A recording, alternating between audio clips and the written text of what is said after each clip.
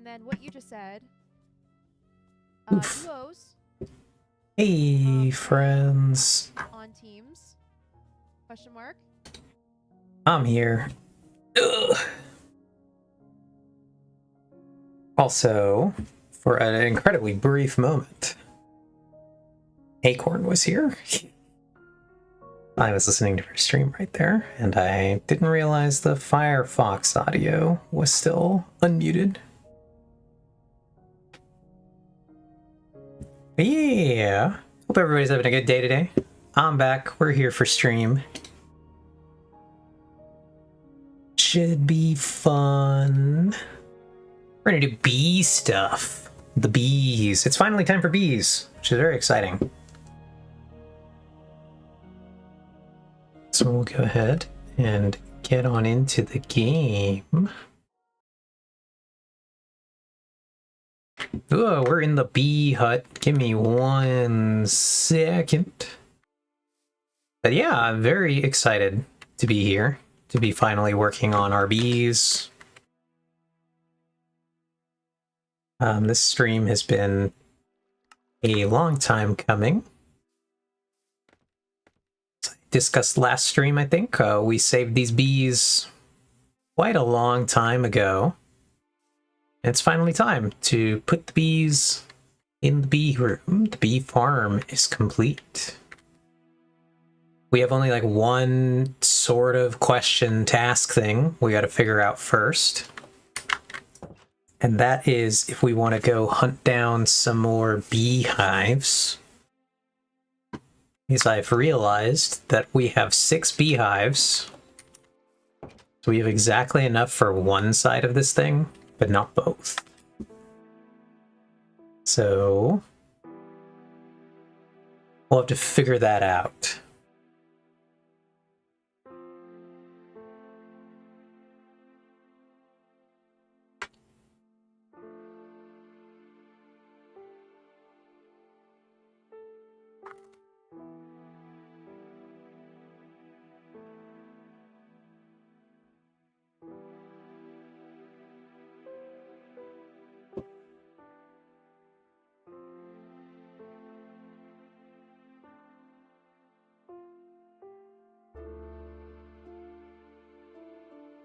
Oof. But yeah, hey. Hey Ox, how you doing? Eve of winter, more like eve of summer with these bees. Yeah. We're ready. This is a very nice little room I built quite a long time ago.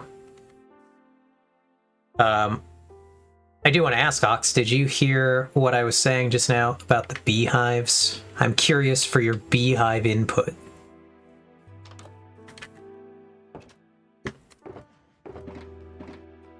Because yeah, we have 6 beehives, which is not quite enough beehives. Okay, yeah, so my thoughts are, we have 6 beehives. This thing has basically going to need 12. So I have to make the decision, do we go find 6 more beehives? Or are we okay with one side being beehives and one side being the, like, crafted beehives? What are our beehive thoughts on that?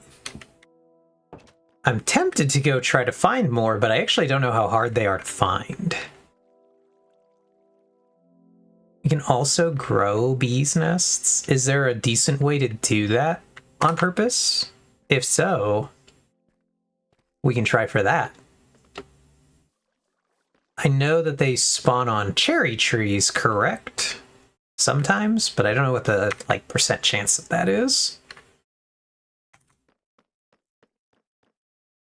Yes, plant oak or birch trees within 2 blocks of a flower. Small percentage chance. Okay. Because, yeah, I don't know how... These things might be hard to actually find. I did, like, a brief fly around the other day to see if I could find some, and it was relatively unsuccessful. 5%. Okay. So we'll grab our bone meal.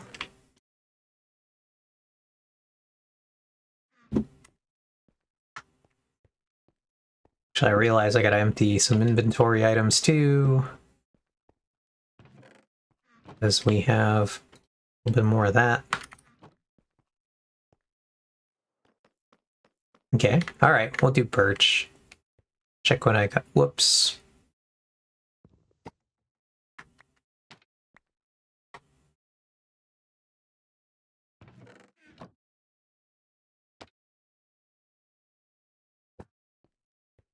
Anyway, we do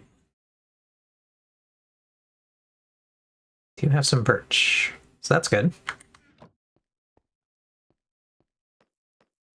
5% chance that you would expect to grow 120 trees. Interesting. Do we want to start a tree count then? See how many trees we get this in? We'll do bee gambling. Because, like, obviously, expected does not mean we're gonna get this.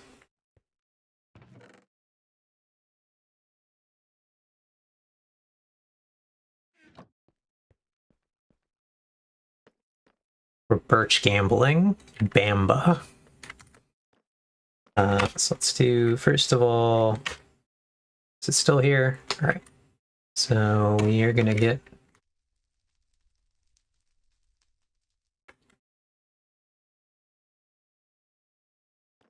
rid of gunpowder. Gunpowder's been here for a while, so that thing is already full again. I believe there are 2 shulkers in it, so we probably just generated 2 more shulkers. Let's go over here. I think we just do this right here. We just throw our dirt down.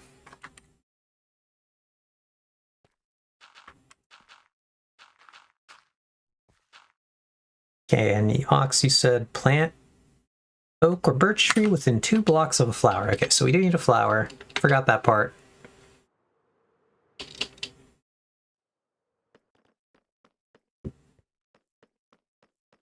We will grab a flower. What do we think the lucky flower is? Let's grab one of these. Surely this will be the right flower.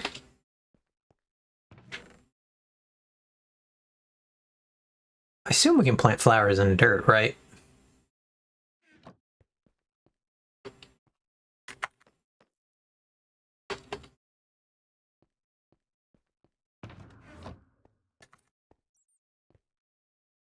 Yep.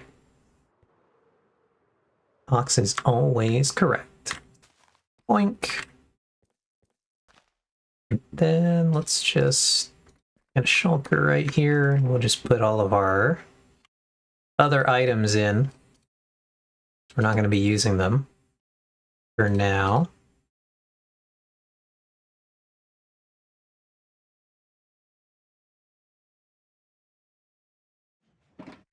And I guess we go for it.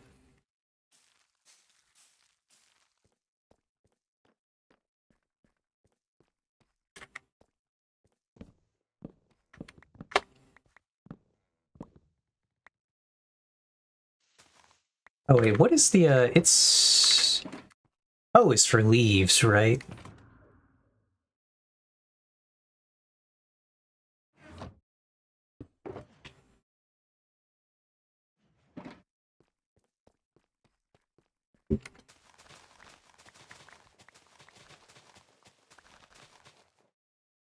Though I suppose if we do this, we're not really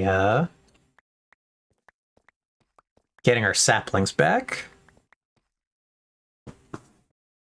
Oh, just that the hoe is the correct tool for taking out leaves. But yeah, I suppose we're not getting our wonder if we should set up a second dirt platform so we can wait for leaves to expire on one. I suppose there's no reason not to do a second dirt platform, even if it's just to, like, do twice as many. That's quick.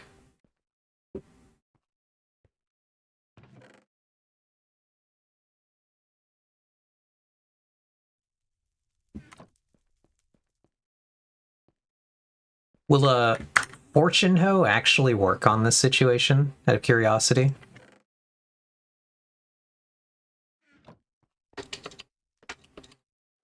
I actually don't know what's on my other hoe. Let's see. Because it might be a fortune one. I actually just grabbed the silk touch, not even really thinking about it. I have a second one, though. What is the second one? The second one is a fortune, so...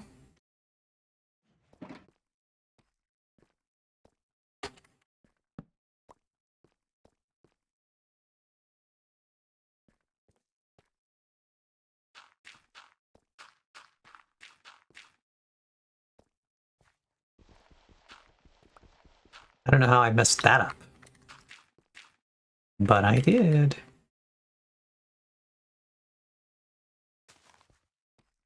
Alright, let's see which one is more lucky. Right flower or left flower?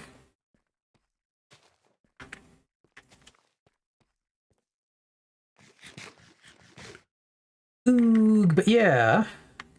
Let's go bee gambling.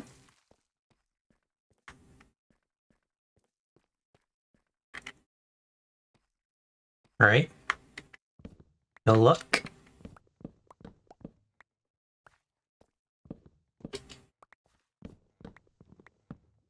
What are we? We're on 3 trees.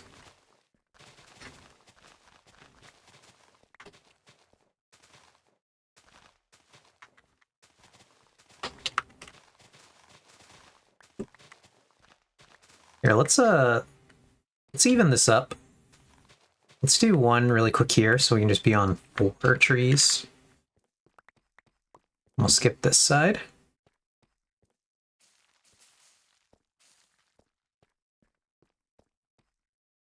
Okay. That's a pretty tall tree, too.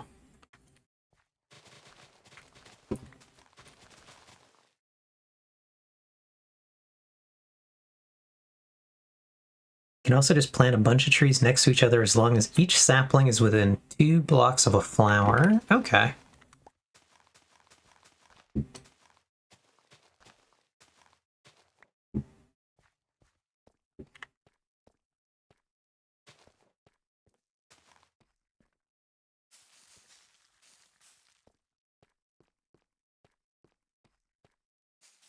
Let's think about changes once we hit 1. So I'm kind of curious. We're on 6 trees now. I just want to see how long it takes us to even hit 1 beehive.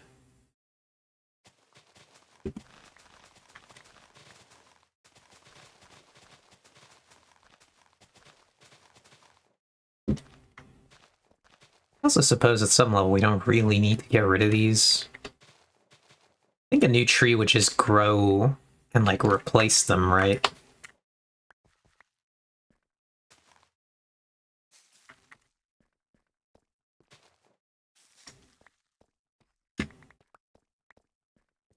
Right, nothing so far. That was 8 trees. So we're still within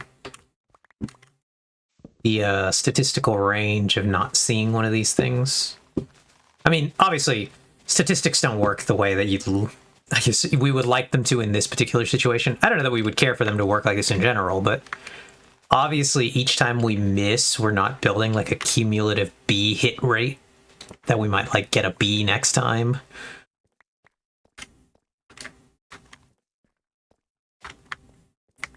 I was going to say, in League of Legends, one of the interesting things over there is that crit chance is not random exactly.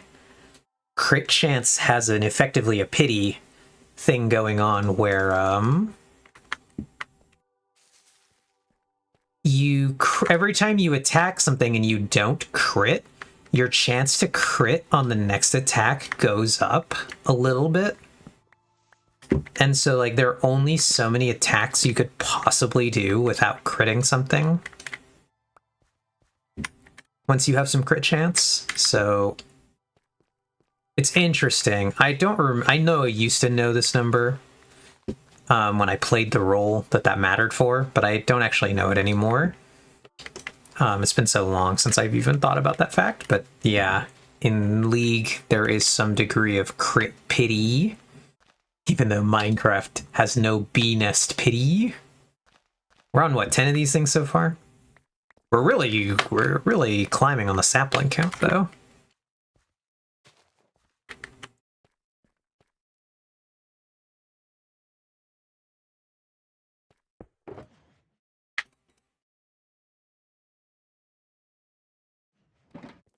Do-do-do. It was 11 and 12.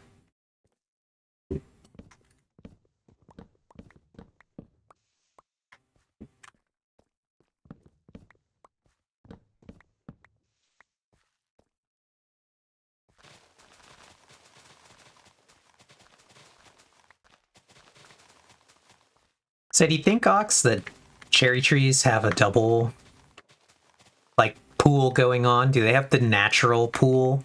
And then would they also have the flower pool for bee nest chance? Do we think that's how that works?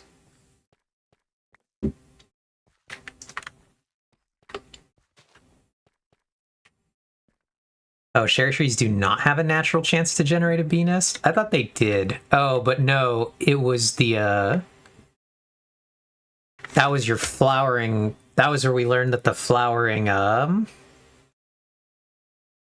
leaf counted as a flower. That was what it was, right? That blew up the tree farm.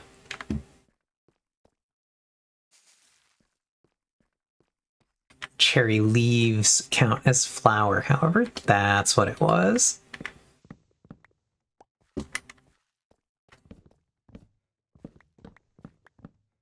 I only really remember the part that it was a cherry tree that generated it, blew up the tree farm.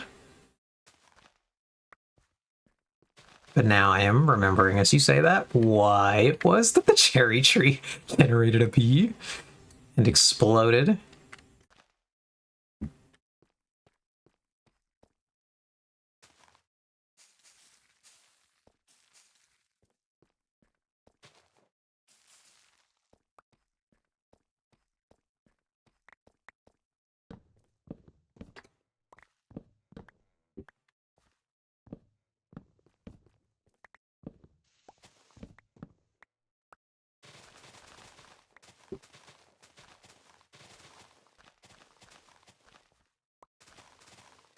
Okay, I think it's time to switch hose again, though. I think we now have, like, a good stockpile of saplings for a while. And let's alternate here, so that we also collect leaves, because there are situations where we will need leaves. Okay, mangroves do have a natural bee nest chance, but it's not affected by flowers. Okay.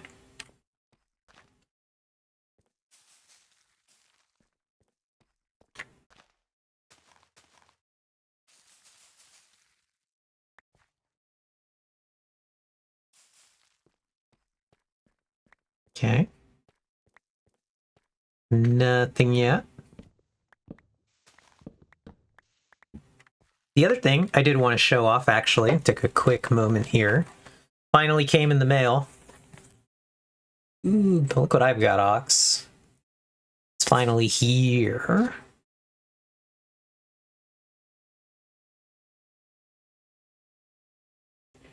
So, very excited. Friday, we should be able to have our Riftbound pack opening stream. I'll have to set up the camera. We're going to try to set up a hand cam, but I will be picking up Artemis, and we will be opening packs. It'll be a lot of fun. I'm very excited. But yeah, Ox, we might go questing for bees. I'm not really sure what we're going to do here.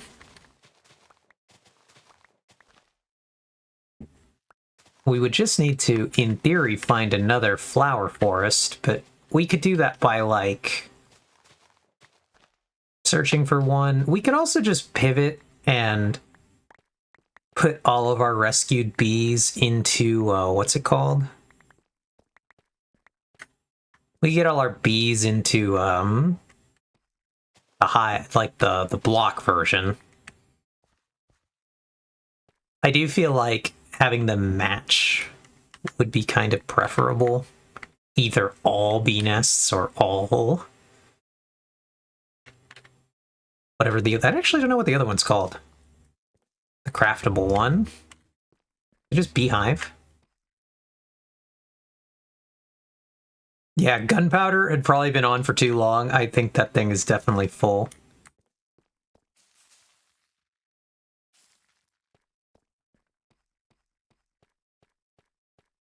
So yeah, we could do that. We could just pivot, put them all into hives. It would fit with a... like a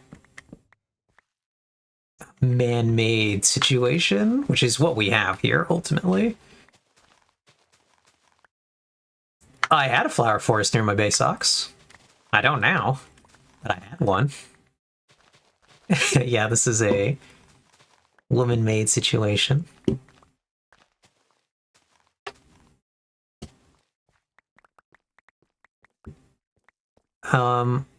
Yeah, we could... well, let's hold on. Let's go to the web map. The web map will be easier for this, I think. Do, do, do, do, do. Do, do, do, do, do. Ooh, this is colorful now. I don't think I remember it doing that before.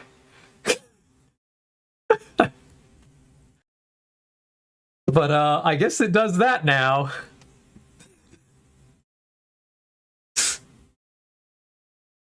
I'm assuming, based on that message, Ox, that that was Joe. Joe doing that. Which I have now discovered.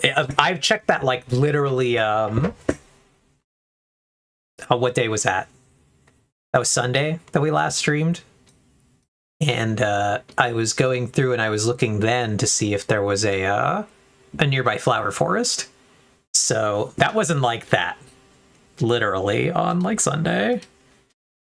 That has changed since then. So anyway, let's look around. Let's see if we spot a flower forest. I'm sure this is a flower forest. Right here. So what would be the nearest portal to that? There is a flower forest. It's noticeably south of my base. And the cherry biome portal is here. I don't think there are any other portals. Okay. BRB. Joe says I have to clip that. Alrighty, alright. Yeah, so we could go through the cherry biome to the flower forest.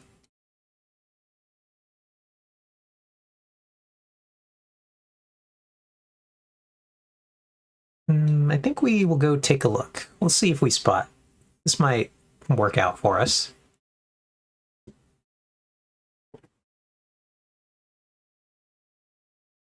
So we will go over here. I gotta make sure I remember. Switch us back to the Minecraft scene. We'll put this stuff down for now.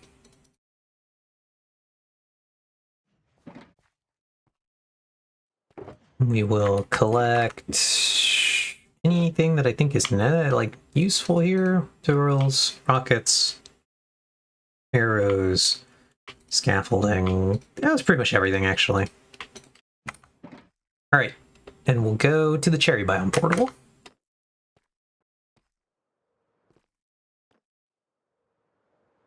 So I want to say, thinking about it, trial chamber.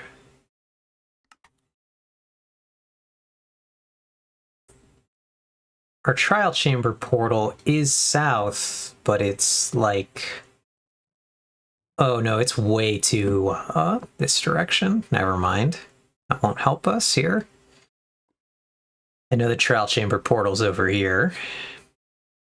And we want to be more like over somewhere in this area, if I recall correctly. So we're gonna go cherry biome. Cherry biome portal's the way.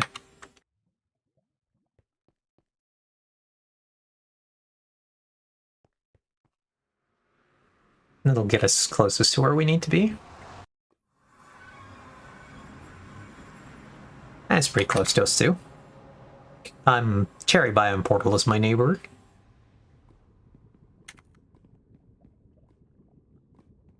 One of the nearly... This is definitely a skill check. Flying portal. Maybe not even a skill check as much as a steady hand check.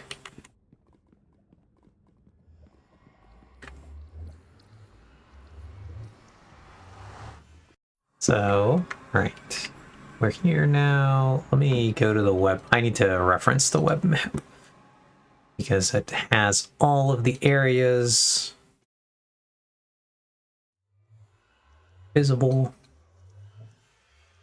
I can... Oh, we're practically angled directly in the correct... Yeah, we're actually pointed dead on. Straight at it.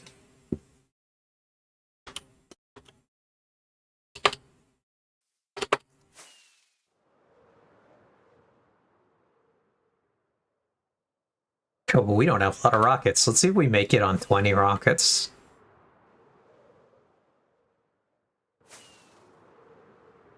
Surely we make this on 20, because we'll just, like, attain cruising altitude. And then just kind of head this way.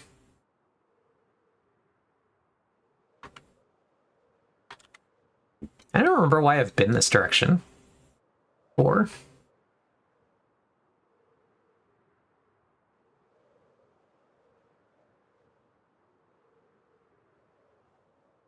I want to say this is the forest.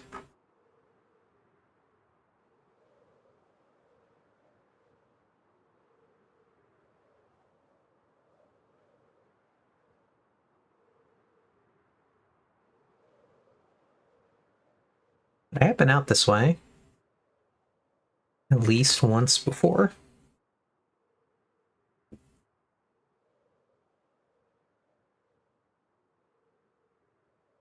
And I don't know if I was going down and then looped back up, or if I was going this way and looped back up towards my base. It's actually a really hard to guess which one of those things happened. All right. We've arrived.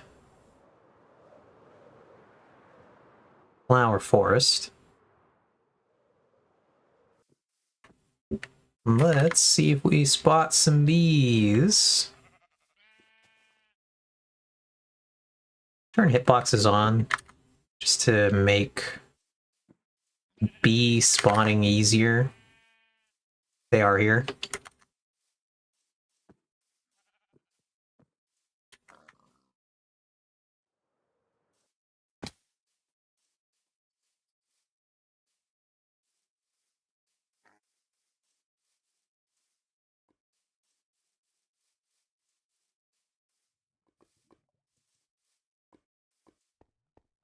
Yeah. Bees, bee nests, perhaps, would be nice. Ha, that would be nice.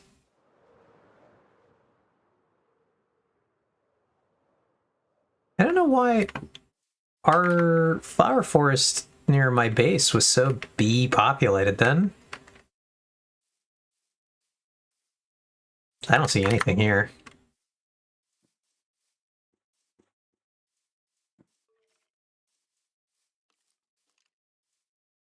I don't know if bee nests are truly intended to be that rare.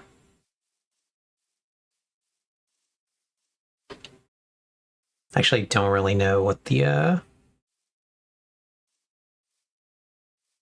Oh, here's one.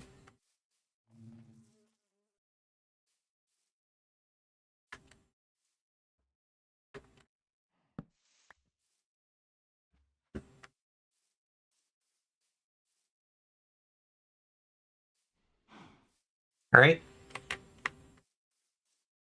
Nice. Clipping complete.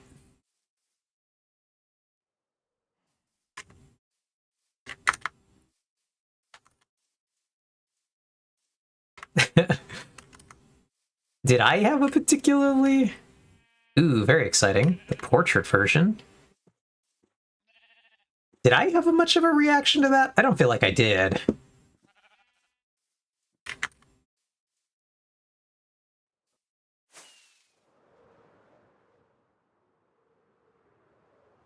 I'm assuming he mostly just wanted the clip because it was funny to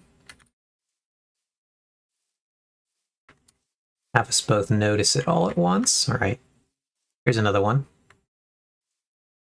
Bees seem to be struggling.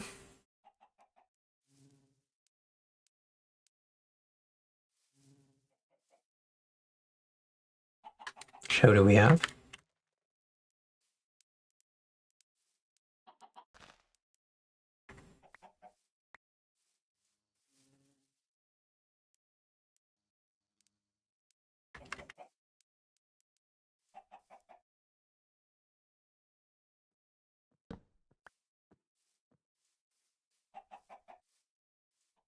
I'll wait for like the bee to travel far enough away before we can collect the hive.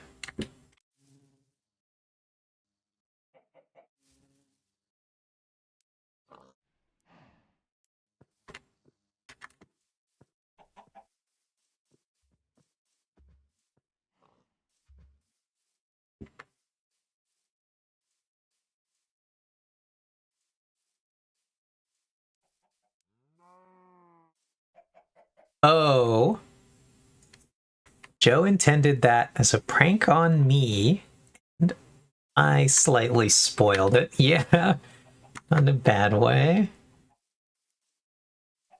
That's funny. Yeah.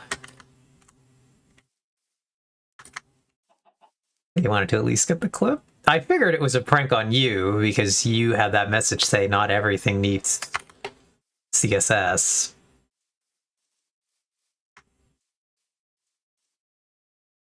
I do think that he, I guess he should have predicted that I am the much more active web map player user, so I was going to notice it.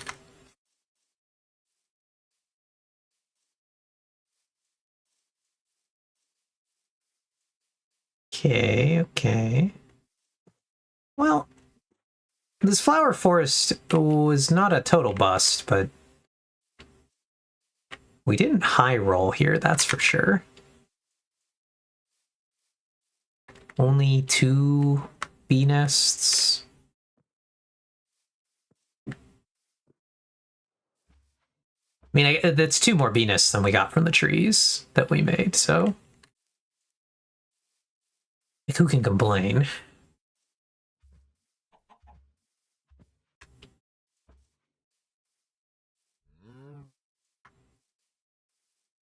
Considering that only 2 trees in this entire...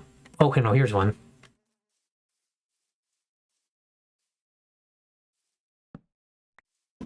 Okay. Just gotta be a little more diligent in our search.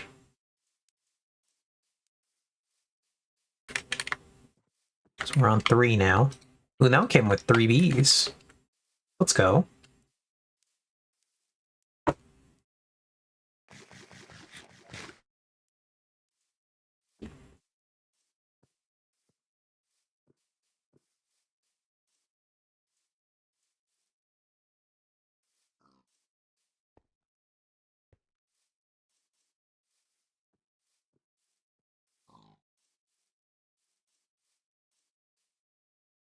Oh, there's one.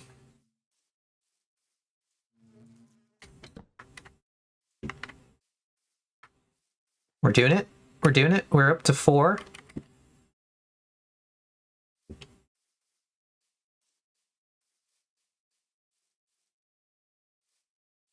It's going well. If we don't find 2 more, I do think it's like we can go back to bee gambling because our odds of hitting 2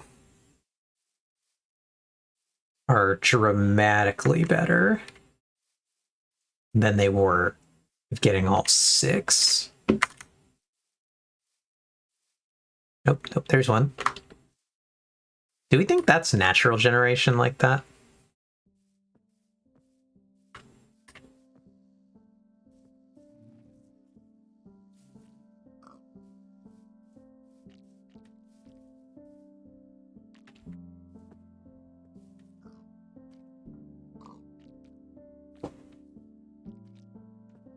What's the bee radius on aggro?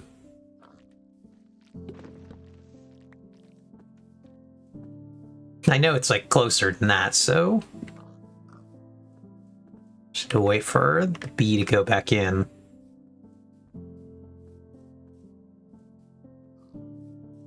For sure, right there, but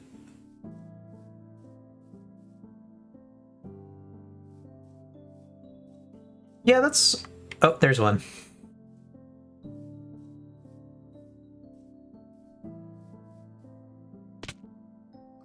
Well, that was unfortunate.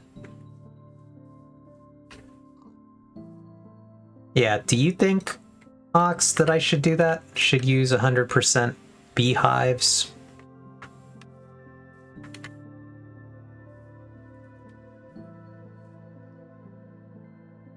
So obviously this doesn't super matter.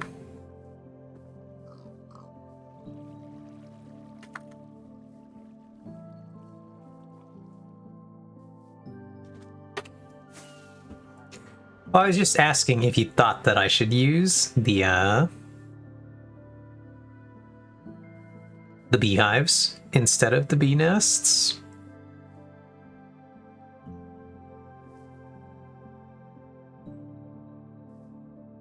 Hello, single bee.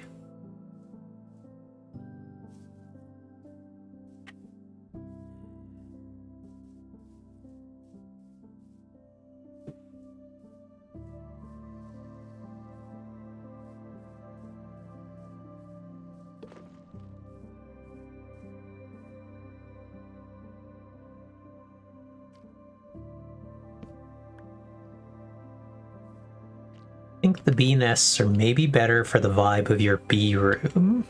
Okay, here's what we can do. We actually go over to creative. We can take a look at this. This is kind of what I was thinking for our bees.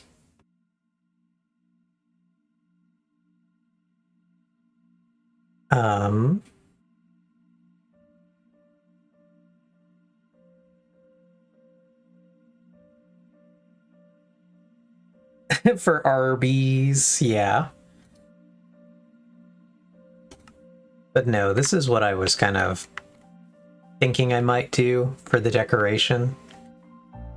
And so we have beehives as well. Oops. So we could also do it beehive.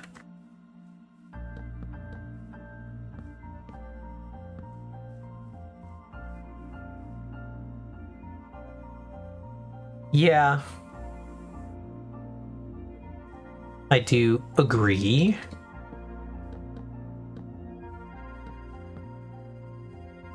That the nests look better.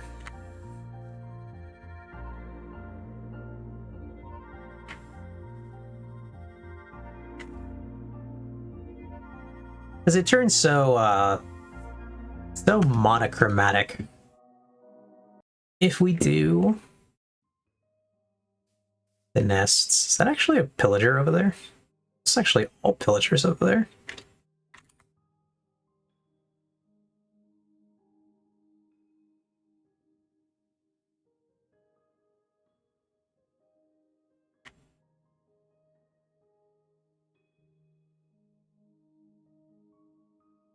Yeah, I do still have the mob switch off. Since gunpowder was on that whole time, I never turned it back on.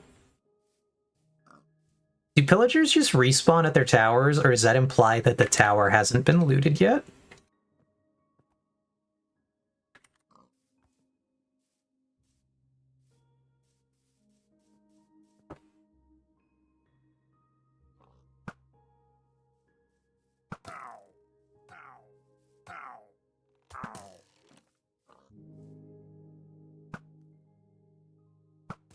We're gonna kill these guys one way or another. They do respawn. Okay.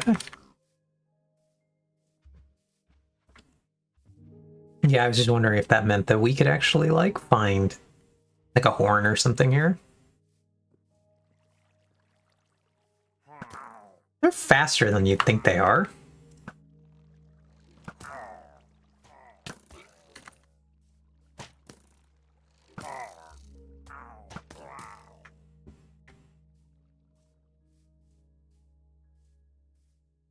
Check anyway.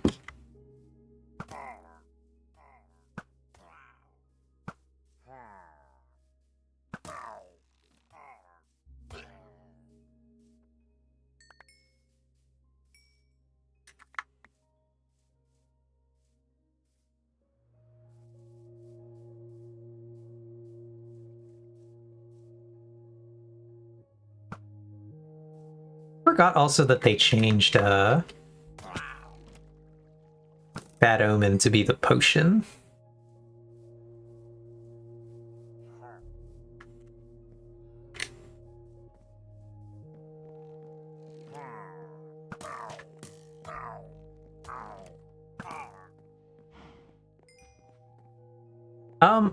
You do. I do like that. I don't know. Seems nice not to have to worry about it for your villager type stuff, right?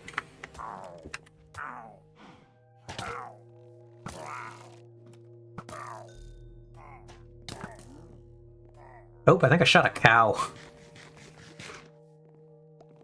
Oh, hello. Yep, I definitely shot one cow right there. Okay, he said, I like it too, but the raid farm caucus did not. Yeah, I can imagine. Because that basically killed the raid farms, right? That was the change that killed the raid farms?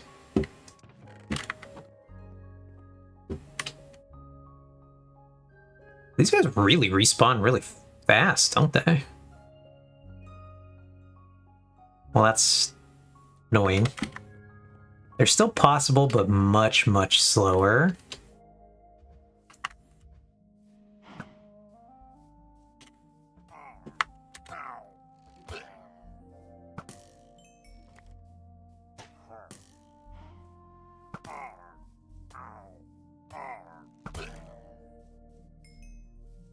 Alright, anyway. Let's head on home.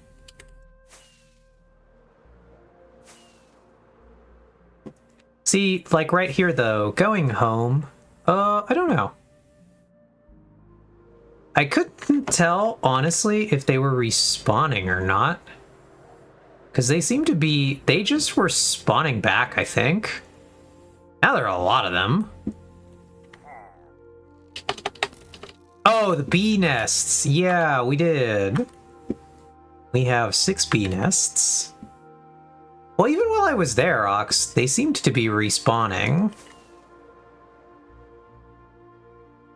Because I thought I had cleared them all, and then there would just always be like one more running in from the farthest point away from me. But see, like here, we would have to worry about flying over this village on our way back, right? Because we'd just trigger a raid if it worked the old way.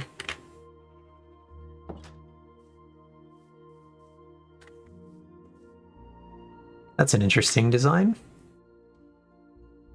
Are there any villagers here anyway?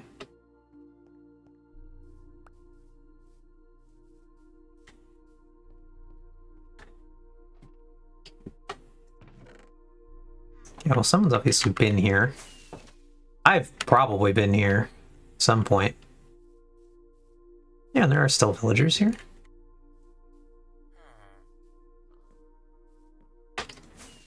Anyway. We've got a little fire over here. That's kind of cool looking.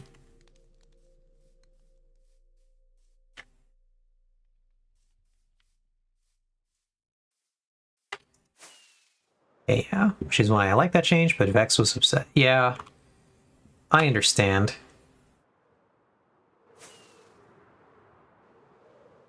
Vex, I do think, being the most impacted by that change of everyone that we know, at the very least.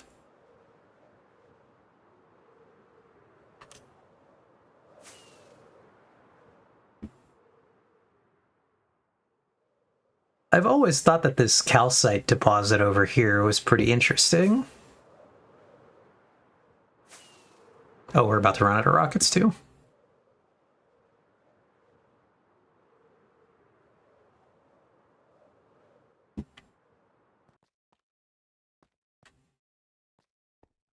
Yeah, and this is the cherry biome. Which is basically how we got here so fast.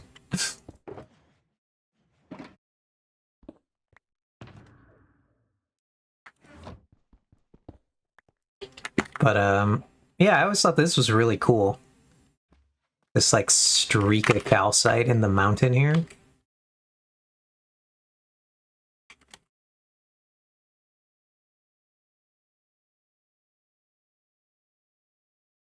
It's really cool the weird surface stuff like that exists. I've only seen 2 of these, I think, overall in my entire time of playing.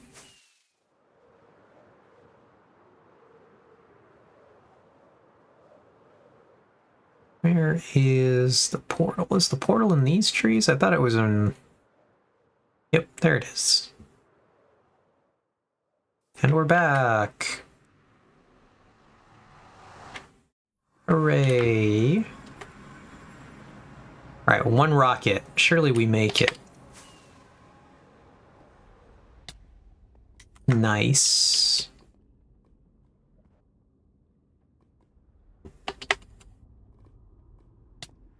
Ow.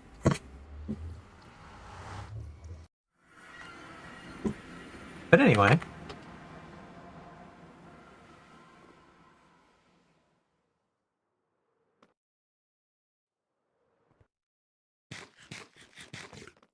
We did it! We got bees! So, for the sake of doing this a specific way, so we remember, we're going to put all of our bees sorted a little bit. This top row will be our new bees. The bottom row will be the original bees. And when we go to put the nests in, we'll put all of the original bees on one side, all of the new bees on the other side.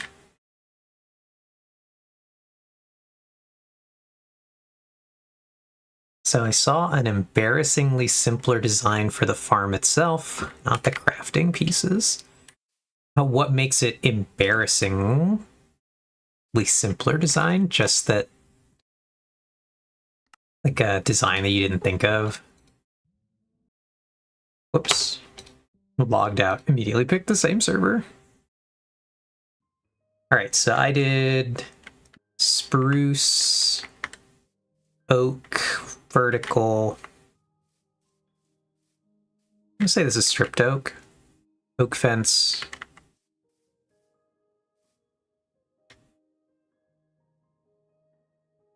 And it was terracotta, fence, terracotta. I could schematic this, but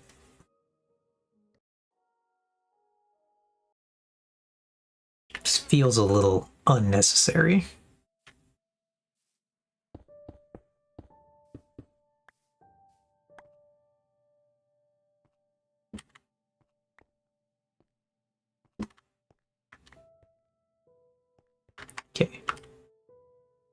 So we need to scoop that.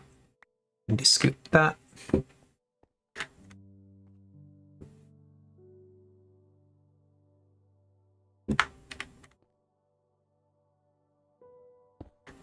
Grab that for now. Yeah, anyway, much smaller, fewer pieces, probably more reliable. Ah, okay. Well, I'm sure what you built for us here is going to be great.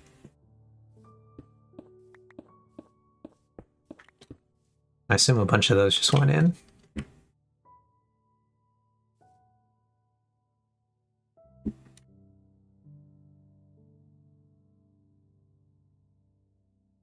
Oh, this currently just ends right here, right? We have to still install wherever we're going to put the storage.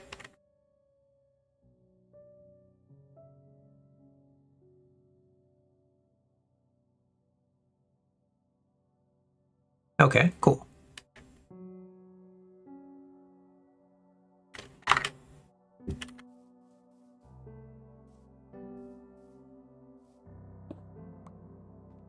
That one. That one. Just be really careful as we do this. So we don't want to accidentally hit anything. This one's going to be mildly annoying.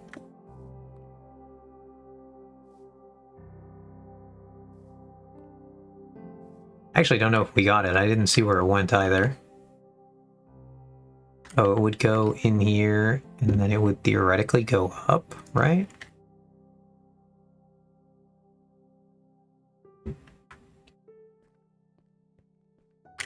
I'm not exactly sure where this one would have gone. It went into the system here.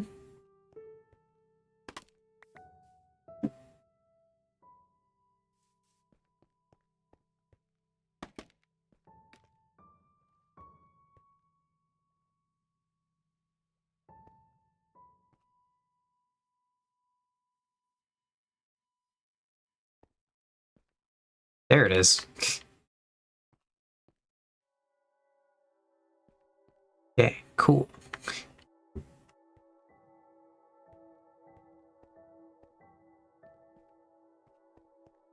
That should be all of our pieces we need to collect. So Ox, we can put a block directly on top of all these hoppers, right? That's not going to cause any problems.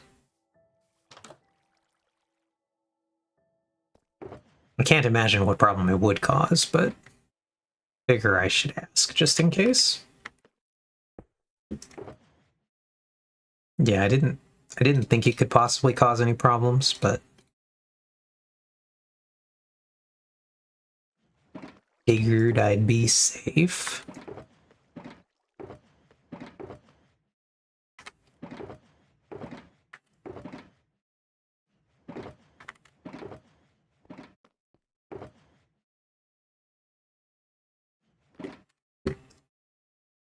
Anyway, so we're gonna put this in first.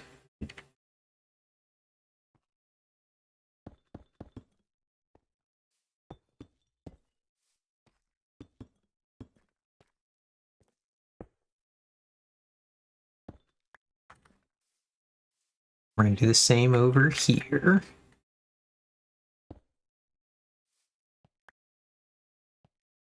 So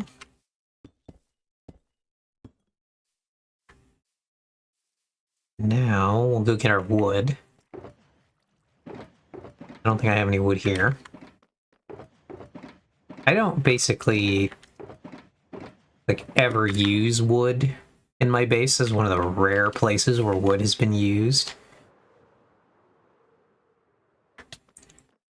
I kind of treat wood like a valued commodity here in my underground base.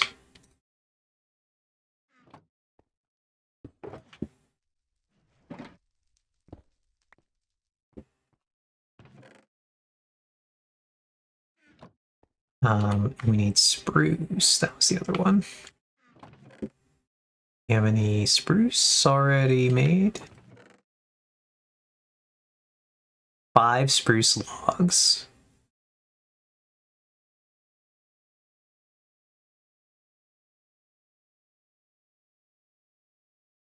It'd be really funny if I only had 5 spruce logs total. Is that real, chat? Do we think I only have 5 spruce logs in my entire base? There they are. Thought I had more somewhere. Oh, I actually even just have some stairs. Planks already. I was like, surely we have these somewhere. Spruce up the farm. Spruce it up. Okay. Ah, nice. We do have that color. And the glazed.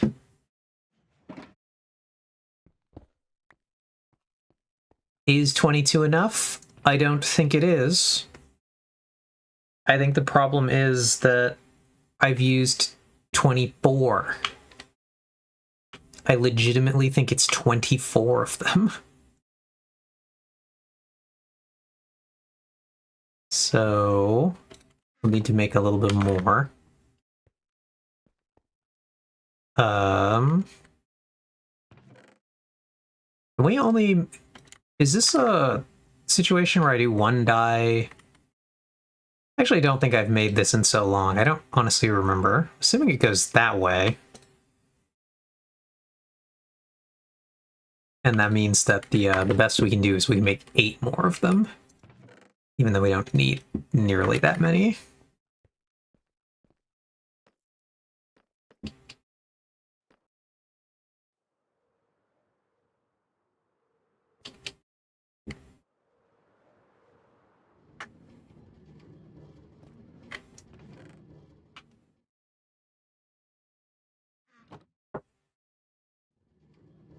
Oh, my finger is itchy! Oh yeah, that's the thing with terracotta and glass. Yep. We need the 2 anyway, so we'll grab our 2. Ow. We'll come back over here. The smelting pit working well. Very happy with that. Oh, I guess we actually need a crafting table here. Don't suppose we have one.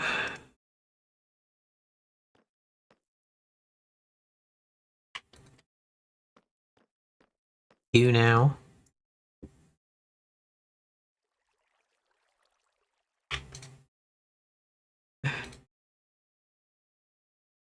Why can't I make upside down stairs?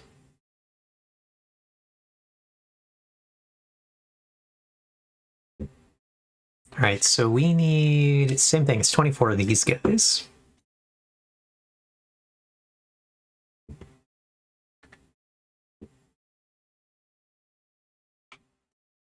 $23. Oh, that hurts. That hurts.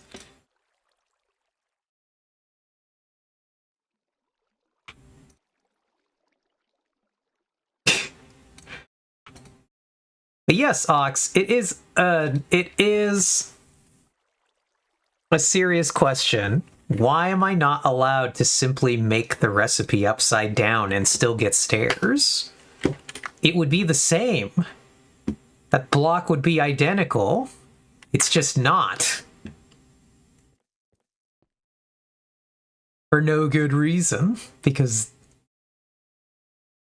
I don't know if you... I guess when I first put it in, I accidentally put them in that way.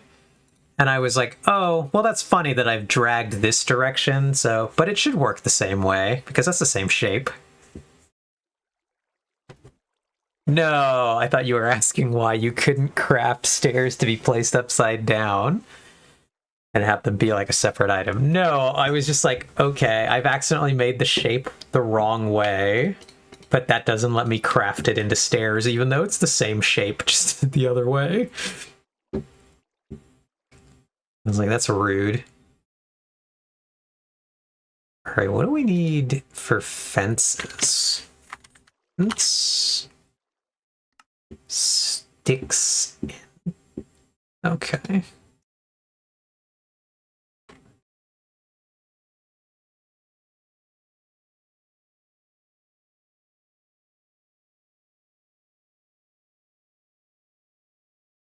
So we have, let me math, it's 10 fences total on this thing. And what did this make? How many of these? 3? What a weird number.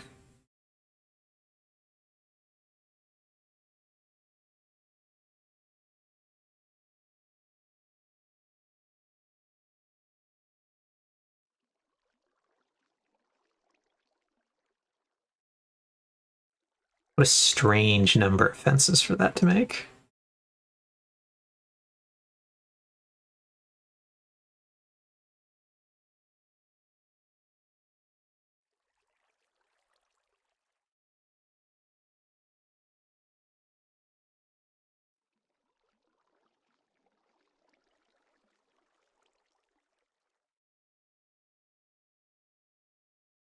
I wonder if I can... Oh, that does work. That's funny. Ugh. Okay, so we need...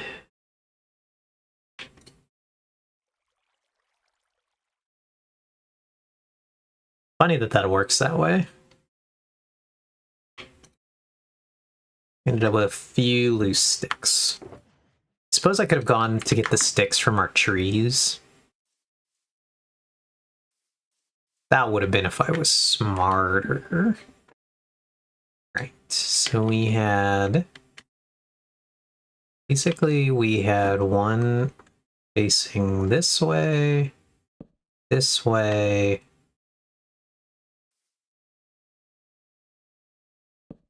one going that way.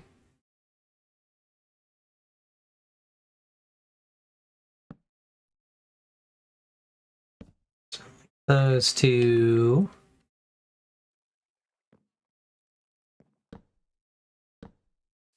That.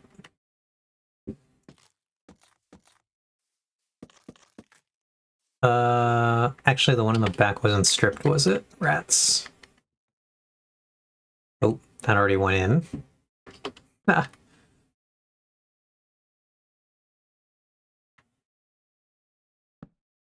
One in the back was not stripped.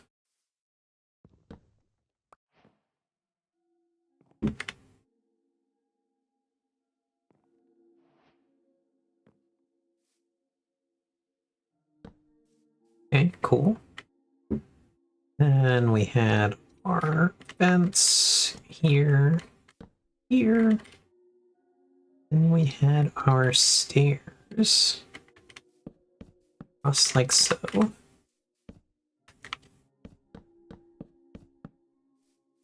Cool. So we'll do the same on the other side.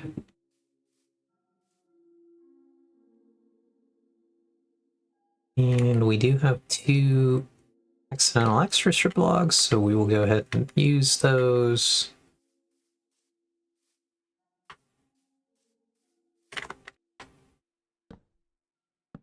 Right there.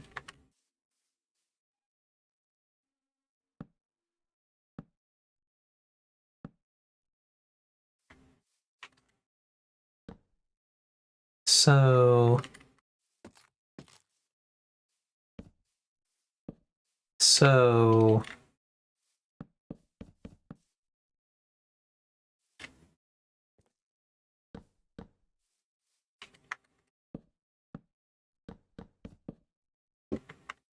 I was like, where did that stair place? I heard it place.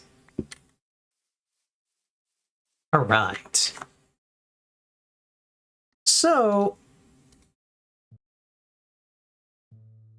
I thought this was a good enough design for this. I don't really know what else I could put above this, but I kind of like this idea of doing these glazed terracottas in the vaguely bee formation, and then doing a strip of the fences so that you could still kind of see what was going on. And because it's an odd number space, I'd like to do something to divide basically a pattern here.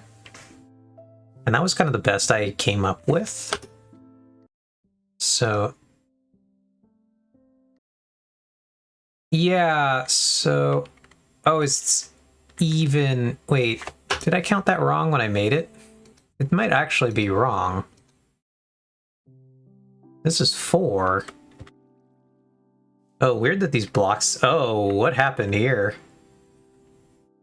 I keep having this bug, Ox, and I don't know what happens where the visuals completely go screwy for a second. Do you see this?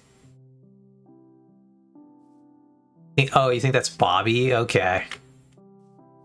But actually, now that I look at this, it's 4 blocks. I miscounted when I originally did this. So that would mean this row is actually the one where the top would be.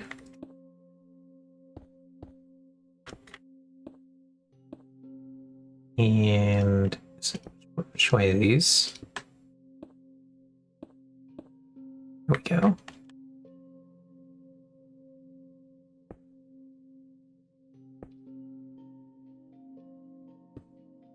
Our current setup, it would actually look like this.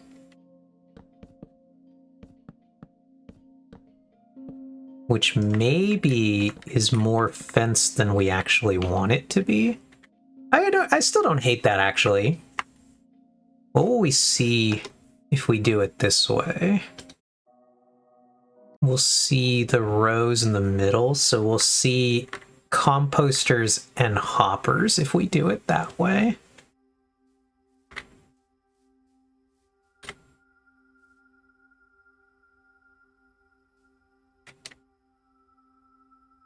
Can we do...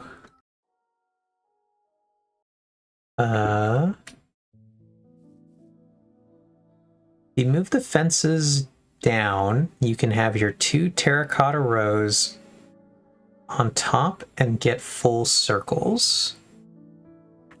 Yeah.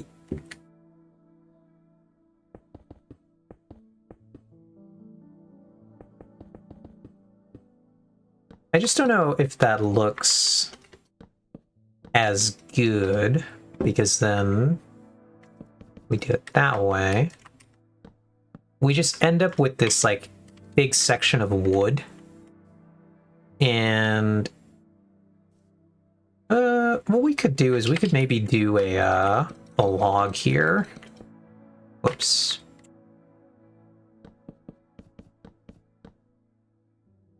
Maybe a different log. And only have one thing of fence. I don't like that. Do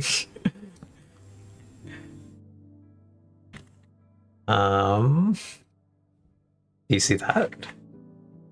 Yeah, if you have a big section of wood and you don't want to, I know a good surgeon. I'll have to get the number. I considered putting some of these guys in the design originally. Let's do, this is gonna be a pain in the ass. So what did we decide? That one was the... So it's that one...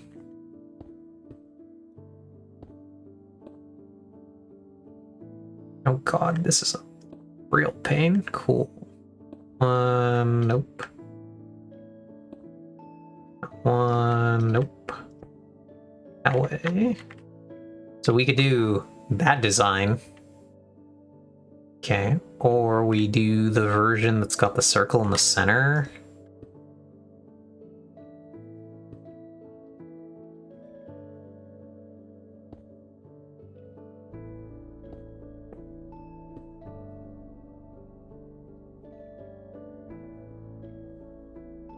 Which,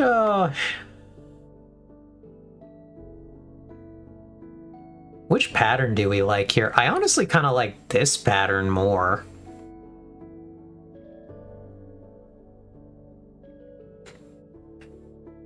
I think either of them is good.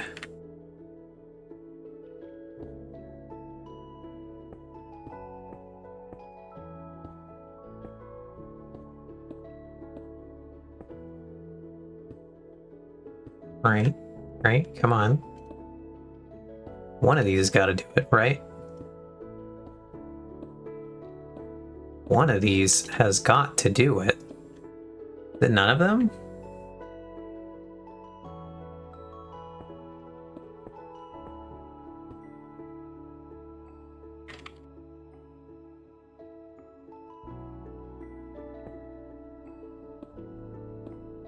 Well, yeah, we'll need more terracotta now. It's one more row than I thought it was when I was originally figuring this out, and I did the math wrong on it all.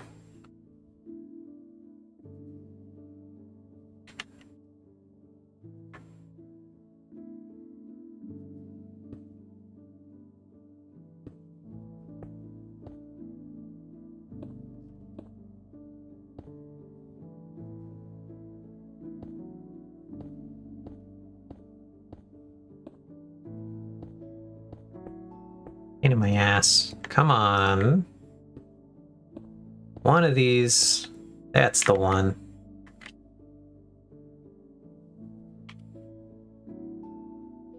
Yeah. That's why I said that I miscounted the rows, but I actually just did the math wrong.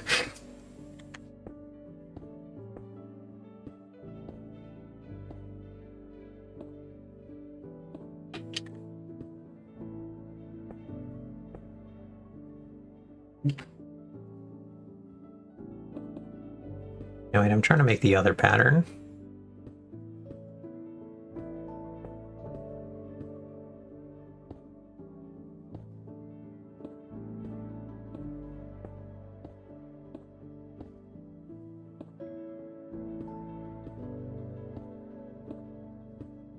There we go. All rats.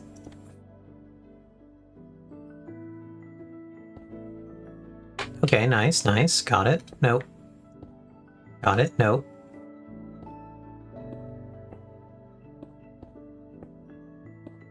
There we go. So yeah. What are we thinking? Do we like bullseye in the center, or what my brain either reads as more honeycomb or 4 bees pointed in the middle?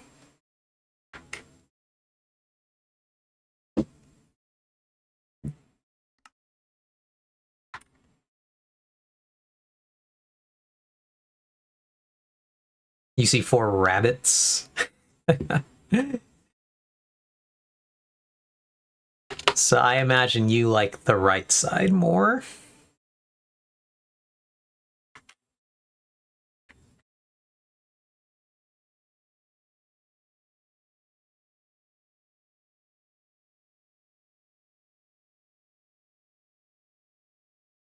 Okay. Don't like the bullseye. Yeah. I like this one. So we could try this. I've been leaning towards this one the whole time. I don't mind the bullseye, but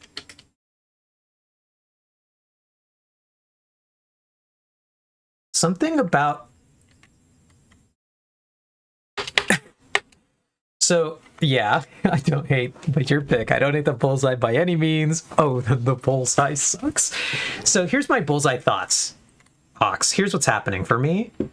The bullseye draws too much attention. This one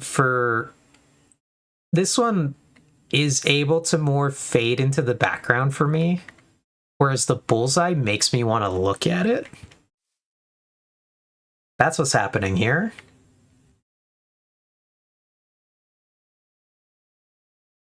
And And that's kind of why I'm leaning to this one. I do want this to be a background element. I don't know. I like the idea of only doing one row of fences rather than the two. And I do like the idea of putting some kind of block in here that can break it up color-wise. I don't know if doing honeycomb is a good idea. Or if we can do a different block, but like what are our other colored blocks we can put in here? Gray terracotta. What color is gray terracotta? Oh, it's the dark one. Okay. What a weird color, gray.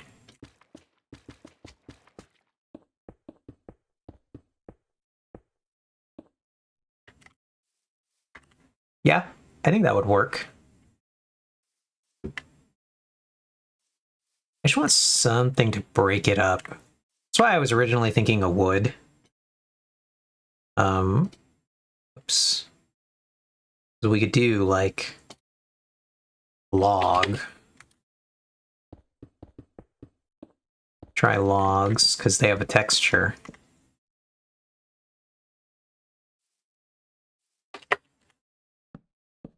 We could do vertical logs. Nope. Can't do that pattern of logs. You do all vertical logs.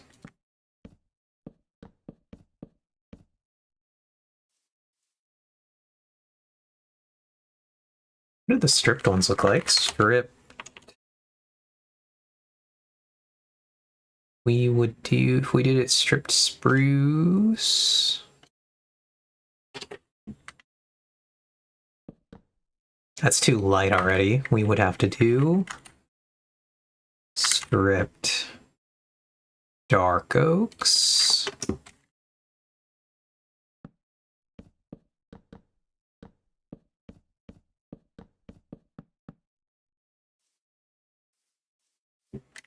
I don't hate them, but I think I might like them more if we did. How's that look? What do you think of that, Ox? I actually kind of like that. I think it accomplishes what the gray was maybe wanting to do, but with a texture.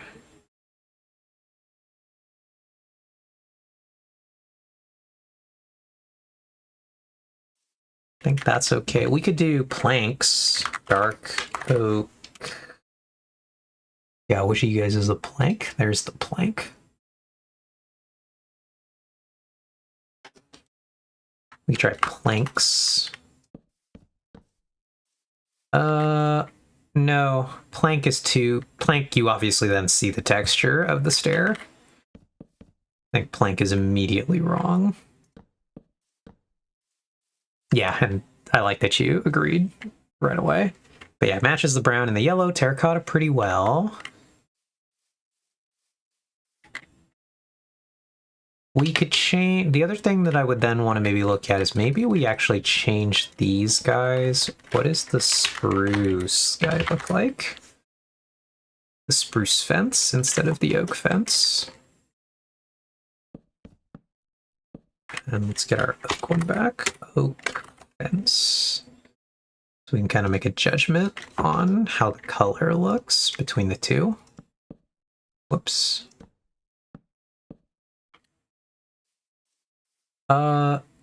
Do we think it needs to be noticeably lighter? I kind of like the spruce, honestly. I think the spruce fence does a good job of blending in to the two around it, but still being a slightly different color.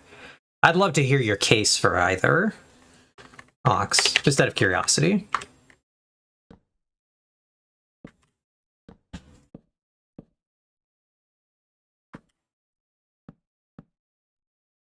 Now, I'm not advocating for the Neapolitan approach, but my brain just wanted to do it because I thought it was funny.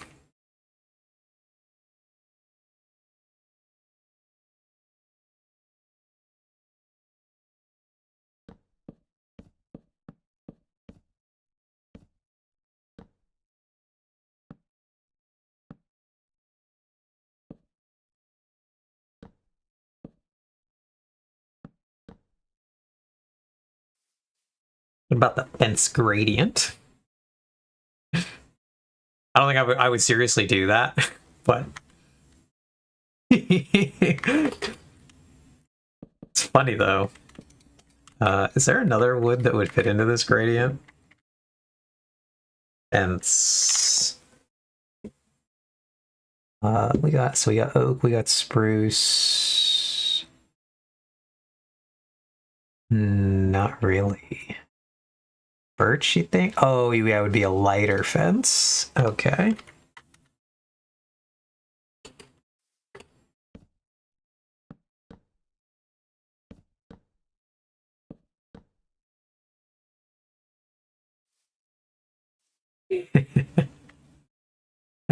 I hate it, but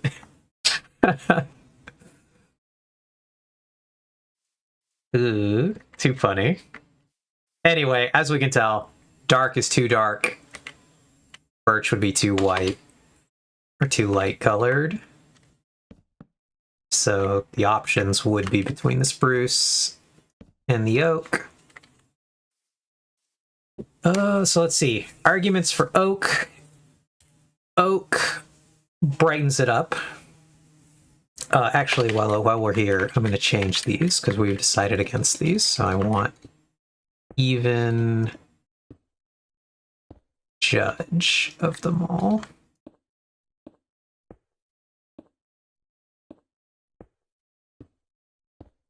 Okay, come on. One of you's got to be in the right formation. There we go.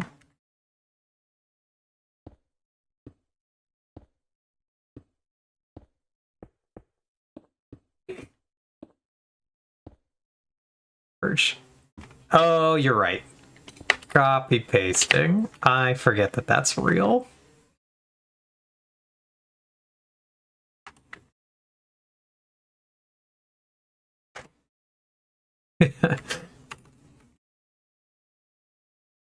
But anyway, Birch, I'm too white.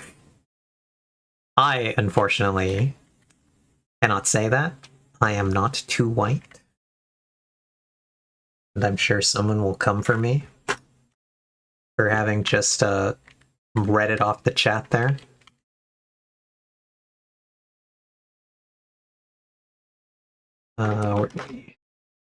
So if I copy from here, it should be easy, right?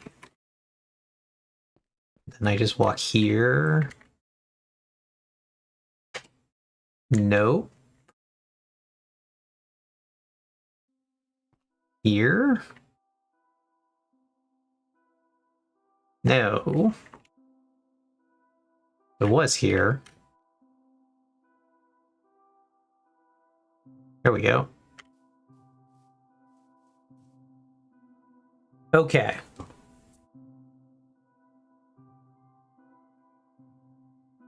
With our full pattern, I think I like the spruce more. It's kind of my thoughts. I think if we had gone with the bullseye pattern, the oak would have actually been the play. But I think because we went with this pattern, the spruce just looks better.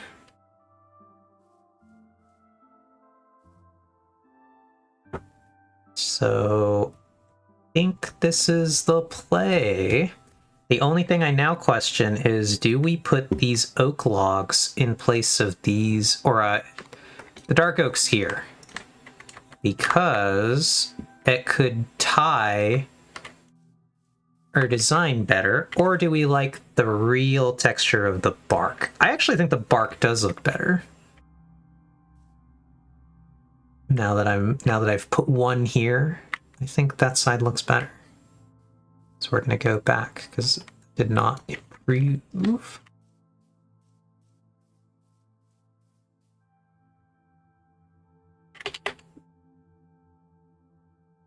Anyway,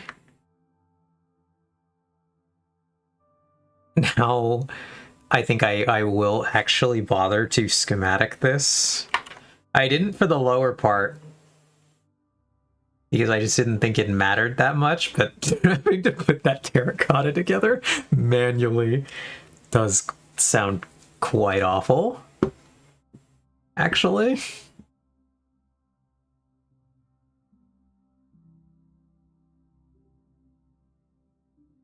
So what do we do? There a good way to select this that I don't know about?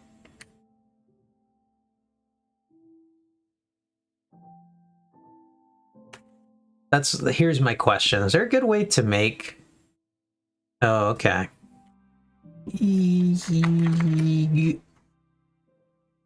Should be this guy, I believe. Alright, so I've got my tool.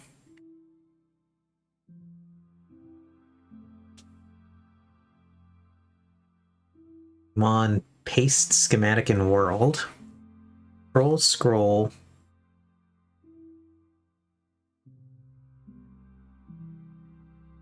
Area select. Cool. Am I allowed to just click? Ooh, very exciting. Ooh, very exciting. Nice.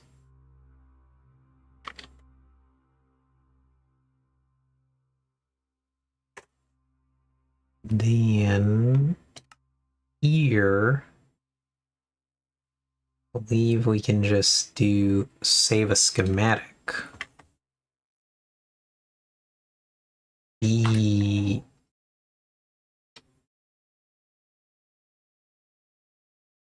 wall. Alt scroll to move point in the direction you're facing. What? I'll save that. Alt scroll.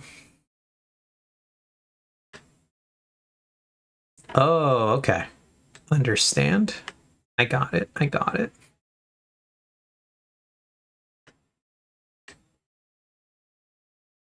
Nice. That's cool. Well, good to know. So now we should just be able to come over here.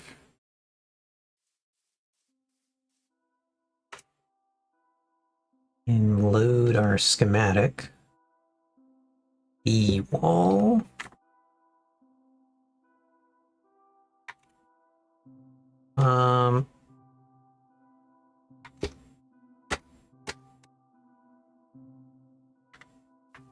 There it is.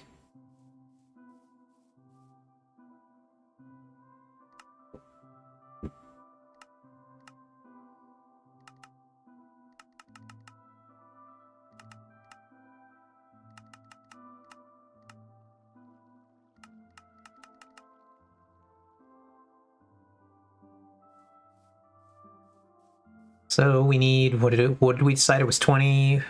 So we need 16. So we need 32 terracottas. 6. We need 32 terracotta, 16 fences, 16 logs. Cool. What did we have again? We have 24. Hey, perfect. Oh, wait, never mind. We smelted a bunch. Not perfect, but okay, it's fine.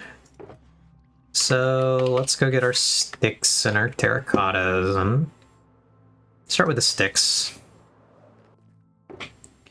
Grab these sticks.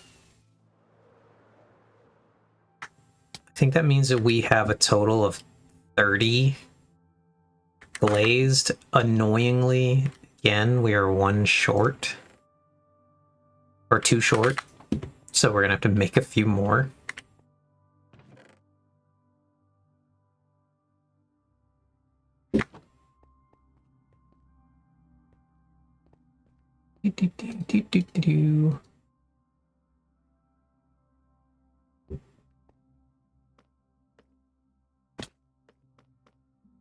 All right, so we got that.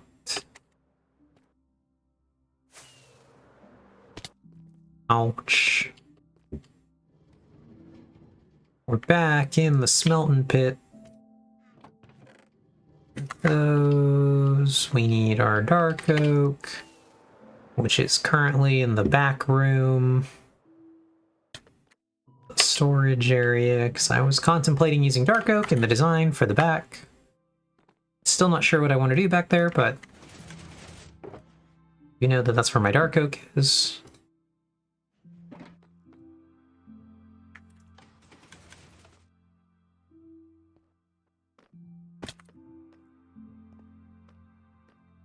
We're almost there, though. Friends, we can almost release the bees.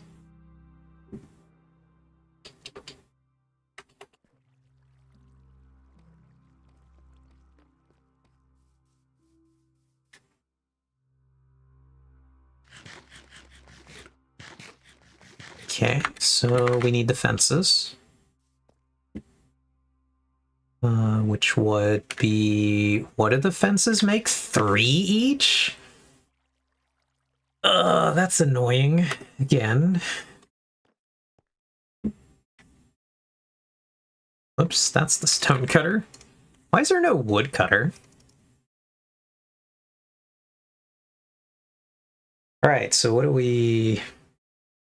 Break 16 fences. What's the closest we get?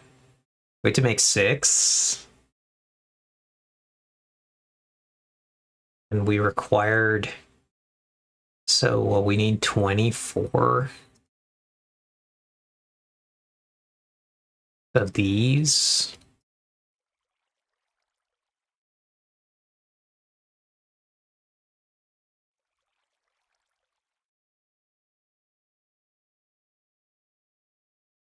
And we need 16 of these guys stripped.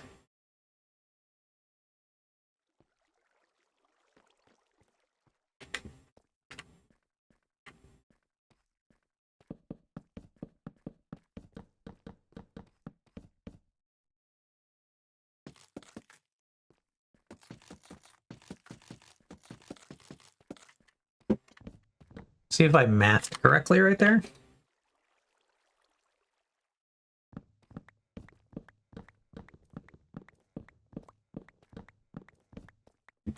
Hey, I did it.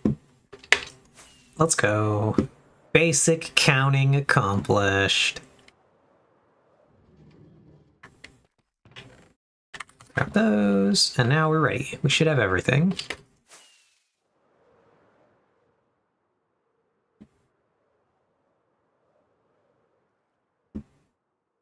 But yeah.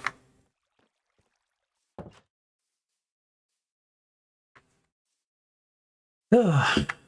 So did anybody have anything good to eat today?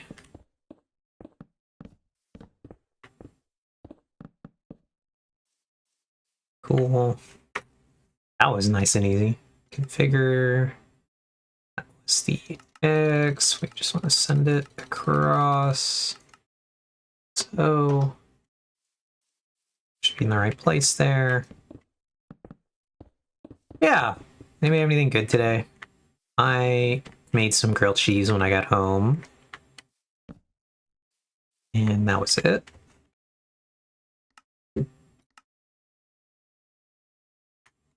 Grilled cheese and a few tater tots. I think that came out really nice looking, actually. I really like it. Well, actually, aside from the fact that apparently I messed up and made... Is that correct? Did I do that? No. Lightmatica has simply betrayed me. How fun. Interesting. What happened here?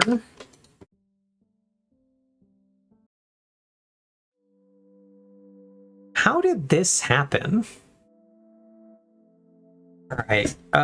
Do you happen to still be here, Ox? Do you understand what's gone wrong here? Before I take this down? I now have to take this down. I thought I'd saved myself the trouble. And it is not correct. Schematic backwards. Ah, I see. Understand now. I actually didn't know that did that. Oh, that's cool. Well, that's good to know. Okie dokie. Well, then that's not too hard to fix. So, thank you, though, for that information. I now have learned. I didn't realize that the terracotta was exactly, I guess that if you did one design on one side, that the opposite side would be the other one. Which is cool. It's good to know. I just didn't know that's how that worked. Oh, interesting. Bee wall, bring it back.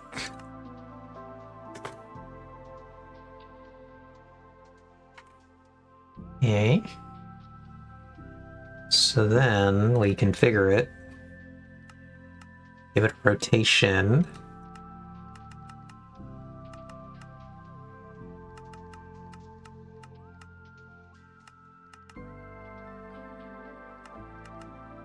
So now it's that way. Interesting. You learn something new every day.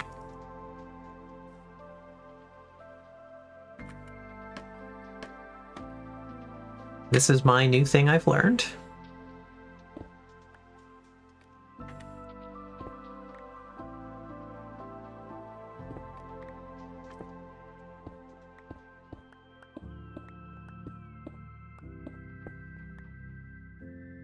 Okay. I think I got all of those back. The real question, or did some of them go into the hoppers?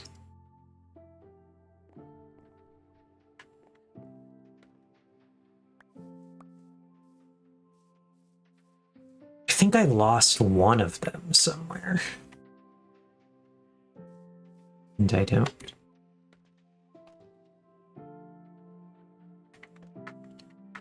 know where it went. So what it should have been, I should have caught back 16 of them. There were 30, I forget how many. We'll just go in to see. We can check the hoppers easier this way. Oh, there's one. I don't think any are in the hoppers. If they were, they'd be here. Oh, I was just asking if anyone had anything good for dinner today. They made grilled cheese and tater tots for dinner. And I was wondering if anyone had anything good.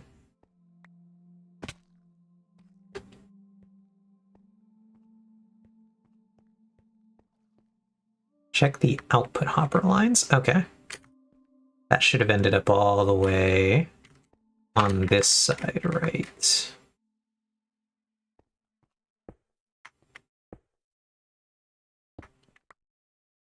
There's one. Where's the other one? The other one's right there. Cool. Nothing on that one. Nothing on that one. So it seems we didn't get any into the system.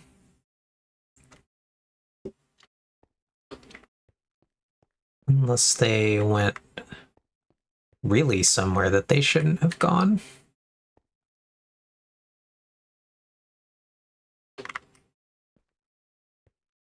But yeah, I don't think we got any. I think we're safe. Unless there's somewhere else they could have gone that I'm not grasping from my understanding of the system. But if they got into this hopper system, they don't get sent to the crafter. In my experience, every block got sent up and then this way. And they all ended up here.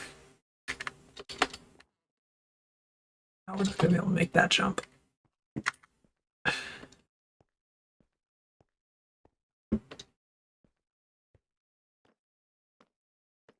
Just run around the other side.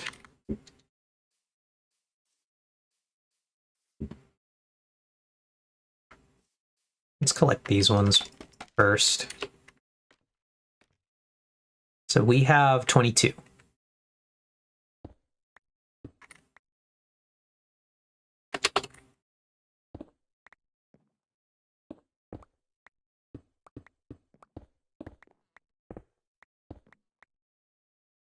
So with 22 of them, we just collected 16 more. So we definitely caught all of those ones.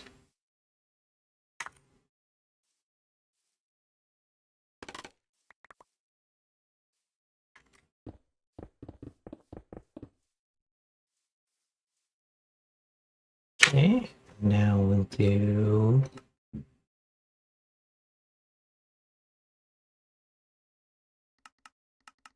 this way. That should be like so.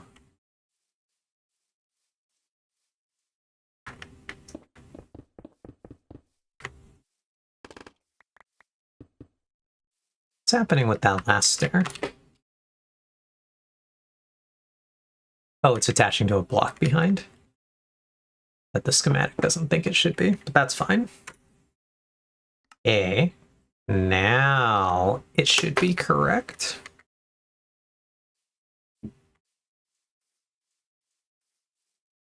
So hooray! The bee room. It's bee time. All right. Let's just dump our extra materials in here.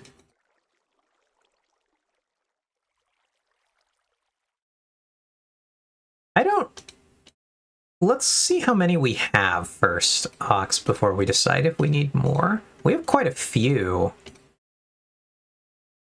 Okay. So, yeah, my hives aren't full, but they're not insignificant. So, these are the newbies. And these are the refu-bees. So we currently... Yeah, it's the newbies and the refu-bees, but we have 2, 3, 6, 9, 12, 15 of the refu-bees. We have 3, 6, 9, 10, 12, 14 newbies. So I think the refu-bees deserve the honor of producing the honey. Okay. Let's turn that off. Aw, shit. It's been redeeming the random Warhammer 40k fact. Fact me, nerd girl.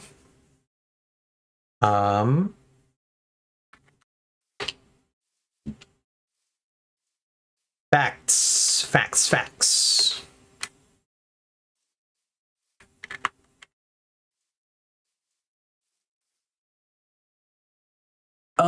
Let me think. Also, hello, Vin. How has your day been? Hope it's been good. Welcome to the stream. You made it just in time for, like, the most important thing we're going to do today, which is putting our bees in our bee sanctuary. So that's pretty fun.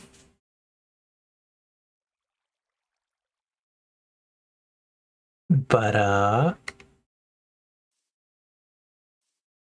the first random Warhammer 40k fact that jumped to my mind just happened to be because I was talking about this the other day, but I don't know that it's it's a good Warhammer 40k fact, because I'm pretty confident you already know this, Vin. But it was I was talking about in the Horus Heresy that the battle for Beta Garmon, or however we're supposed to pronounce that, Beta Garmon, that they called it the Titan Death from the number of Titans that were destroyed at that battle. And this was just because I was talking about the Horus Heresy with a friend I have a friend who bought the first book of the Siege of Terra thinking he could start reading it there. Because being a not Warhammer person, he basically thought that the Siege of Terra was its own series. And I was like, unfortunately, it's not.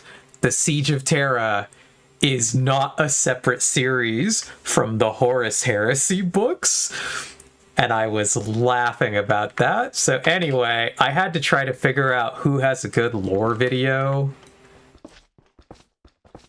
that he could watch to actually... All right, so see, this honey went to the top, or these went to the top, didn't they? But yeah, so I had to figure out who's made a good Horus Heresy lore video to try to get him something he could watch so he could try to read this book. They went to the crafter. See, but they go to the crafter, Ox, and then I'm pretty sure they get... Oh, they actually did go into it. Interesting. Why did the other blocks get rejected and sent up? Yeah, you're right. They went to the crafter. Anyway, like I said, I was laughing about that. He got debated by the fact that it seemed like it was a separate series, and it's not. And so I had to try to find some kind of lore primer for him to try to catch up. Ooh, zombie sound. Where was that? Oh, it's in the back. Hold on, one second, please. We do need some kind of lighting in there. Hold. Oh,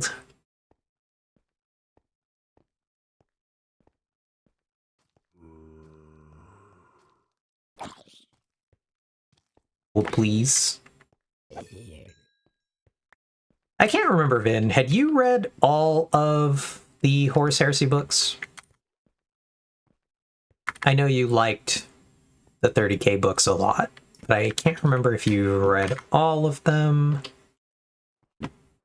Did you read the Siege of Terra books, out of curiosity? Did you do the thing where you like Horus Heresy, but only read the things you actually care about in Horus Heresy? Or are you reading Horus Heresy books? Or are you just like, nah, I can't be buggered, that's too many books? Alright, anyway, the bottom row. Alright, so which side produces the honey? Ox, it's the right, it's the left side, right? This is the honey side. Cool.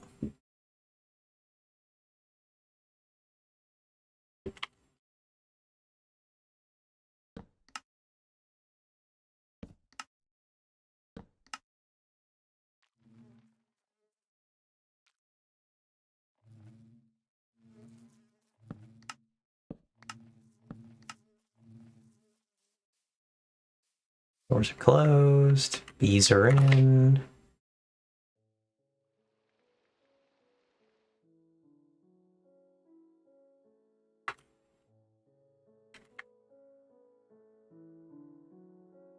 I just finished Mechanicum. I have very far to go. Got it. Alright. Let's cross our fingers that the bees can actually get out of this thing. And also go to the side we want them to. Surely they do. But I actually don't 100% know how bees work. And I don't know if they can get out of this contraption that we've designed. It might require a rework.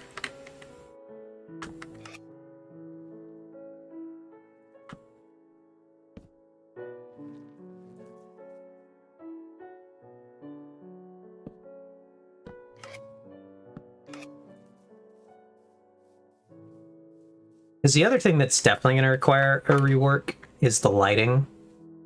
I do actually want there to be light here. And I don't know if I should just do more lanterns, or if I should do a floor lighting strip, like with these guys. But I've realized that once it's no longer the, what's it called, in there,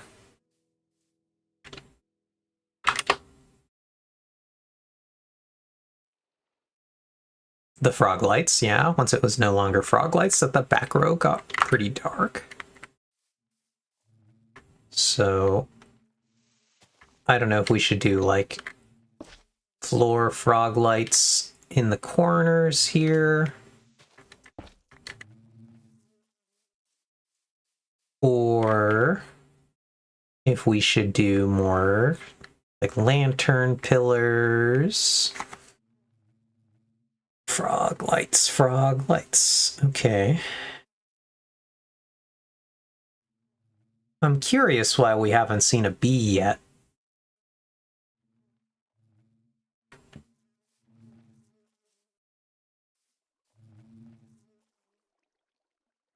Oh, flog lights. Floor frog lights equals flog lights. I got it, I got it. I follow now.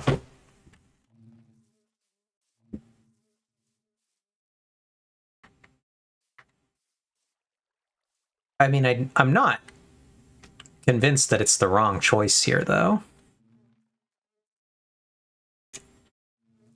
To do floor frog lights. If I did, I would put them like one deeper into the floor and then put a glass so that they're not quite as obvious. Eve F3 and look at the hives.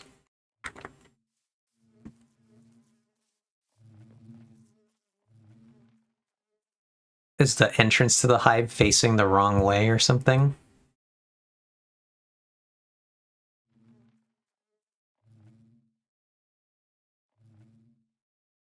No, it seems to be correct.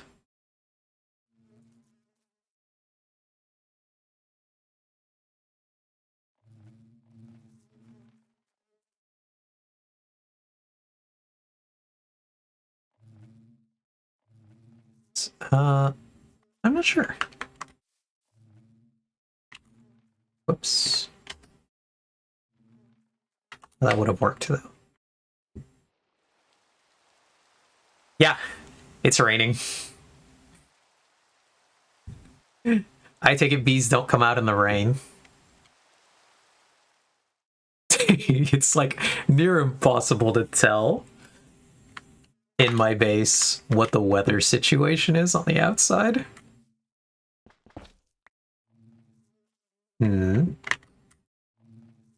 So it seems we can't quite sink it here. As we hit the corner of that, we do.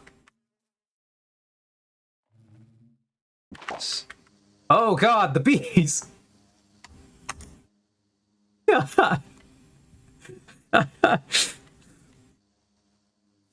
Anyway, that was funny.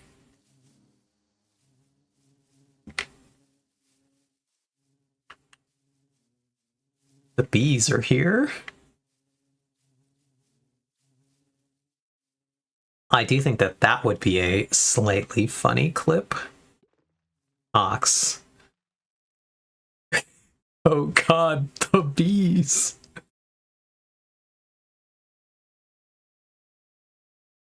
Yeah. Debating how we should light this, though.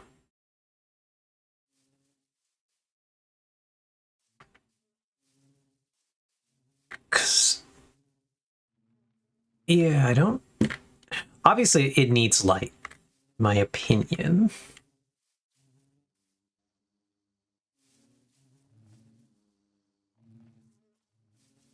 Don't hate the idea of floor light. But maybe instead of doing corners, we do center strip of floor light.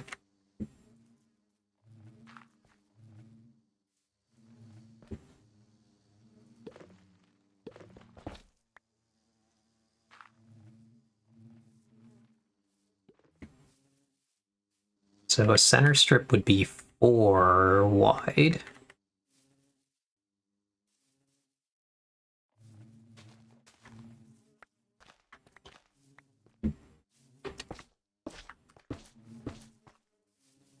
Like so.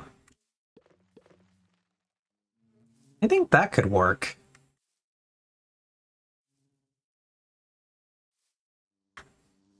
The other thing I'm thinking is maybe we do...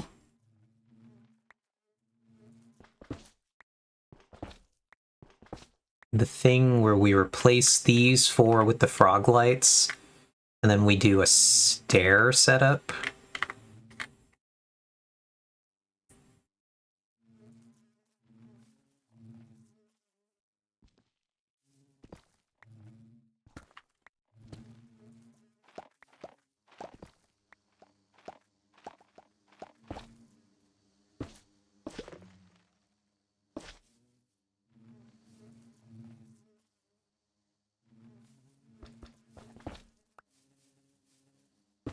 We do something like that. And then we would do stairs to kind of like pseudo hide them, but not quite hide them.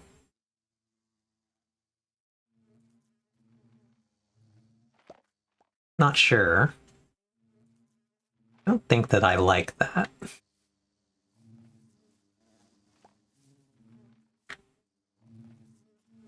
We could do the glass, and we just put them down one layer.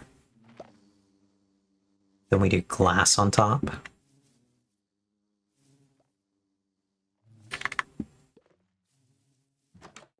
Let's go get some glass.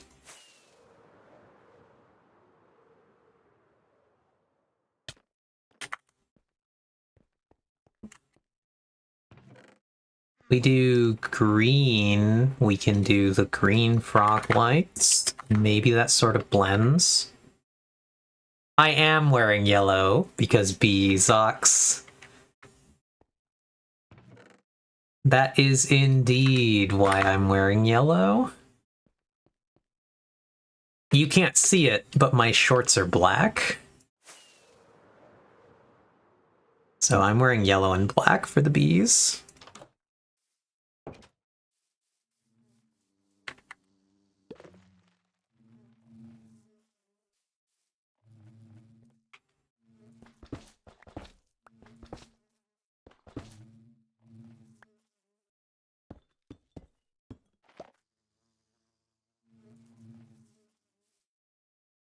Now, do we think that the green blends in well enough with the grass? It's not bad. Not the best, but it's not the worst.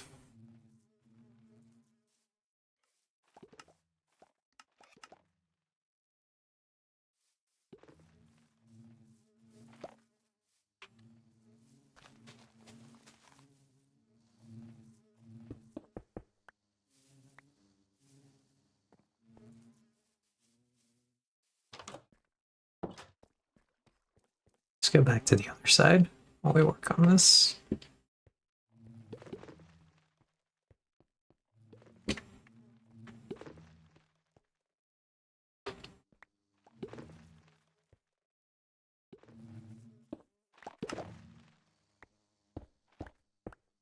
Not gonna lie, I don't like working here.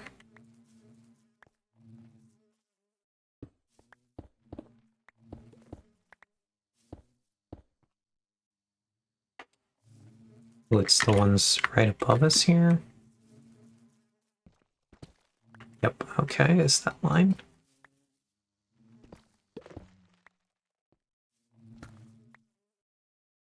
Working down here is definitely a feels bad.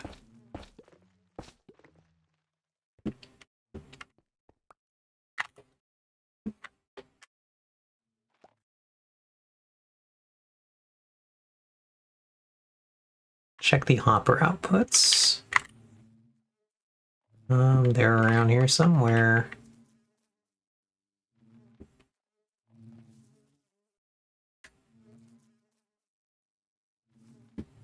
Should be these ones, right, Ox? They don't seem to have anything in them.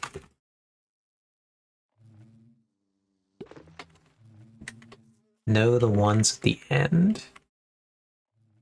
Oh, okay. Nothing here, and... Oh, there's honeycomb coming at the end here.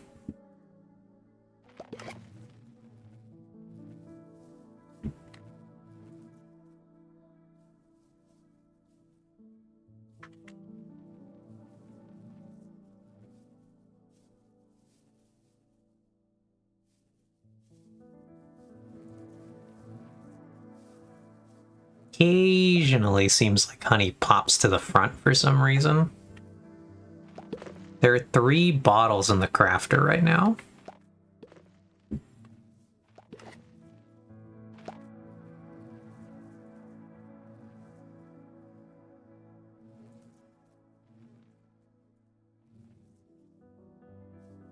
should it have? Should have the bottles in the crafter right here, right? Just haven't gotten a... I wonder if any of those hoppers are accidentally powered. What would happen if they were?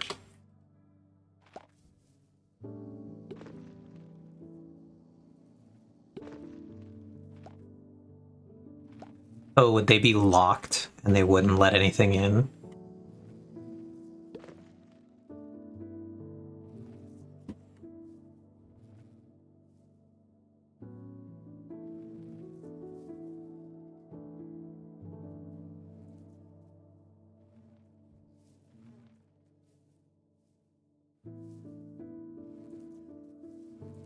So yeah, one of them is somehow jettisoned 2 bottles to the front here.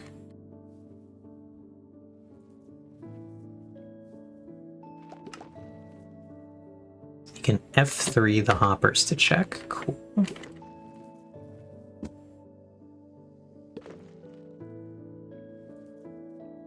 Hopper... Where would I see that? And yeah, cool. The crafter just fired. Enabled tag. Oh, okay. I got it.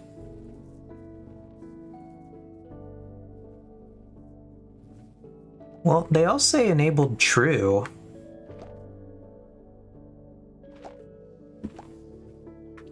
So yeah, not really sure how that happened.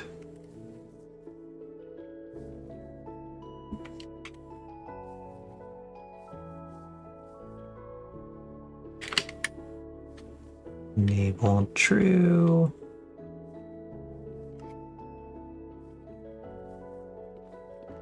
Okay, we can turn that off.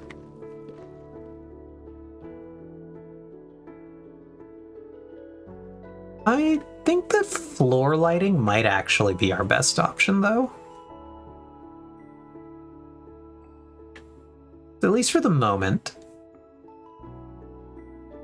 The theory is to actually put a bunch of lights in the ceiling that may completely solve this problem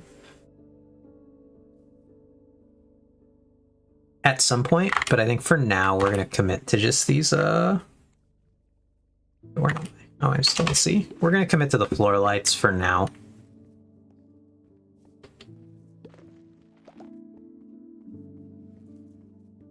Alright, but can we even get to the floor on this side? The real question. Guess the hoppers are here? Huh. We can, it's like through here.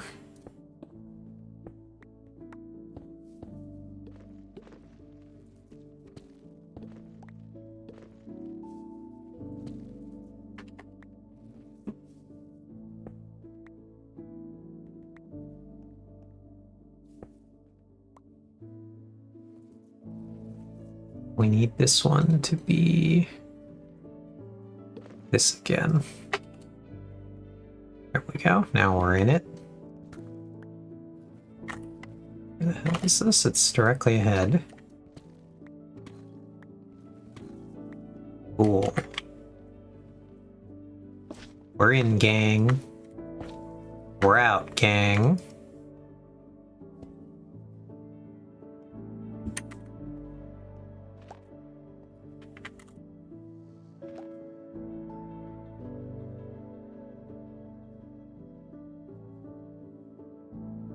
Because I do think that, so, without the floor lights, it stays bright enough that nothing will spawn in the room. But I also think that when the ceiling goes all dark for night, that I want it to be at least able to get pretty dim inside. I think I want to put lights in the ceiling, but I want it to at least be able to sort of pretend it can be night for the bees. So I do think later we'll probably remove these floor lights. I'm just going to leave them like that for now. rather than try to make it more fancy. Because I just think that if anything I do, I might change the bottom brick to andesite blocks, actually. That'd be the only thing I think I want to do here. Otherwise, it does appear to be working. And I think we can ponder the orb on designing what the back will look like here. Because we do need to place to collect our honey. And honeycomb. So we have 42 honeycomb. You don't have a honey yet. You said the crafter fired, right? Did.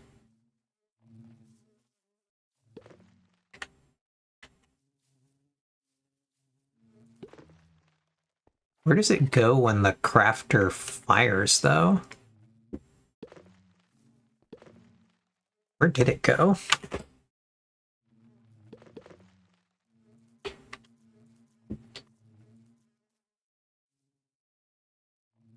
Didn't go there.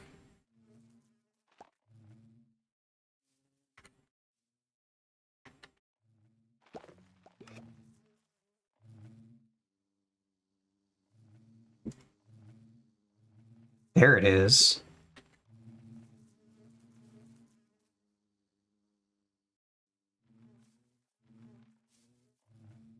Where was that?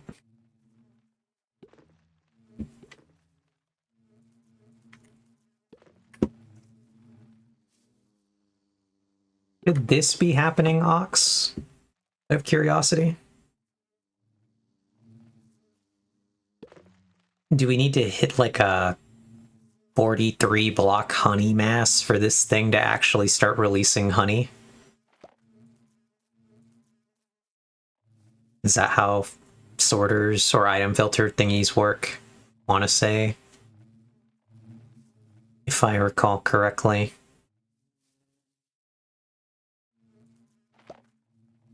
From what I've learned. Alright. So we won't see honey for a little while coming out of that thing. It'll take a little bit, but we'll get there eventually. We are already getting the honeycomb, which is cool.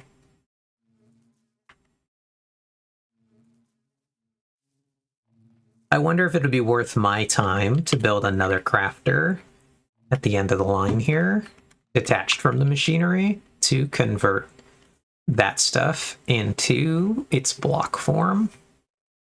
Because you can make it, you can unmake the blocks, right? Back into regular honeycomb.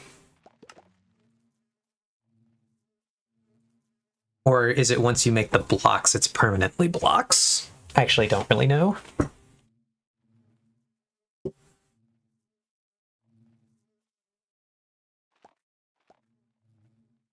I don't think I've ever tried. I'm gonna drink some water really quick.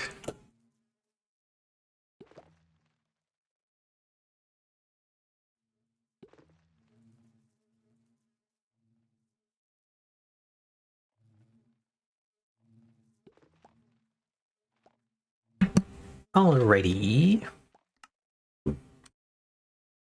Oops, wrong one. Very fun, though.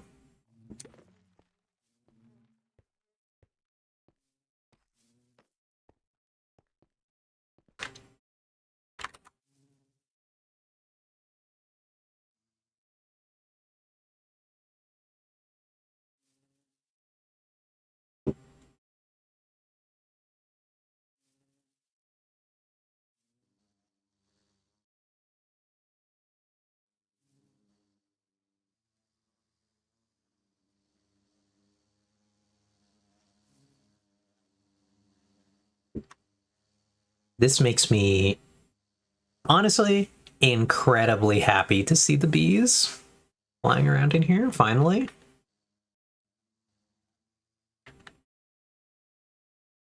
I don't know if I need to put more flowers for them or if the amount of flowers they have are good, but it's really nice to finally see them here. I do think I want to do some more decoration. I think I want to collect some leaf litter that didn't exist when we made this originally. But yeah.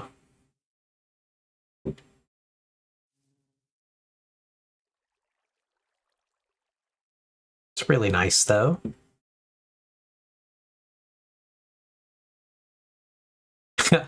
It's funny to see all the bees bumping into each other though.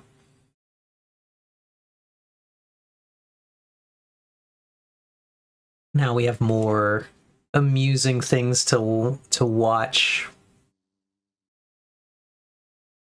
in the base. We previously have only had the funny axolotl, these silly things. I guess we've had the chickens for a little while now.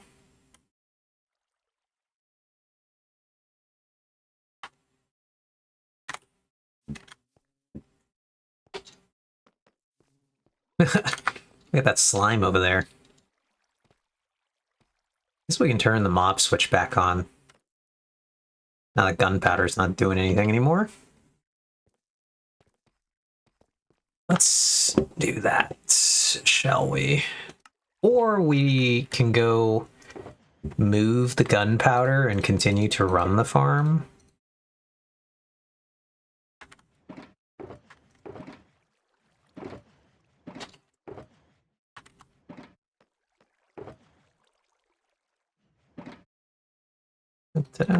Let's go put another one here for now. Let's get rid of these items. I didn't even know when we got these boots. I assume from a pillager we killed. And I didn't notice them, obviously, or else they wouldn't still be in my inventory.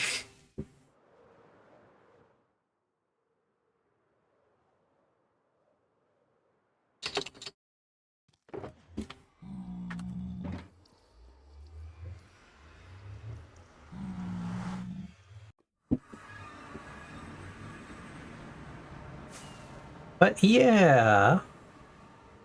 So it looks like, again, the plan for Friday is going to be finally the pack opening stream for our Riftbound packs.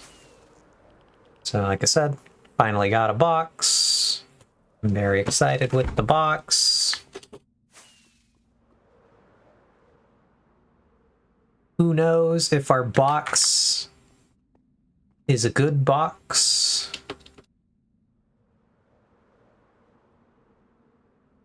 What are you most hoping for? Obviously, our highest, our biggest dream is probably Ari signature card. An Ari overnumber would be great. I would take Ari overnumber or Ari signature, but if we're hoping for our big dream, we might as well dream for the moon, right? The biggest dream would be the Ari signature card.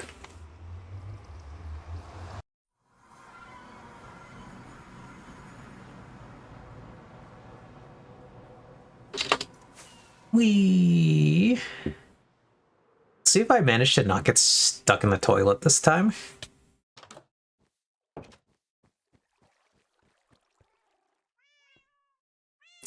That's where that door came from. Well, I gotta go get that back. I was wondering why I had a door in my inventory.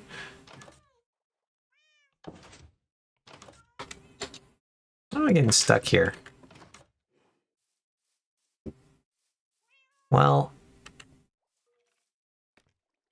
that explains a lot of things. Well, no, it explains one thing.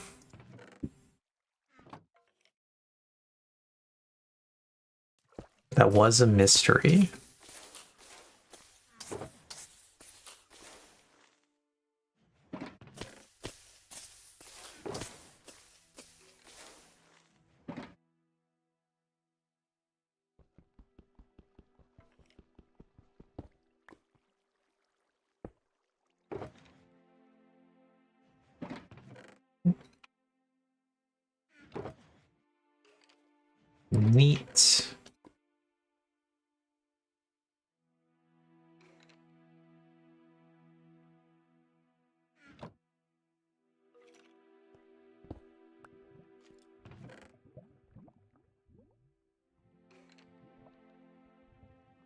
I guess since I'll ask here, Ox, would you like any more gunpowder to run? You have 2 shulkers. And then whatever's in the hoppers. Not a small amount. Or should I go ahead and just put the mob switch back on?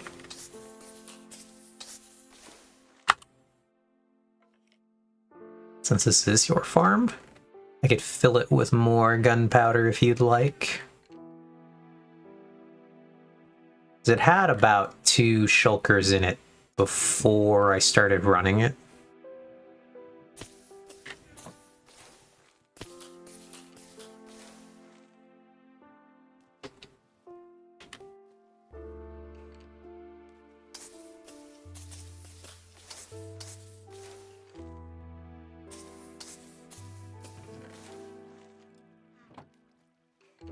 Yeah, we have no thoughts. I will probably just turn the mob switch back on.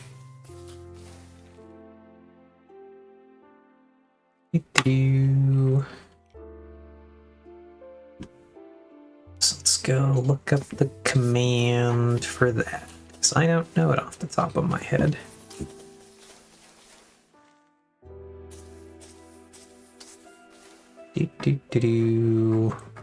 Mob switch.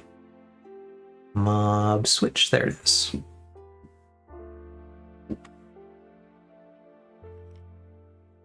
So let's go ahead and turn it back. So that is player sacrifice spawn at 7139 negative 50 1559 acing 00 in Minecraft Overworld.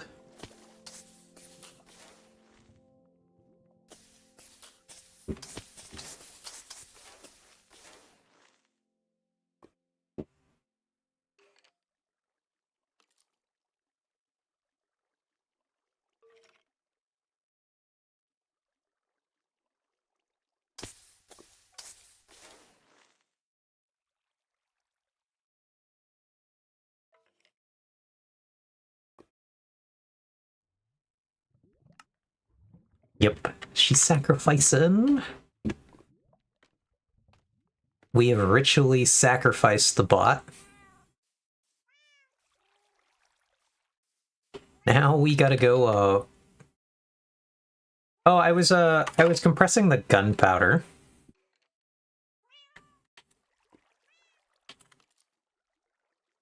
So I put your gunpowder into shulkers. Basically. I ran it, I figured I should do that for you. So the next time you come down here, you have the option to either grab some stacks or just grab flat out shulkers, whatever you felt like. But also, I've realized I've accidentally stolen your door, and I gotta go get that back. So how do you always clear this thing? Because I always get a little stuck. And I realized when I busted my way out last time, I accidentally broke the door, apparently. I gotta go get that back. And I was wondering why I had a dark oak door in my inventory, and I couldn't figure out where did I get this. But upon coming back, I realized I caught it there. So I'm gonna go get your door back.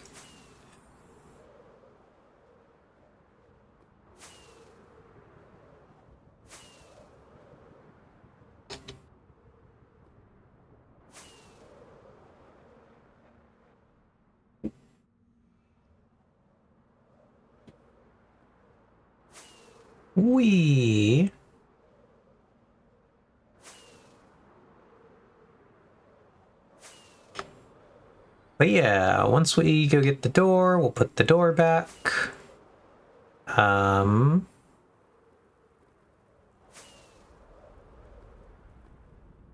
then we'll either kind of spitball ideas for the room we're going to build here, or we will...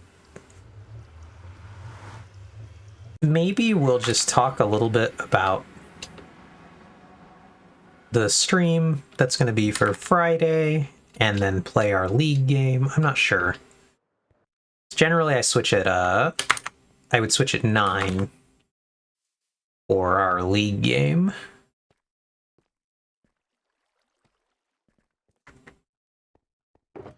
Where did I put that door?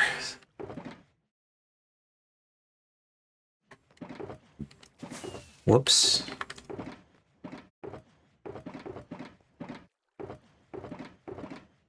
Did I put the door? I put the door over here.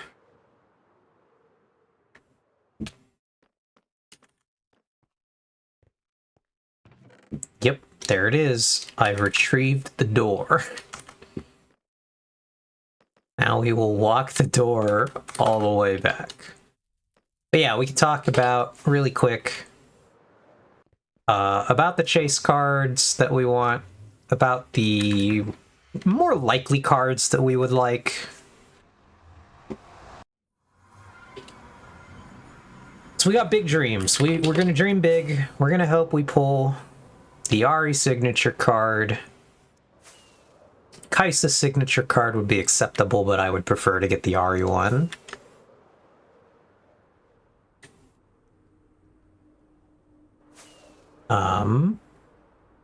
Like, I know, again, statistics are not on our side. Those signature cards are supposed to be 1 in 30 boxes, I believe. And then the problem is that within 30 boxes, your statistical average says you'll get 1 signature card, but there are 12 signature cards. So if you want any one signature card in particular, the overall average says what? That's like... Is that basically getting any particular signature is 1 in 360 boxes? I don't think that that's quite how that math is actually going to work, but it's not good. Whatever it is, it's not good. So the idea that we have the box... Here we go. Door's back. Cool. But yeah, the idea that we actually get a signature is bad, and then the idea that we get the signature we actually want, extra bad. So here is Fox's original bee farm. These little guys working hard. Are these just the bees that have been supplying all the stuff for your art shop box? Are it just these little group of them here? Oh, this thing is full though.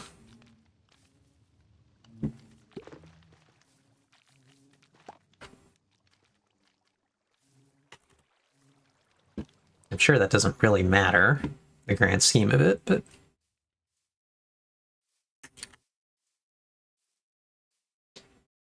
In the off chance you ever need more honey, you are more than welcome to come take any of it that you need from the farm at my base too.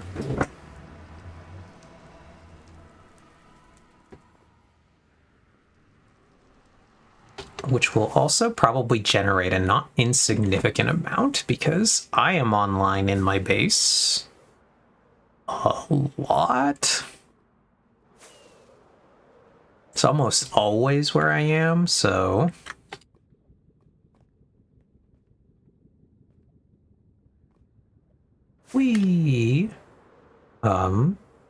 So I'm kind of curious how that'll go. We might produce a lot. It's not only is it going to be loaded quite a lot,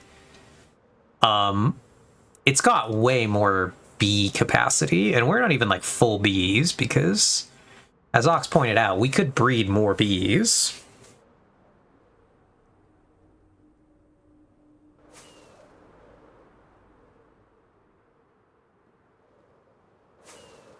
So that's a real thing we could do with ourselves.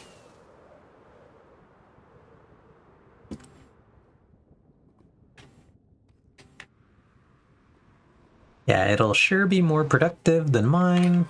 The problem becomes using the honey. Yeah.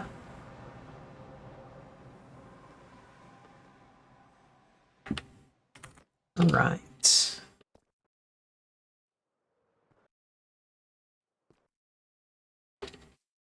I don't know. I do want to say thank you again, though, Ox. I'm so happy with this.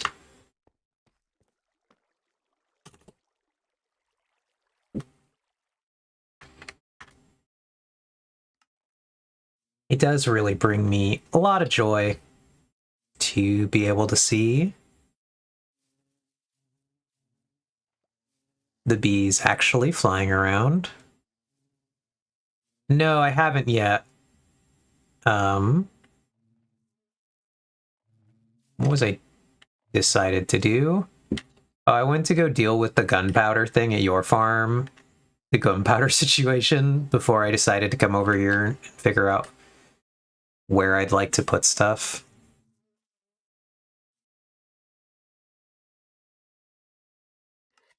And how this back area is even going to look. I figure I have some time, because it's going to sit in these hoppers for a bit to kind of scheme up a way to make the storage work.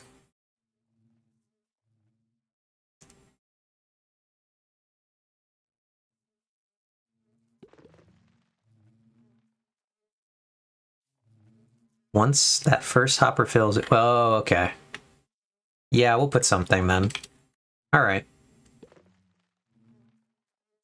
I forgot that that's the one that's directly under the nest.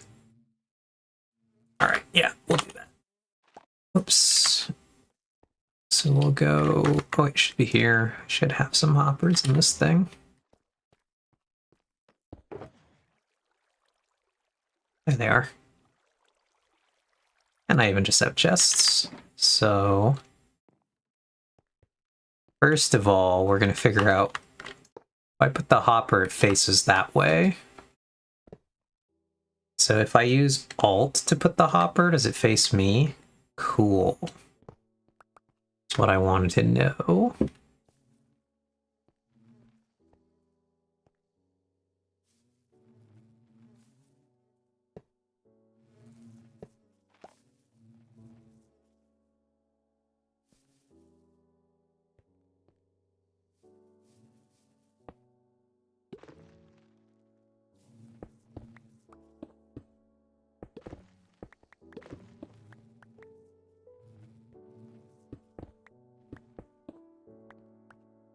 So for now, just gonna do that. Whoops. Not the way I want that to face.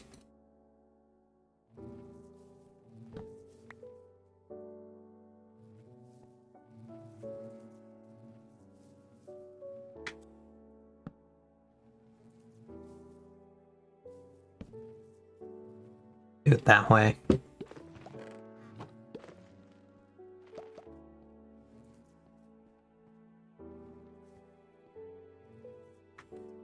Oh, whoops. There we go. So we'll at least be moving the assorted... I guess we could do this while we're here. Whoops.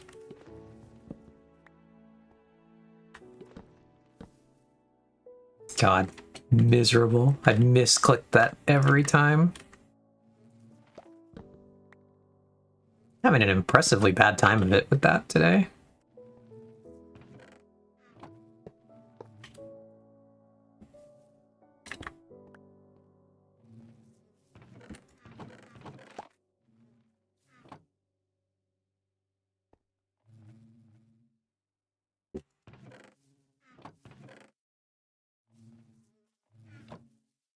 So if I send this back into the line, so I put these ones here, they should show up down here, right? Cool. So we have some degree of storage now. We won't get honey, I believe, for a little while because we still need to get... Let's see how we're doing on filling the... Is there supposed to be a cobblestone in there, Ox? Okay, cool. Let's see, where are they? 10, we're at 10 blocks. That's the timer that runs the dropper vader. Okay. Cool.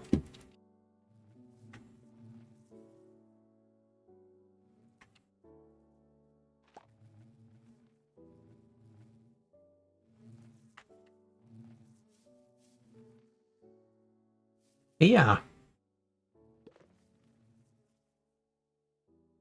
So I will build out one room back here for the redstone, and then I'll probably seal that and put another connection to the redstone tunnel system. But that's going to be a pain in the ass for me to connect.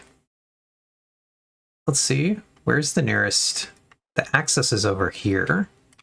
So we would have to create a new extension. So we have an extension that goes this way a little bit. If we were to try to extend this branch, it would go here, then it would turn here, then it would have to go all the way out and around this and come back up here. Or we could do one that's closer at this. No, we can't really do one at the level because that's in the river. If we did one that connected the long way this way, still I don't think it works good.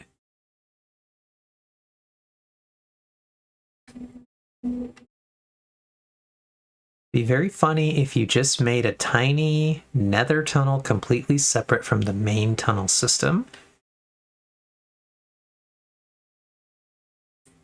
What do you mean?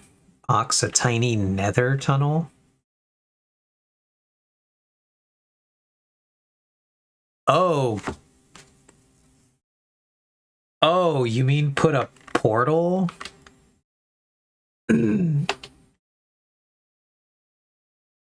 That connects to a... That would be incredibly unhinged, wouldn't it? So you're... hold on.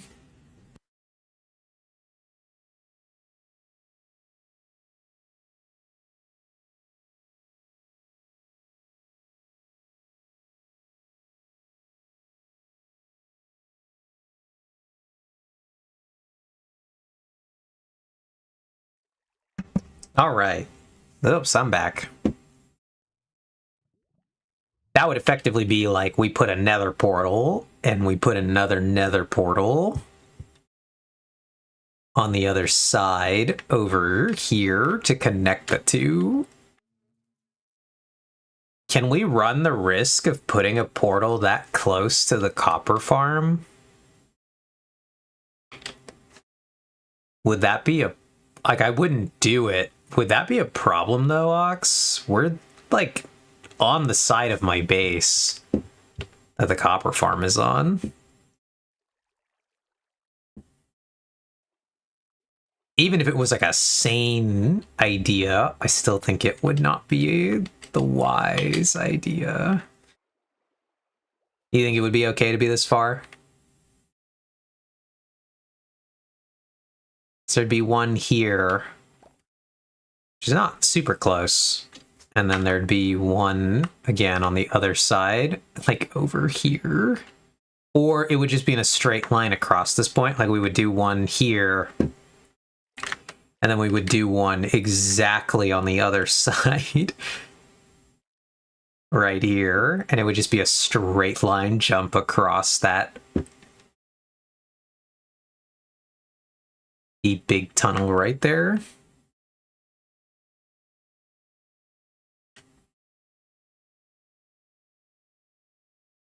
We could conceptually just run under it. It's not an impossible thing to do. We would go straight here. We'd have to like take a little bit of a turn because we don't want to hit this, but we could simply go under it, then come back up on the other side. Every portal in the farm just needs to be closer to the center of the farm than to any other portal. Got it. Because yeah, I do want to get the redstone maintenance tunnels. Actually, I want to connect them over here to the back of the smelting pit. I want to put a door to the network in this area so that you could go into this wall and then travel all the way to the other tunnels. And so going underneath wouldn't be a bad idea because it would actually put us in the correct area we need to be to then make a branch path that comes up to the smelting pit and one that comes up to the bee farm. So it's not a terrible idea. We don't have anywhere else we can't dodge.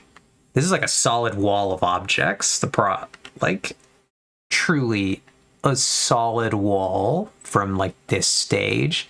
Because then we hit that, then we hit the actual machine, then we hit the open areas. So we could travel underneath this part. That would be the other option, is that the section that's going to connect here, we could have a branch path that goes down, then it goes this way, then it goes through this area, comes through right here, goes up to the smelting pit, and then also cuts this way, dodging all this stuff to go to the bee farm.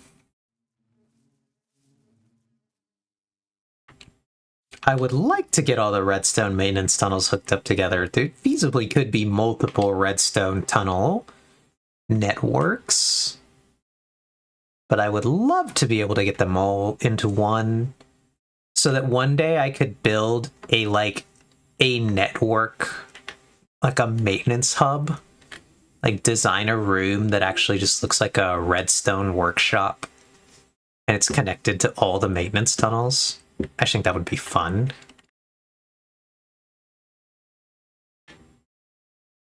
And maybe that would be where I'd make it like a test room looking area, and I could finally put the original door design. I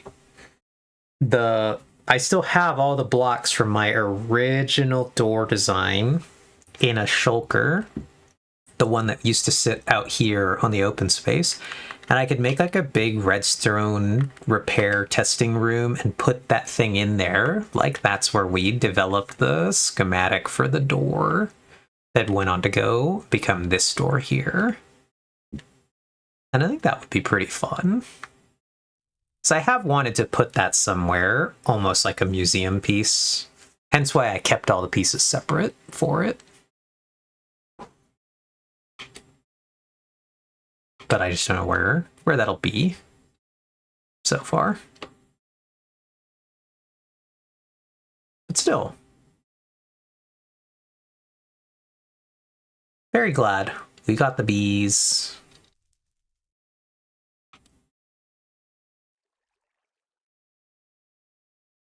It's just nice. Like I said,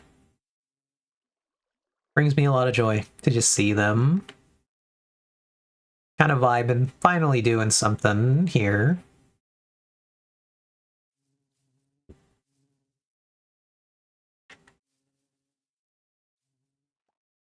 So again, I want to say a big thank you for swooping in and actually building the farm for this.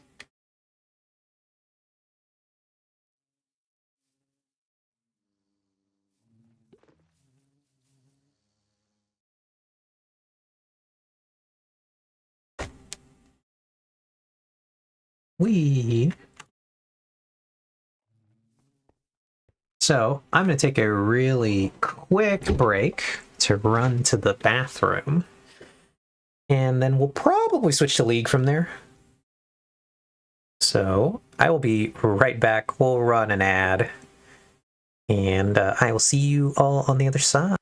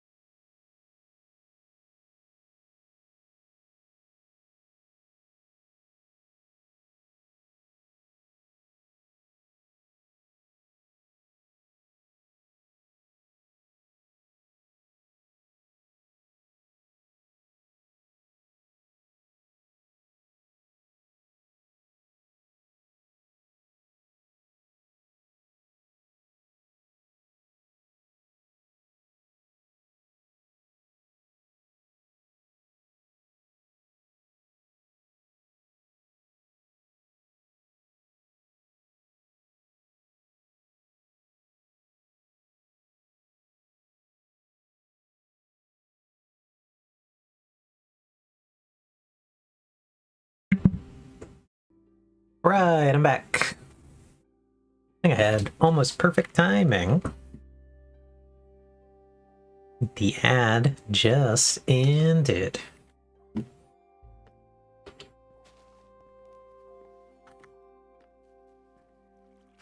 Yeah, so I think we shall go ahead and hack it in for our Minecraft section. Let's go to the desktop really quickly. We will actually go over here with TCG player again really quick. I will show this here because it's kind of funny. And I don't think we really have big overlap. But I'm making a tier list for Acorn Stream. And so that's what this little folder here.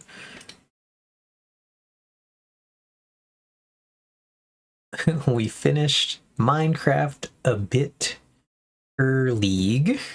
Yep. Him. But yeah, I'm making a tier list for Acorn Stream where we will be ranking fictional female characters. And so I am having to collect a lot of images that I'm going to then have to like crop in and get them into the thing, make the tier list. I'm also going to have to individually number each of them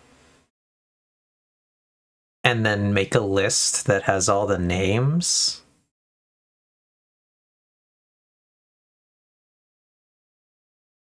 I'm looking at the possibility of making a heme, my bad pun emote, at least in here. It's a pretty good one.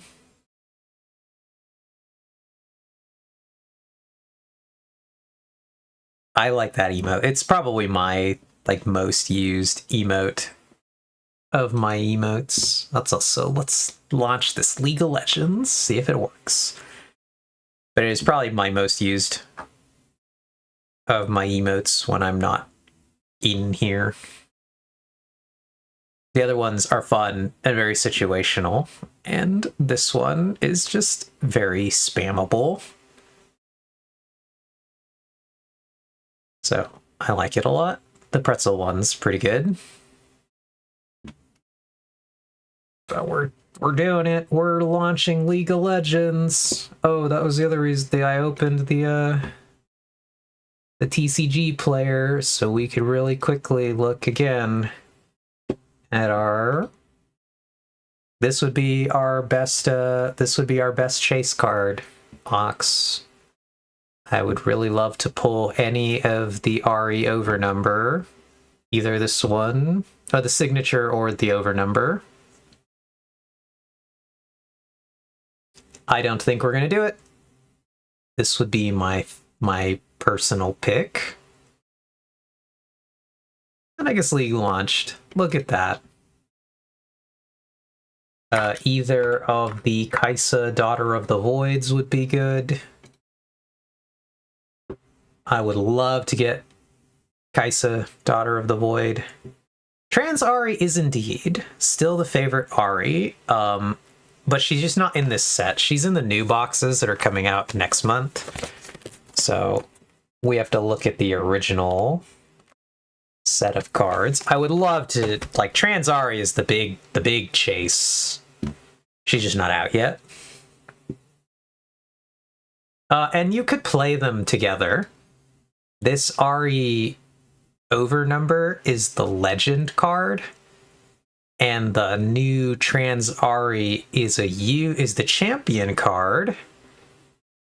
So if you had both, you could actually play them together. Those are the two cards that sit at the top. She's still boy moding. Yeah. Pretty good. Excellent. 10 out of 10 joke. Love it.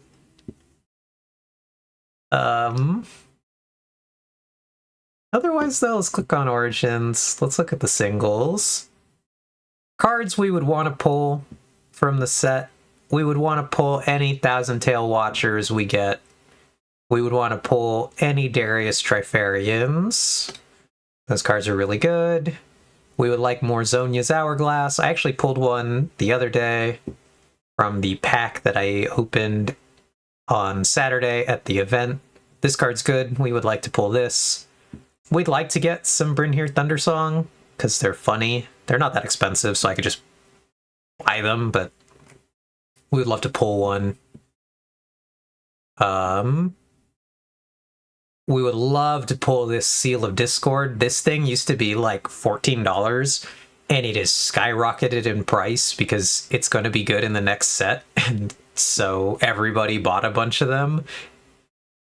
And it's just like, that's mad goof. I don't want to buy that. I didn't want to pay $14 for it. But look at this price graph, Ox. Look at this thing. You can see the moment that everyone decided it was going to be good. And they were all purchased at the same time. Yeah, if we had bought in October, I guess early November. If we bought in early November, we could have got it for $7, and we could so like the one that I'm kind of tempted. Not gonna lie, not that we're doing like card game investing. I'll show it when we get there really quick. So pretty much nothing from here. We have all these cards. I wouldn't mind. Oh, it's this one. It's this one, Ox. This orange version of that purple card is only $8. And I'm like, maybe I buy like 3 of them and we just hold. We're at like practically a record low for this thing right now. And I'm like, maybe we buy them, we hold them, and in the future, when the market goes crazy for that card, because the seals are going to be like, anytime that color becomes really good, those cards become really good. And it's just that orange and blue have not been good yet. See, the red one... Yeah, we're engaging in Riftbound speculation. I'm not going to, but it would be funny. I would love to get either of these seals. Actually, basically, I would like to get any of the seals. Seal of Insight, Seal of Rage would be good. Basically nothing else from this page. Seal of Unity would be really good. Seal of Focus would be really good. I actually already have 2 Seals of Focus. And I have 1 Seal of Insight as well. We'd like any alt art runes. We'd love to pull a Dazzling Aurora. Not only is Dazzling Aurora good, I also just think Dazzling Aurora is a very pretty card. I really like the art on this one. So, would love to get one. I'm never gonna buy one for $35. Would love to get one. We want showstoppers. We really want showstoppers. This card is important for the deck that Artemis plays. And so we want to get those. We'd love Chaos alt runes. Actually, of all the alt runes, I think we would like Chaos the most, and we would like... we'd like green, purple, and blue ones. We'd take orange as acceptable as well. We would absolutely love to get 1 Kaisa Survivor. If we pull 1 red Kaisa Survivor, it's $80 still, so that's actually 2/3 of the box price right out of the gate. If we pull this single card, we've made back 2/3 of the box price if we went to go turn it around and sell it. I would really like to get this card, though, because I actually would love to play it, but I don't want to pay $80 to play one of those. And that's, like, incredibly dumb. Would love to pull this Super Mega Death Rocket. Be a good card.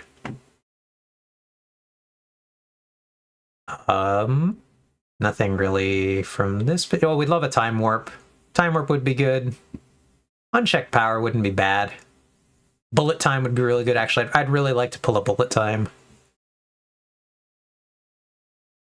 We do seem to like Kaisa. She is both a cool champion, she's also really good, and all of her cards are really expensive.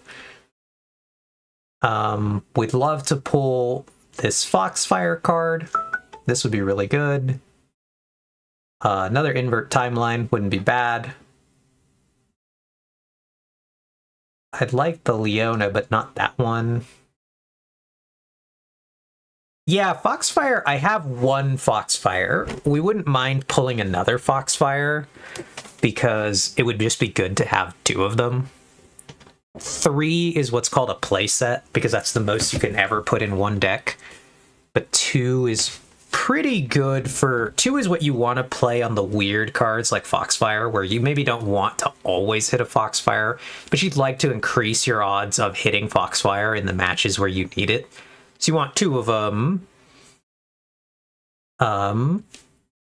This White Flame Protector would be really pretty good. He's a good card. Let's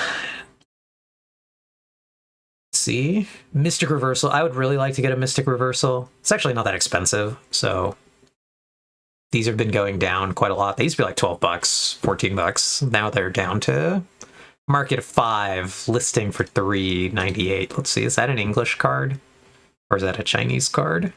Now there's a small chance it's actually an English card. No, it's still Chinese cards, but we could get one for $4, $4.17. That's pretty low for this card. I'd like to see if the market, like, because the market's been going down overall, and I'd like to see if this card continues to go down. It's not really played by a lot of people. But I'd kind of like to play it because it's an incredibly goofy card.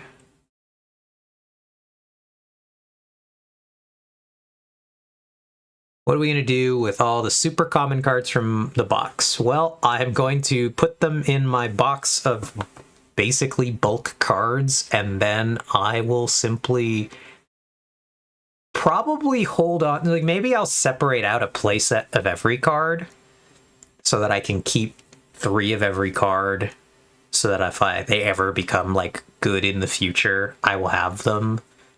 And then I would just be willing to, like, at the game nights, just be like, if anyone ever needs any cards, just be like, yeah, I got that card. You can have it. Basically do what everybody else did, but as I meet people who play the game, just be willing to give cards to them. I would really like this Leona. This is probably one of my favorite arts in the game. My favorite cards. Is it good? Not really, but I really, really like this art on this Leona. So I would be happy to pull one of these. And then after that point, I think now we're just going to start getting into the expensive cards. I would be okay with pulling this Misfortune Captain. That wouldn't be bad. Then any overnumber. I'd literally be happy to see any overnumbered card. But if I had to rank the overnumbers in order that I'd be happy to see them, it would be the Ari, then the Kaisa. Actually, let's see if we can get a page where we've got all of them on one, because the signatures. So, yeah, we get all the signatures on one page. Cool. So I would most like to pull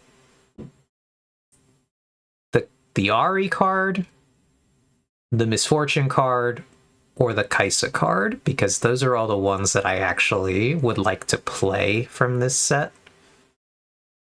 I would next, after those ones, see, I wouldn't want to get the set card because we already, I guess I wouldn't be mad if we pulled another set, but I already got the one set, so I don't need another one. We got one for Artemis. I guess if I get the other one, oh, baby. Hello, Dish. How are you doing?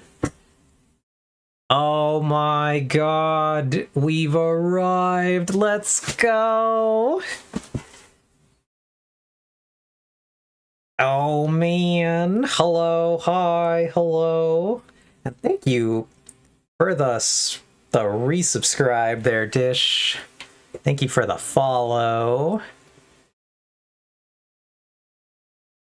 I got one follow that I missed at 8:40 or 8:59 from Manboob. Hilarious. Hello, Alyssa. Hello, Joseph Danger. Gray That Games, Death Cure. Nikki Nixt. Redeemed highlight my message. We were promised Minecraft by the hot dish. Yeah, we're back at looking at the cards, Alyssa. We watched the clip where you found the rainbow CSS stuff. That's pretty good. It was funny. And then, hi, Brewster the Beast. I'm gonna follow and lurk. Thank you. I love that. Appreciate it. Yeah, we've been looking at we're really quickly looking at really expensive Riftbound cards. It did. I actually heard it, Ox. I heard the the resub noise or the alert for it. So I don't know if it didn't go out to stream. Okay, we'll have to try to figure that out later. I have not gotten to see that yet. I heard it though. It came through my end, and I don't know why it didn't go out to everybody then. So I'll take a try to figure that out. Streaming is interesting. What an adventure. What a technical adventure. And thank you for the follow, Lyle. Appreciate it. But yeah, everything does definitely works the first time. But how are you doing, Dish? How was your stream? I hope you had a great time. I also definitely understand if you got a raid and run. I know it's much later over there. We were talking about these Riftbound cards that I have up on the stream here because I got a box of Riftbound cards. And on Friday, we're going to be opening the box. And Ox asked me what cards we were looking for. So, Friday stream, I'll have my hand cam set up. And we're going to be opening a bunch of booster packs. Should be fun. But yeah, it's bedtime, but hi and bye. And we punched many PBs. Oh man. Nice. I assume you were all playing Skyrim then. That sounds very Skyrim. And Ox, can I get the Hot Dish branded bottom surgery? Hilarious. But yeah, so I got this box on pre-order in October for $120. So if we pull literally anything on the screen, we make all our money back and a lot more money on some of these. I don't think it's going to happen. Would be happy pulling anything from this rather expensive list of cards at the end here. But it's unlikely. We were going to do the last segment of my stream here in which we play a game of League of Legends, but I think I will really quickly go back to Minecraft because I can show what we did today.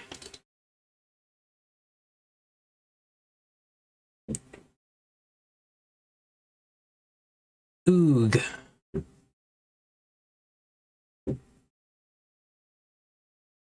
Let's go over here really quick.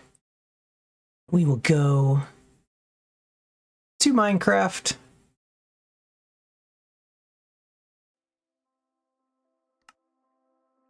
Let's get back in there to the realm of the Mad Duck. This is the server that we play on with Ox and friends. But today we finished up our bee farm. So we have bees now. Well, they're all... It's raining, I guess. So they're all in the bee nests. But I promise, this room is very lively now. It's full of bees. Ox designed us a lovely little redstone farm back here that we still have to build a storage for.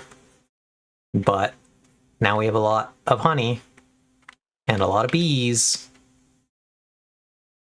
So, very exciting for us.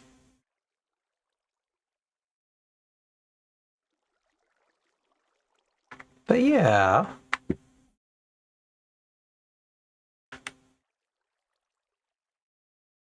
I hope you all had a great time though.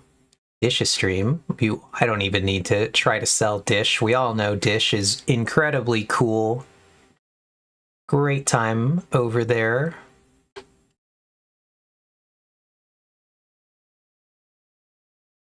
Oh, there they are. We released the bees. I do like that they all pop out at once when the rain stops.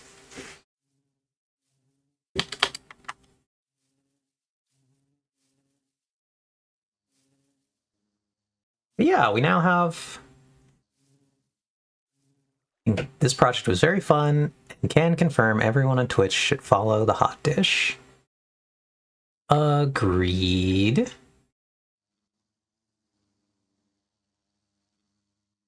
Yeah, I do love this. Now we just have a collection of bees all flying around. These bees are what we've been calling the new bees and the refu-bees, because half the bees are refugees from the perimeter we made for our copper farm, which is right over here. This place blasted a big chunk of their habitat, and I rescued a bunch of them from the destruction. And then I went today on a trip to collect some more bees to fill out the other half of the farm. And so we got the new bees and the refu-bees. But we'll go ahead and, like I said, we were about to play a game of League of Legends. We'll go over here. We'll go adjust our category.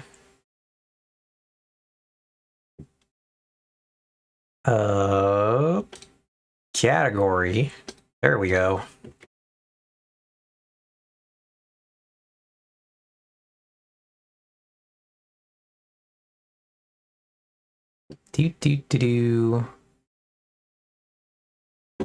Cool. Should be right. We're now League of Legends. So, for those of you that are new, I always, towards the end of my stream, I queue up for one game of League of Legends. It's really started as a me just wanting to show this game that I really enjoy. I'm a League of Legends person. I really enjoy this game. And I just wanted to show it off one time on stream to my friends. And then people enjoyed that enough that it's now a thing. Now play a game of League of Legends at the end of every stream. So we'll go ahead and queue up here. We'll see how long it takes us. But yeah, I'm very excited to open this box of cards. That'll be on Friday. So if anyone would like to see a ton of card packs opened, you can always stop by on Friday. These are pretty garbage. What a bad roll of characters. And of course, Senna got immediately grabbed. I don't even think I want to play a single one of these that's up on the board here. So I gotta really, really quickly make some decisions. If I play this character, we do go Conqueror. Oh god, the game is chugging. We want this. We want that. We want to save that. These I think are mostly fine. I think I'm a good Conqueror champion. Ghost is fine.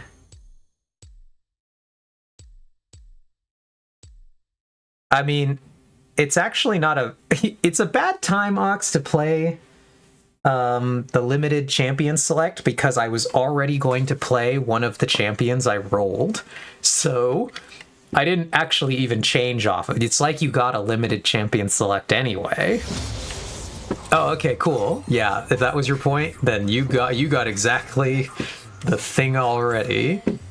Not a bad comp for me though. Oh god, the new items are out. So the new season has started and there are new items and I don't know what they do yet. But yeah, be happy to have you, Ox, on Friday. Because I won't be having FFS on Friday like I thought I would for 29 minutes. Or a very dramatic 29 minutes.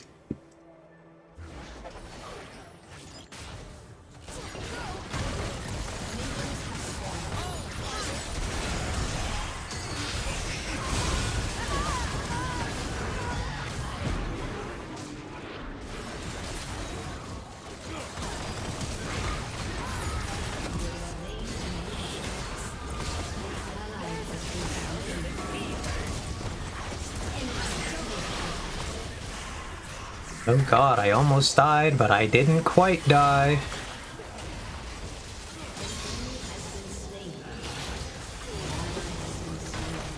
We're gonna farm some minions, because I'm so low that trying to fight is a terrible idea for me right now.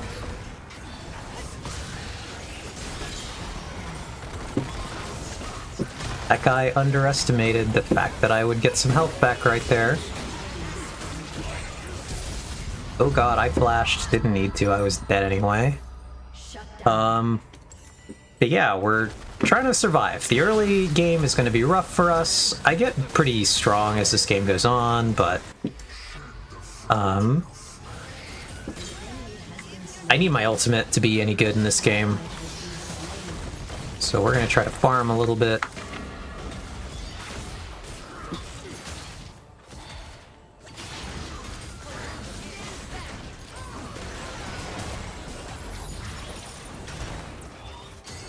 Because I'm a melee champion, I'm melee into ranged. It's very difficult for me, this matchup.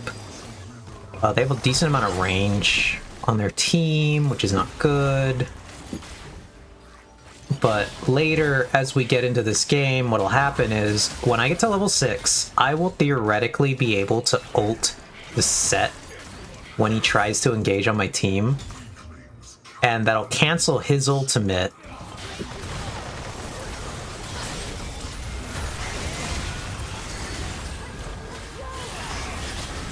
Which will be really good for us.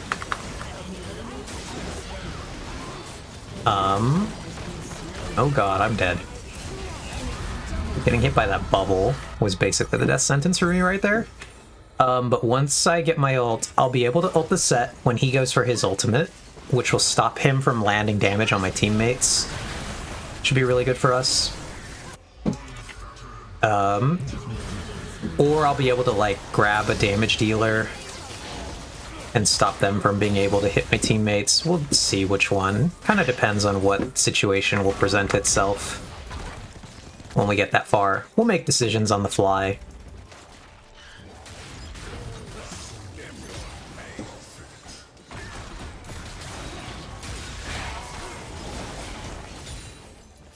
So, as we are often doing, we're making decisions as we go.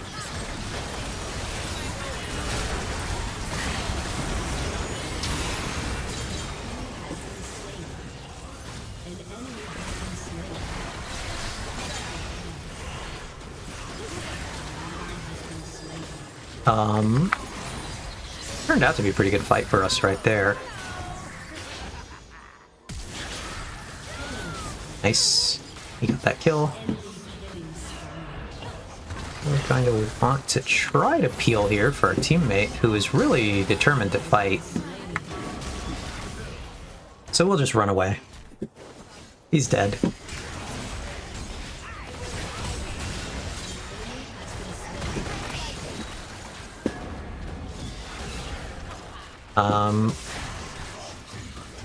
We're gonna clutch clear these minions without taking too much damage. Okay, he got a good hit right there. That is going to be a Shaco clone. There's no way it's not.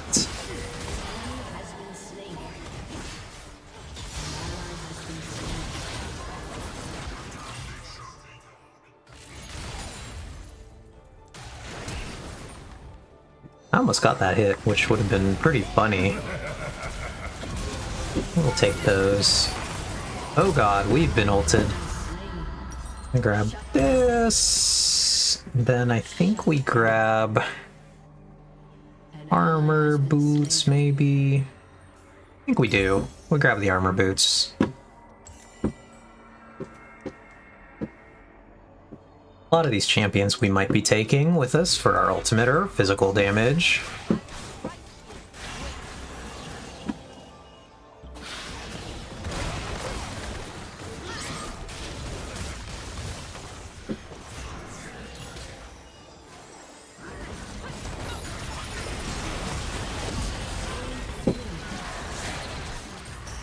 That was a good hook on our teammate's part right there.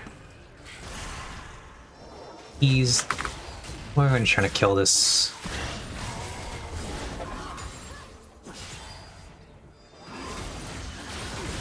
Every time you see a Shaco like that running straight at you, you're basically like, that's the clone? Okay.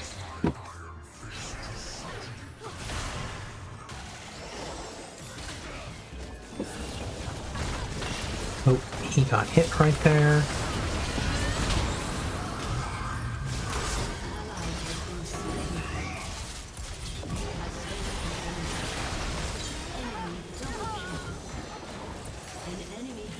I don't know if they didn't expect me to kill Set, because they really stayed when they shouldn't have.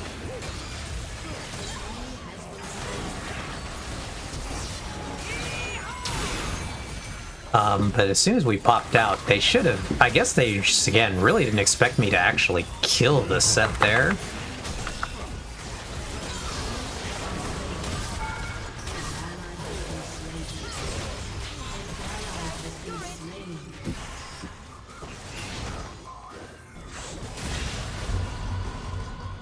So we got that.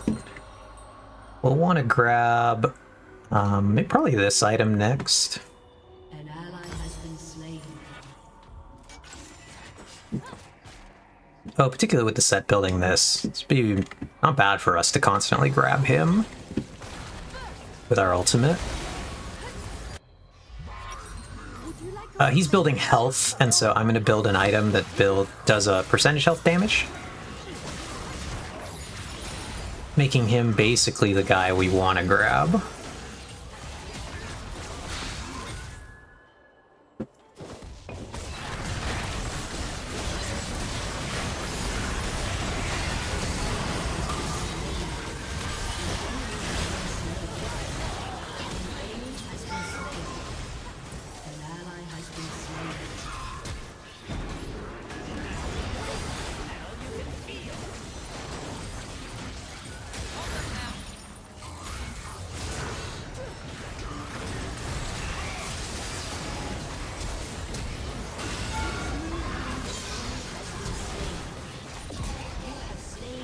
Ooh, barely came out ahead on that one.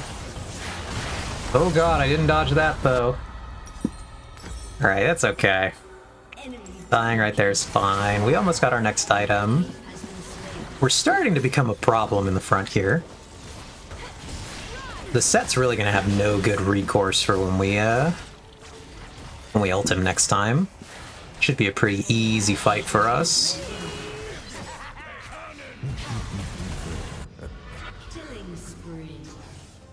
We'll see, though.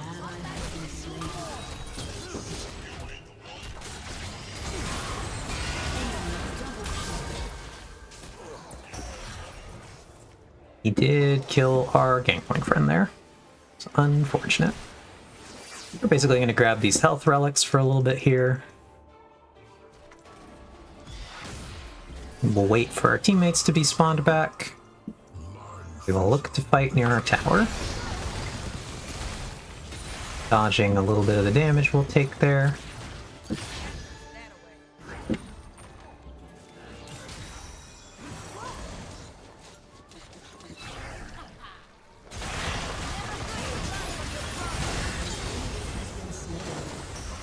This is the Shaco clone again.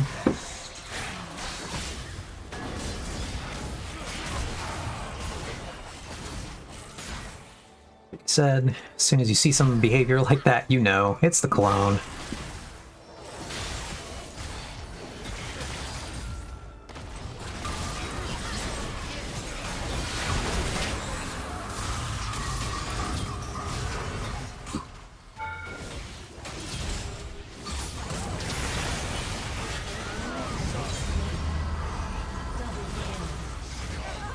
We almost got him.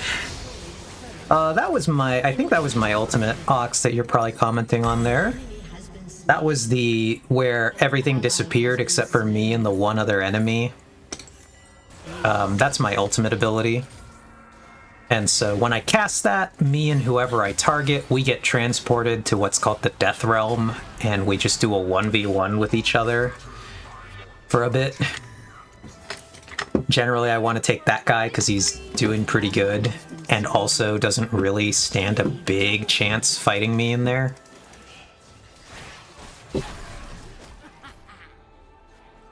As we get our items, we'll get better and better against him in there.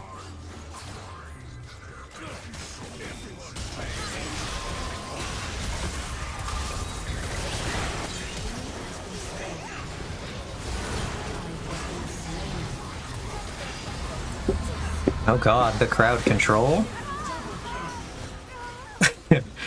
Yeah, call the Death Realm, call the Death Realm, but not for me. Your turret has been destroyed. When we can't ult people, we're kind of in a little bit more trouble, but just because I'm easy to focus down. I have a relatively low mobility, so kind of need my ult. I'm surprised that was a real guy.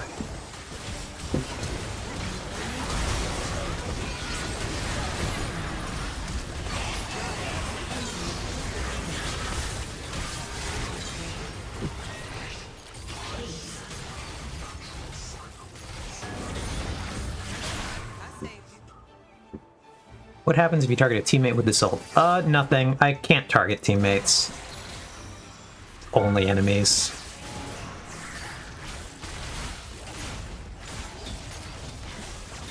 See if anybody actually comes out here to try to defend this tower. They shouldn't. Apparently they will. Dodge that. Dodge that.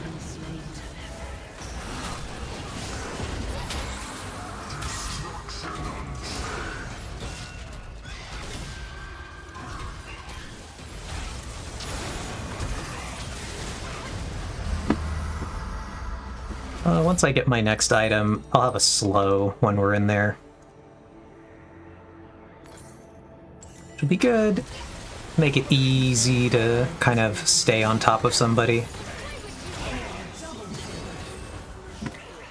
Go, Senna, go!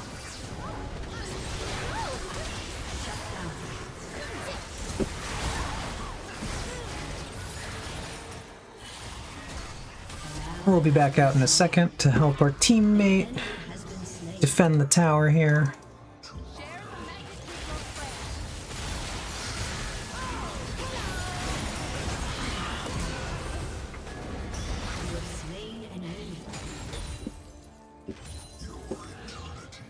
I took a lot of damage from that Twitch right there.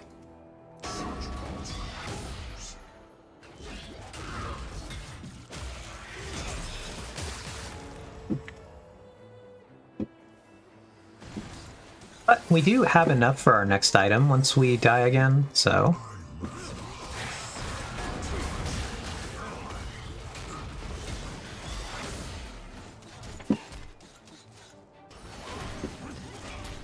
we will have our ult again soon. We won't have Ghost, which is unfortunate for our next ult, but is what it is. I'd like to have Ghost, because then we're currently not quite super fast in the Death Realm, and it would just make us a lot faster.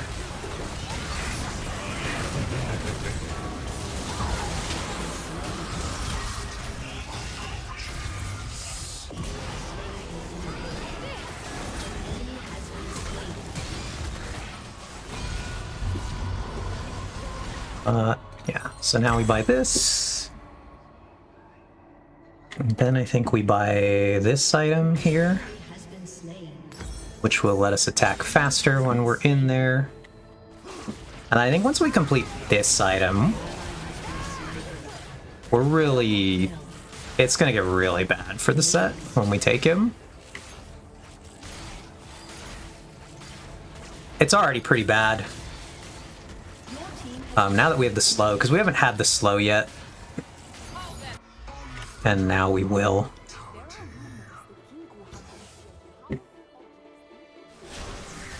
Elise is out there fighting the Shaco. Oh, she just killed him. They got that tower, though, which I'm kind of impressed with. Yeah. We'll grab these on our way back to our side. Just pick up all the health relics we can to deny them from the enemy team. And we retreat to our tower here. Because we don't want to be like that guy. Not quite recognizing that the only way that we die is getting caught that far out.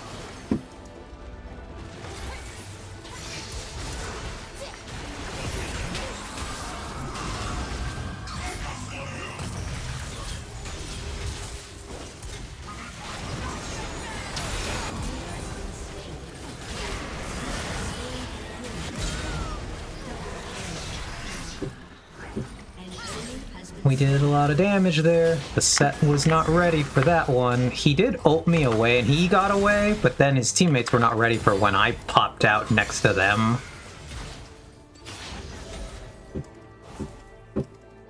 But it's getting pretty bad in the Death Realm there. Why? Okay, I'll read that in a second, Ox. I think you're asking why I did that when I was the only one left to defend the tower.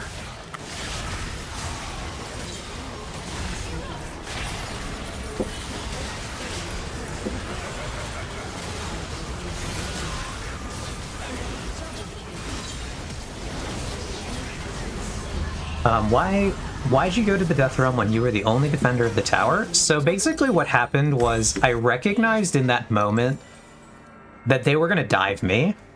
So either what was going to happen is I was going to end up dove under the tower and have to try to 1v4, or I could ult the guy who was starting the dive so that we only 1v1'd. Then they still had to shoot at the tower, but they couldn't focus me out anymore. And so I just, in that moment, made that decision that I wanted to go for that play. Rather than just kind of like sacrificing my life entirely to not do anything, but save some of the tower health.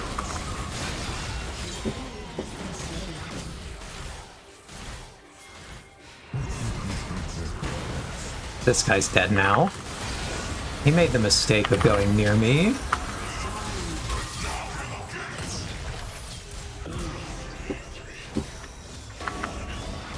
And like, I easily solo him now. Once he got caught close by my teammate, I was like, alright, I'm definitely gonna ult this guy. Because the other thing going on with the Death Realm is it makes it so that people can't run away from me. They can't actually leave the circle.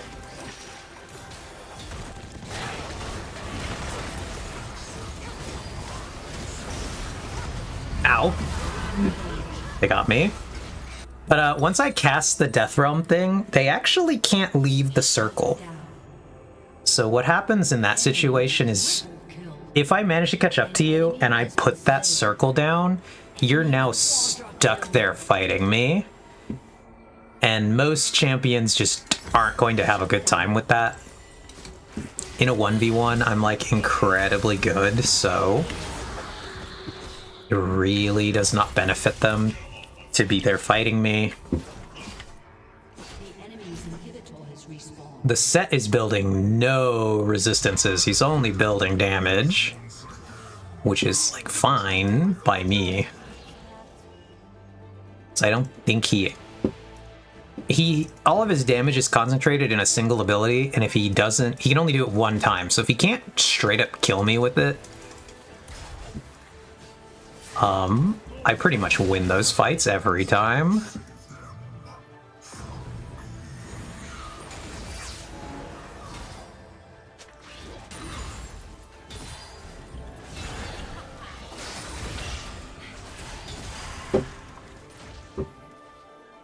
Now we're really looking for a fight here.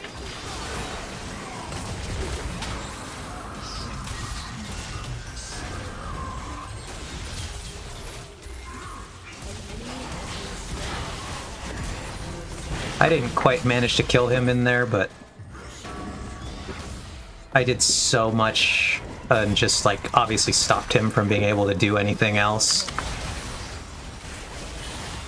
But that's really kind of all that matters in that situation.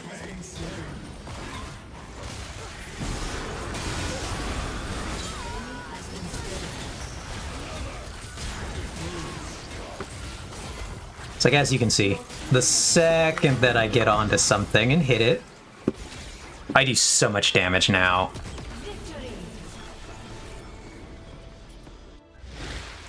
Hooray! We won. They surrendered, but they had already lost. The Nexus does slowly heal Ox, so supposing you can defend it for long enough, I'll honor this one. But supposing you can defend it for long enough, it'll go back to full health, and your towers will eventually come back, the ones that defend the Nexus. I actually got 3 honor for that game. That's fun.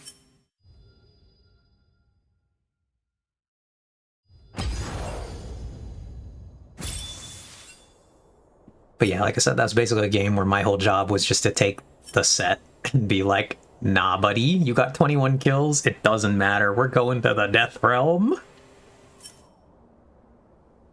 And it did enough. Protect my teammates.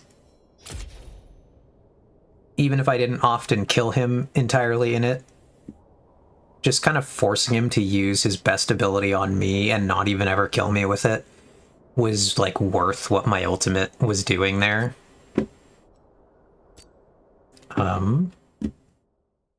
So that was quite fun. I don't normally play that character. That's actually not one that I particularly... I used to play him a long time ago before he got a rework. I haven't played him since then with any consistency, but every so often I get stuck with him in ARAM. And it's not bad. I don't do the best, but I don't do bad at it. That's for sure.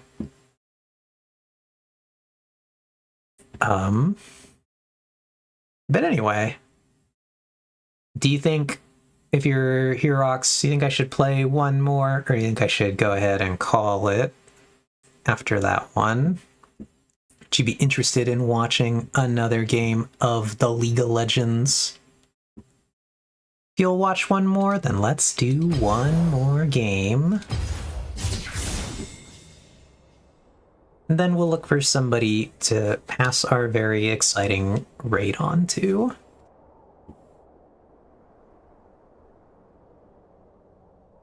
I don't know if you... Oh, I gotta click the find match button.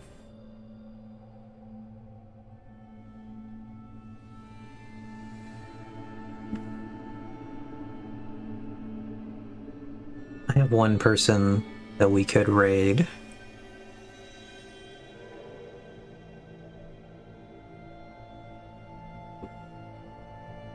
We'll see.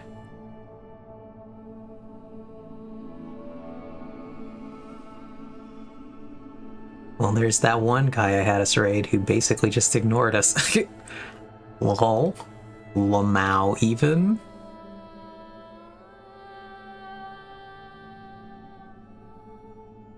Yeah, I have one person that's playing that we raided in the past. They were playing Minecraft then, but I don't know what they're playing right now. I don't recognize this game.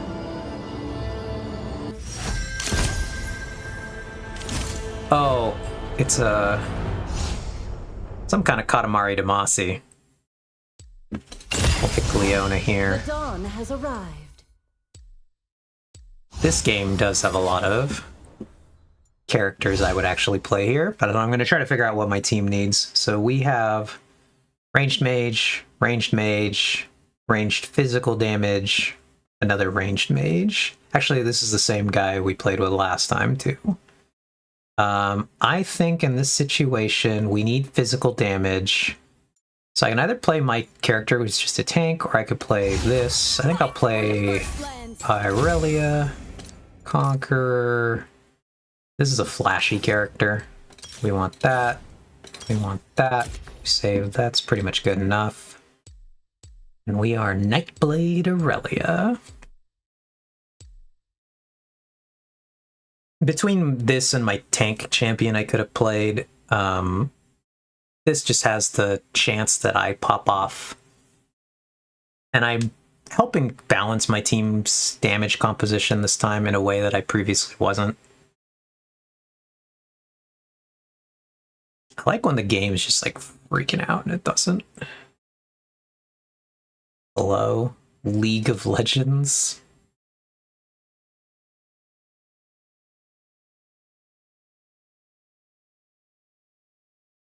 Can you play bees? There are some bee skins for champions. Would that count as playing bees?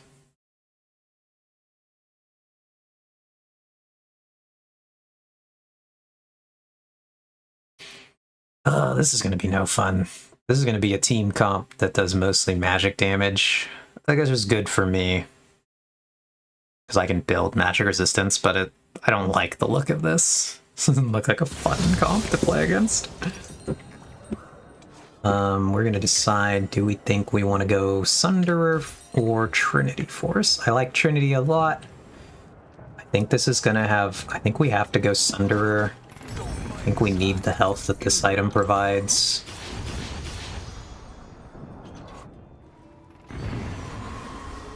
Let them come. This land will be their graveyard.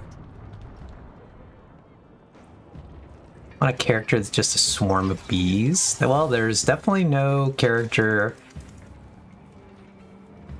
that just summons a swarm of bees or is a swarm of bees. There is really nothing...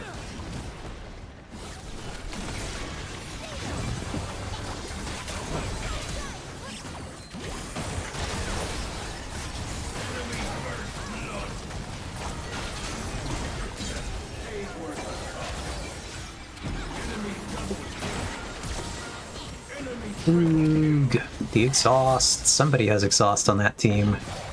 It's the Lux. Need to get my rhythm back. Let's get out there again.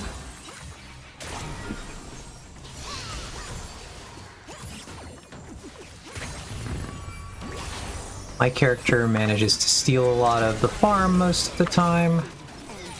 So I'm very good at last hitting.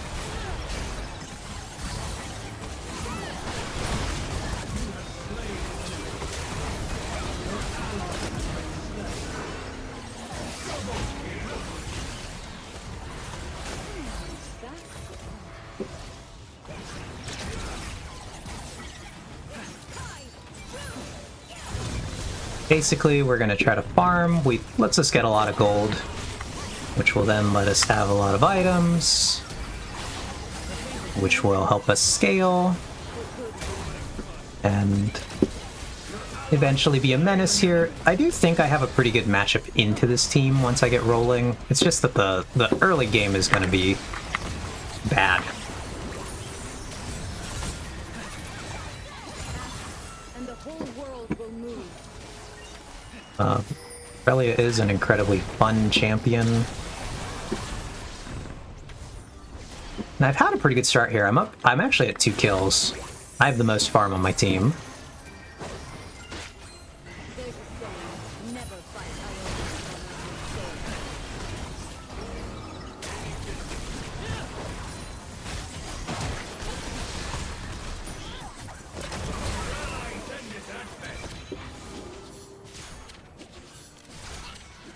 We need to change your name to Mercurial Eventual Menace Eve. Yeah, I tend to play a lot of characters that have really good late scaling.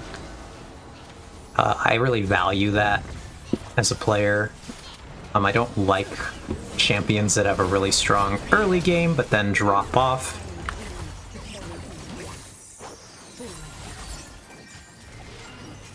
I'm a relatively safe player. So a lot of times I'll play a fairly conservative early game while I try to scale and pick up kills, and then I'll play a lot more exciting and wild once I start to get a decent grasp on the game. Here, I can get a lot of kills here once I get back out there. We'll see if I can get this. It's worth going for.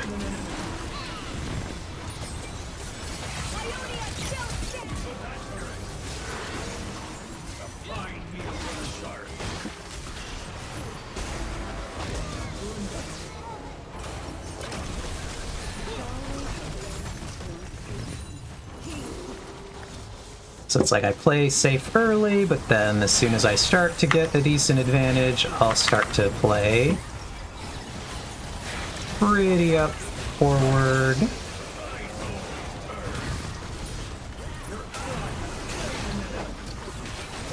Got rooted right there.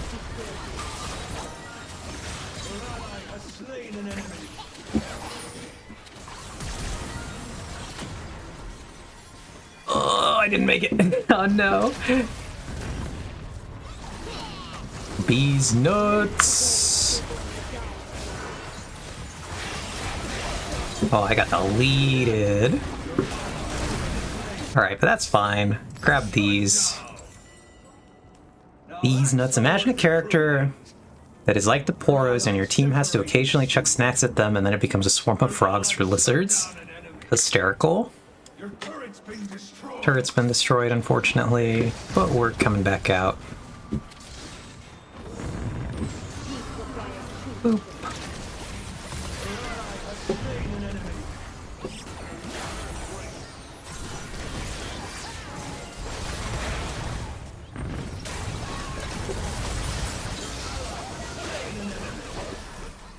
Harm no one. Unless they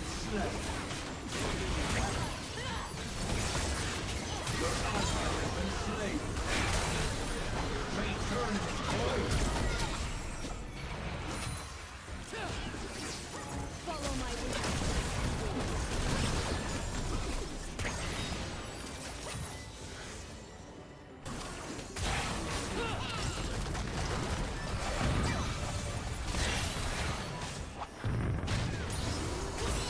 Their weapons are great, but our will is greater.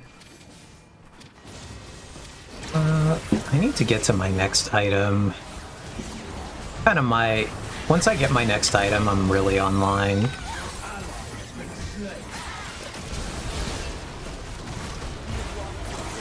Oh. Got that kill, though. My next item is this Blade of the Ruined King. This is my other major damage item. Once I build this item, then I can just start building magic resistance for the rest of the game.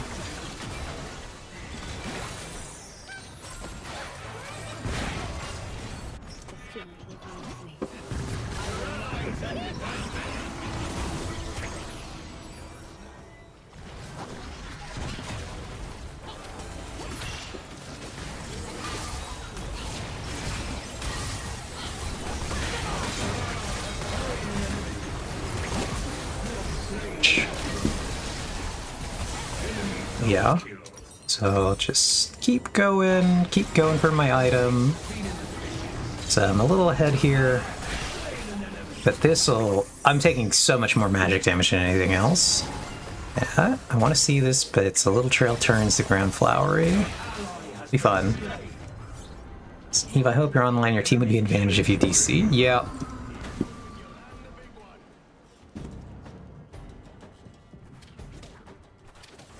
Do-do-do-do.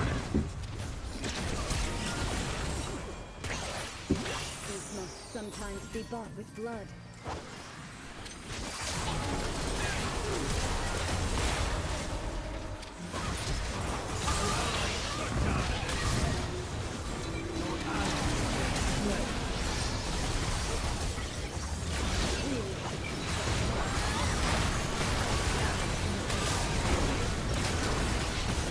Still taking a lot of damage, but again, I haven't gotten to build my tank items yet, so there's going to be a lot of this until able to get a little more.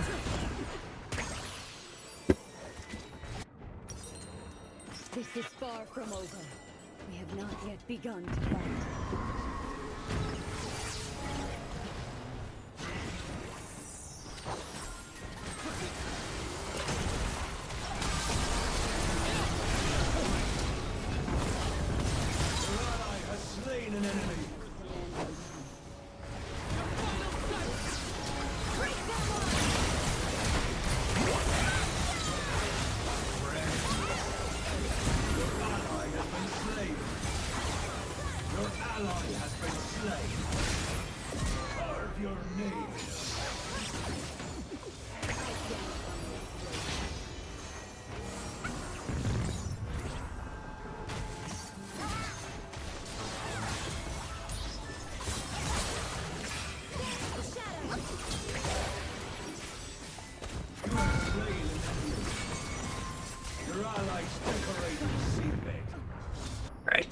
Cool, we made a big enough distraction. We got our item now. So from here on out, we have a really good fight into these two. So that's what's kind of going to be good for us here. And now we start to not die to the other three. So we have a really strong fight into two, and we start to not be very killable for the others. My dance has forged two forms. So we're working on it.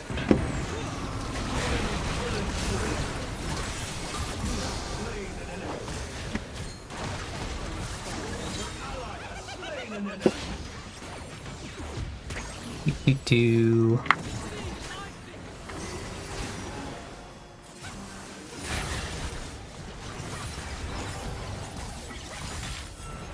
Strange power works through me. I did not know.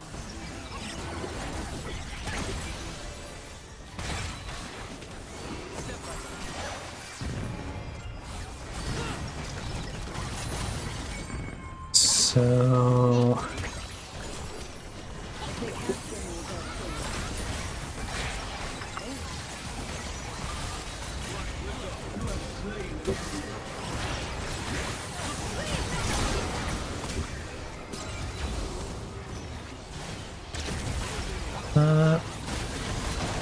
yeah, unfortunate death for me right there, but like I said, still don't quite. Now I'm starting to get to the point where, like, okay, my next item is a tank item, so I'm gonna have more health now.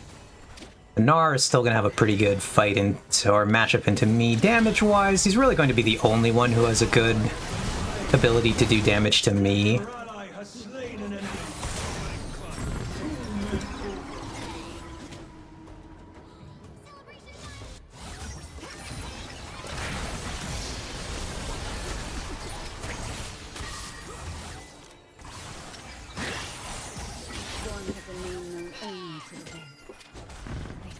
But I should start to heal quite a lot, so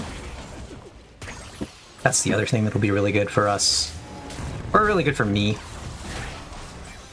But yeah, sorry I can't really read chat in this particular game. This one is pretty gnarly.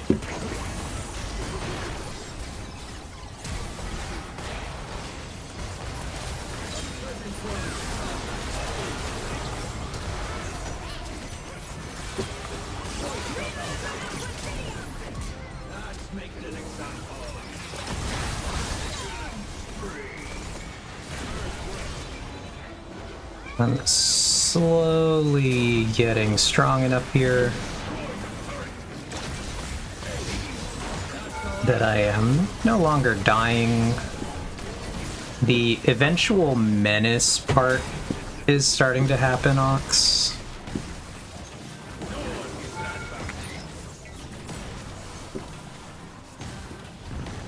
Better times will grow. I will be.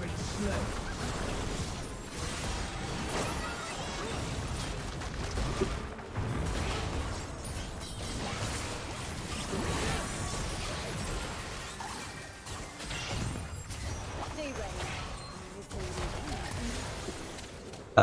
My next item will be complete when I spawn here.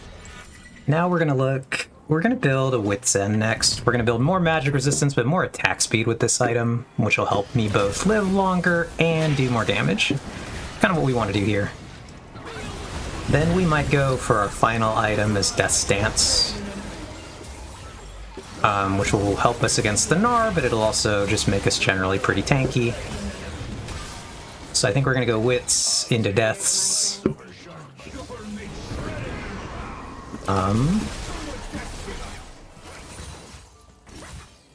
Yeah, I have been trying to like corner read your messages, Alyssa, but you can imagine not a game that really makes chat reading easy, particularly in this kind of match where it's really was a difficult start for me. I'm playing a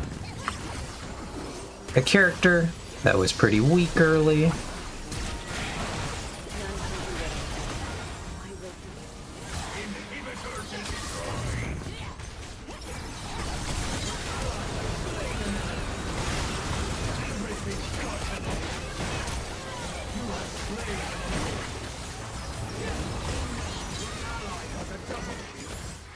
we're starting to hit the menace portion of the game again, because as you saw, I lived through that. Previously, I've been dying, and that time I actually lived.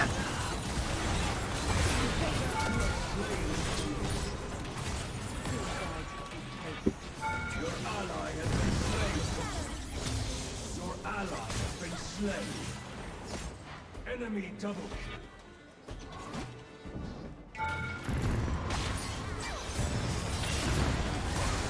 Three souls turned loose. Now we'll go by our wit's end. Should be in our fighter items here. So we'll buy the resistance portion first, and we'll buy more attack speed. Yeah, it's not. We almost got half of it, though, like out of the gate, so that's a good buy. We'll probably be able to get the other half. See, we're 13, 10, and 19, so good scoreline, considering. And like I said, oh god.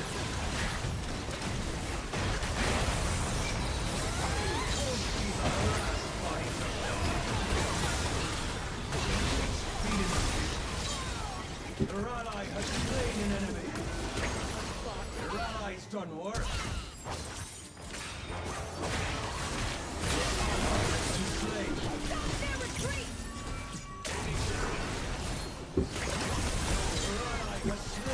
Now I'm getting to the point where I can run down the Gnar, even though he's trying his best to escape me. It doesn't matter anymore. I'm fast enough We do this for those who came before. and like annoying enough to keep up on him. Can't believe that hit me.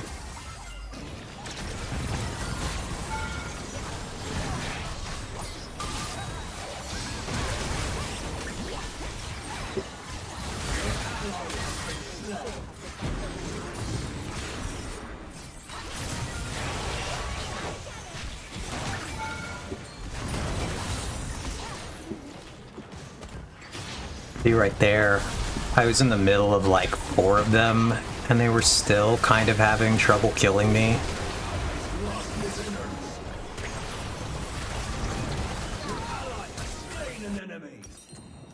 I can almost buy my item. I might get it when it's 20 seconds, might give me enough gold to just buy this flat out here. Shut down an enemy.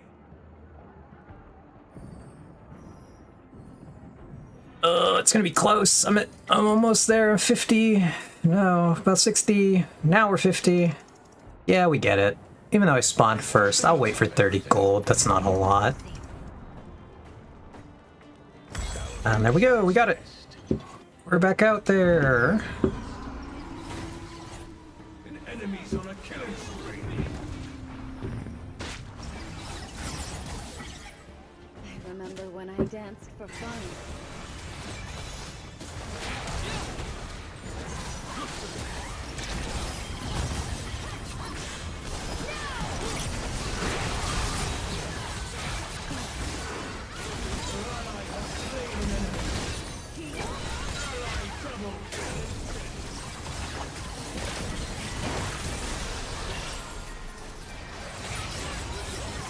Single cover distinct focus. The enemy's inhibitors respawn. My face. Double kill.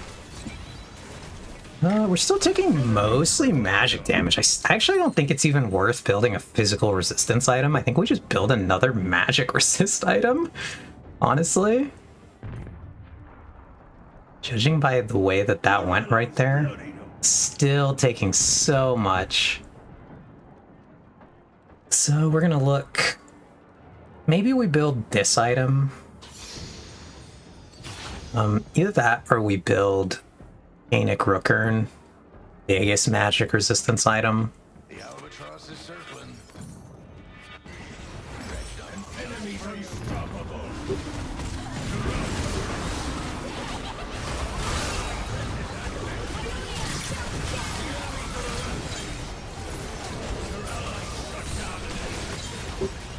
Your ally has slain an enemy. Twice the bounty. Haste. Stay conservative. So I think that the Gnar basically just can't do anything to me. He's trying to build Blade of the Ruined King as his final item.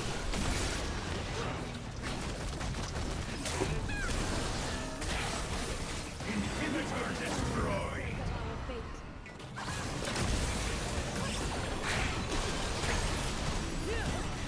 Direct that turret.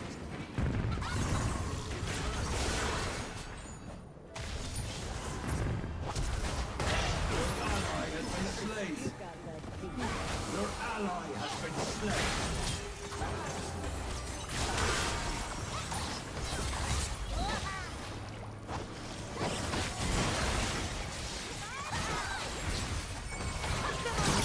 Feed him.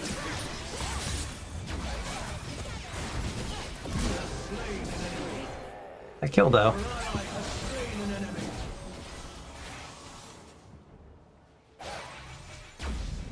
Another one where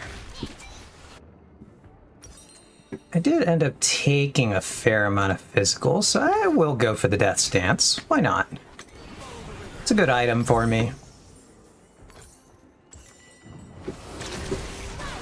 So, let's do it.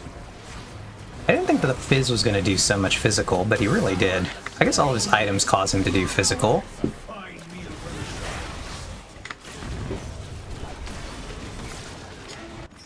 the A mastered weapon needs no heft.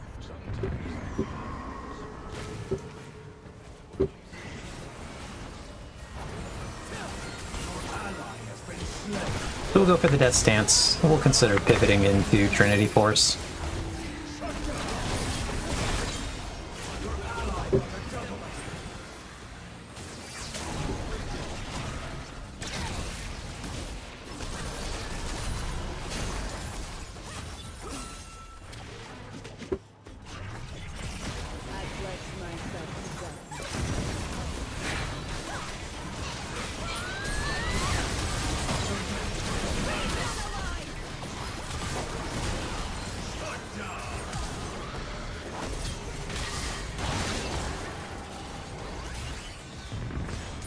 Ally has been slain.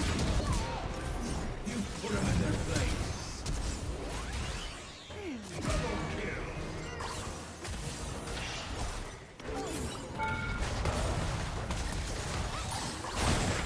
Oh, got a little too close to the tower there, took a shot. Otherwise, I think I might have had that fight, even how low I was.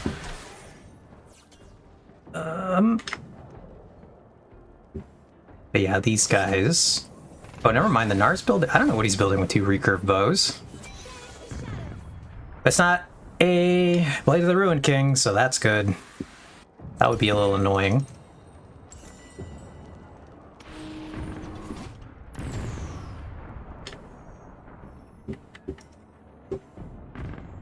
Yeah, we'll consider pivoting to Trinity Force, because it'll help us kill the squishy targets faster, which we kind of like in this matchup here.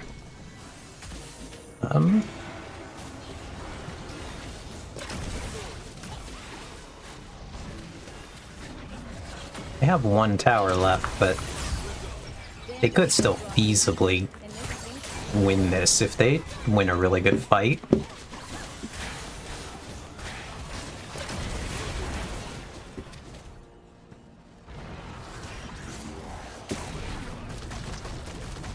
I want my squishy teammates to manage to not get hit by stuff.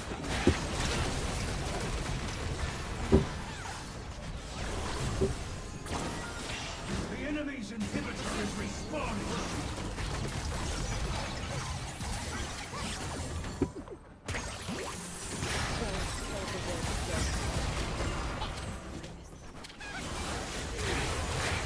Your inhibitor's back.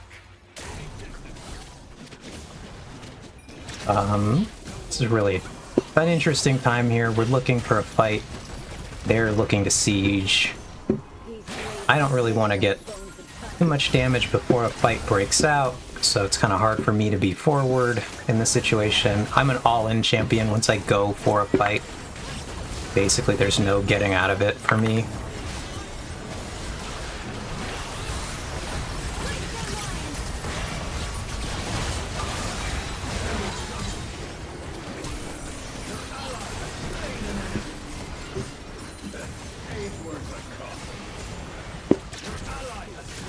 That hurt quite a lot.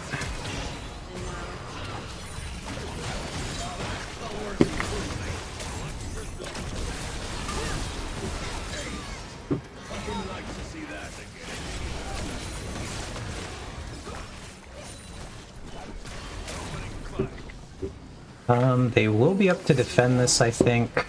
But I think I can take any of the ones that can spawn back in time. Pretty handily. I want to get this tower. If I get this tower, they don't have a good chance of stopping this from happening.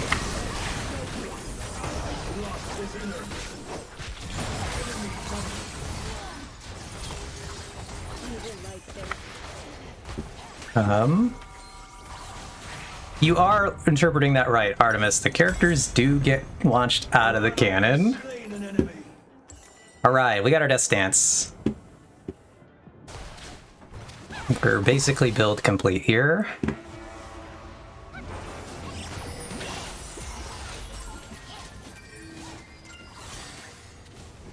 Can't believe that guy got away. Alright, so we now have our last item. Should help us against the physical, but should basically help us against any damage we take here. Death Stance reduces pretty much every bit of damage coming in.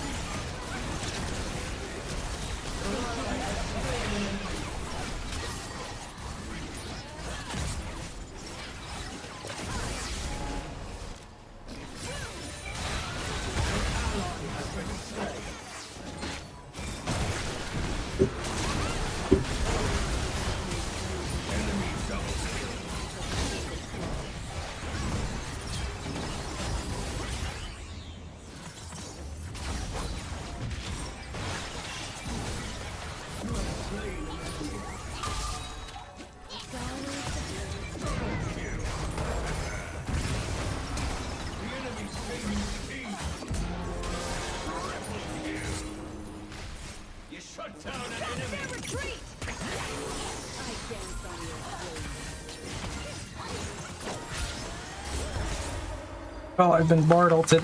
Oh god. I don't like it when that happens. Bard's trying to end. Will Bard get it? He got it, though. I hate getting Bard ulted by my teammates. I'm just like, please let me fight. No, I'm stuck in this gold garbage. I will honor this guy. And I will honor the Hui. I'll honor basically almost everybody. Not the Bard. I liked everybody else. I did not like the Bard. Who has continued not to... Actually, he was on my team last time. He also didn't honor me then, so...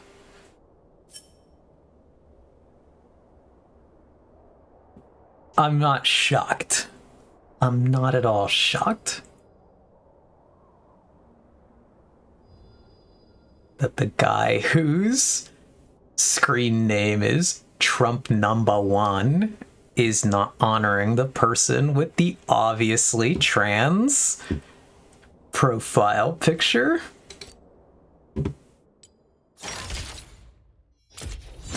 So, ooh, look, we got a box though. Let's open that really quick. Ooh, we got 2 things. Let's go. Box. Oh, come on, come on. No whammies. Or the box will break. Oh, we got a Fiora shard. That's pretty bad. A mystery icon. Not a bad one. I like Chosen the Wolf Katarina. Yeah, we low rolled on our box, honestly. All we can do is disenchant that for blue essence. I think we can only do that for this. Tragic for us. The box did not work. Oh, but yeah, Artemis, you're here. Look, I got the box. We're ready. We're ready for Friday.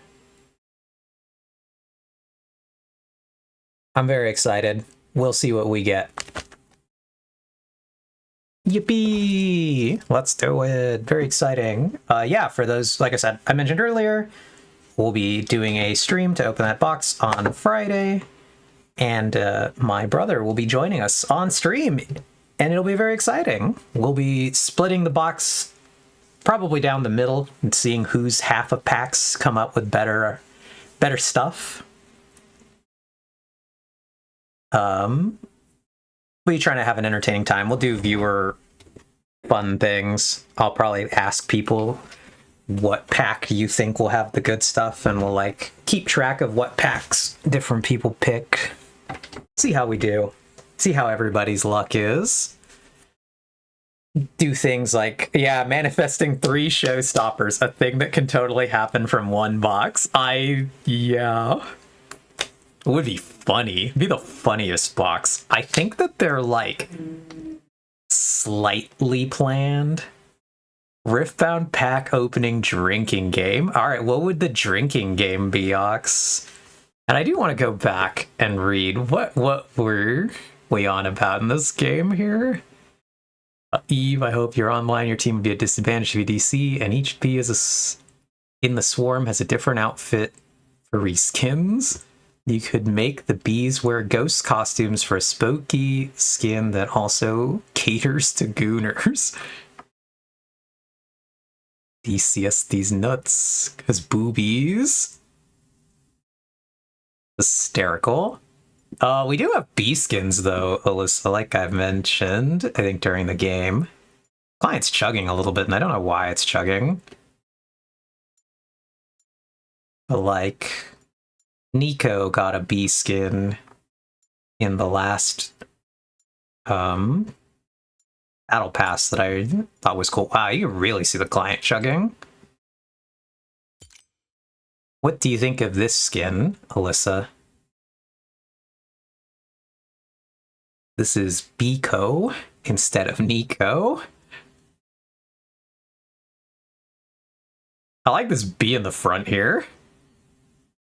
Honestly, these bees kind of have Minecraft bee energy. I like this guy. Yeah, there are a few... I think it does, Ox. This AI energy. The closest character that I think actually might have the swarm of bees that you want is this guy. I'd have to look at his abilities. He has a bee... Okay, so here he is. He has Beezahar. And one of his abilities puts this, like, purple cloud damage ability onto things. And I think they might have made it bees. So... this one might have the bee swarm that we were asking for. I like Nico's bees more than I like Malzahar's bees, though. Right. I was gonna say, the bee in the foreground kills me, yeah. Do you like that guy? Posted my dinner in the Discord. Ooh, let's go. What is the dinner? Ooh, that looks delicious. It's pasta. For all the pasta enjoyers.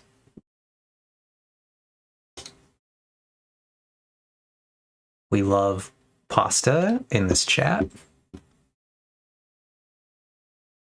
Yeah, the 2/3 of it does look delicious. The other third is plants.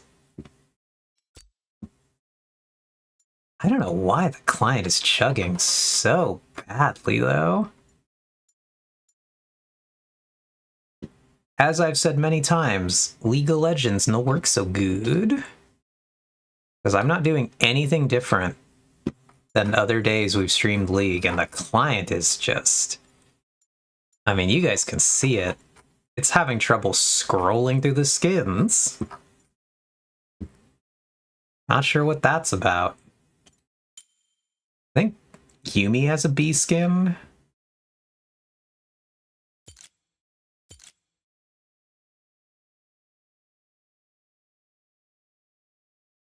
Yeah, the client really did say, what if I just... Ugh.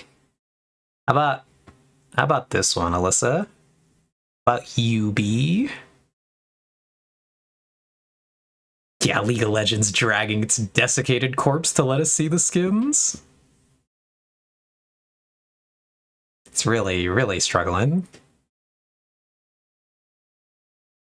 The gremlin on the left is Kog'Maw, who clearly has a bee skin. Let's go look at Kog'Maw. He is normally a horrible bug monster. I guess he's not really not a horrible bug monster in that skin, though. He's normally this thing. So they make him look kind of stupid a lot. Real head empty, no thoughts.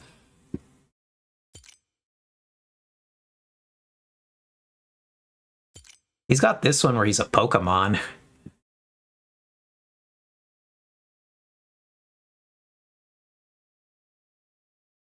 But yeah, that is some kind of alien puppy dog. But then yeah, he does just have this bee skin, I guess. Bee Maw. Instead of Kog'Maw.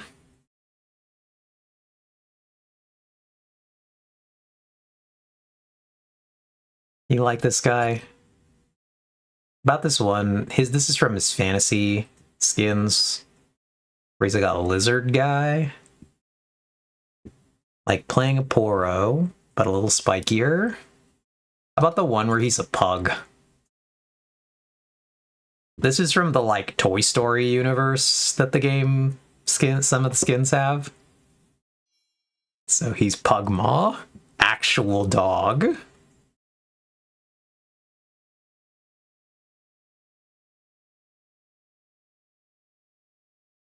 Alyssa could just play a Poro. She would. Did you see the Rift-bound Poros, Alyssa? By chance? We're gonna go ahead and close out a league here. I think they might have a Poro plushie. We'd have to look. But, let me pull up a tab really quick. They're adding the saddest Poro I've ever seen in my life to the game for Riftbound. Let's get the desktop here. Alright, so the card is called Lonely Poro, and I'm kind of curious what you all think Lonely Poro is going to look like. Because I feel the name implies that it's not going to be good for the Poro. But look at this guy.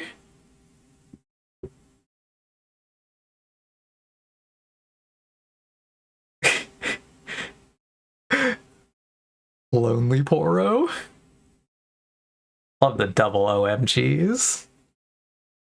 Yeah, they're adding Lonely Poro to the game, and he's like, and his effect is so like, if I die alone, draw one. So you basically want to leave him alone. Yeah, not me when my effect is die alone. It's pretty bad.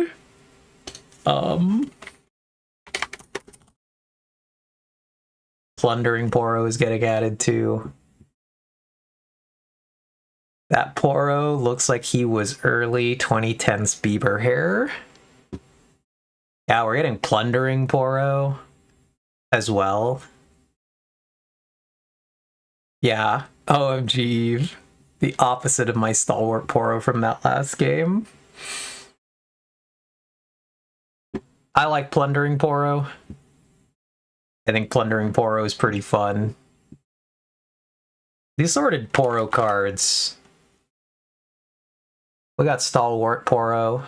This is the one Ox is talking about. I like this guy with his little hat. He's got a big helmet on.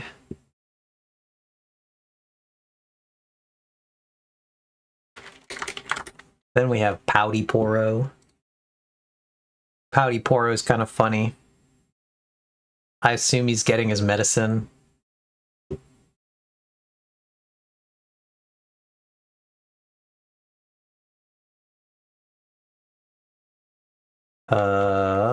There's Daring Poro.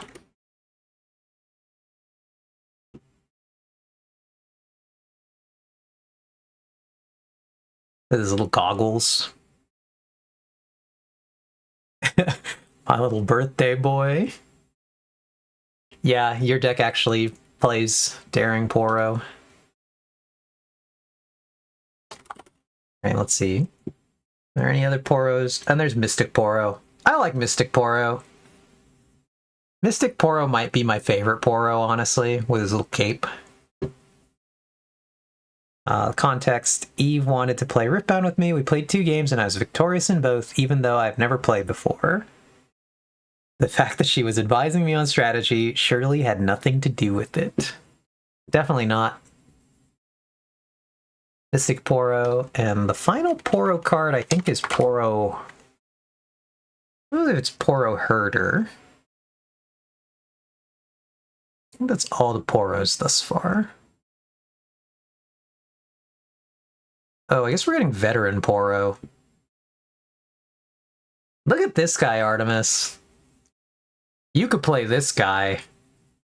I don't know why you'd necessarily want to play this guy, but you could play this guy. What are our thoughts on Veteran Poro? Because his card effect is not the best. He's got Weapon Master, which basically means when you play me, you may equip one of your equipments to me for 1 less recycle cost, even if he's already attached to something. So, like, basically, if you have a weapon on the field, you can attach it for free to the Veteran Poro.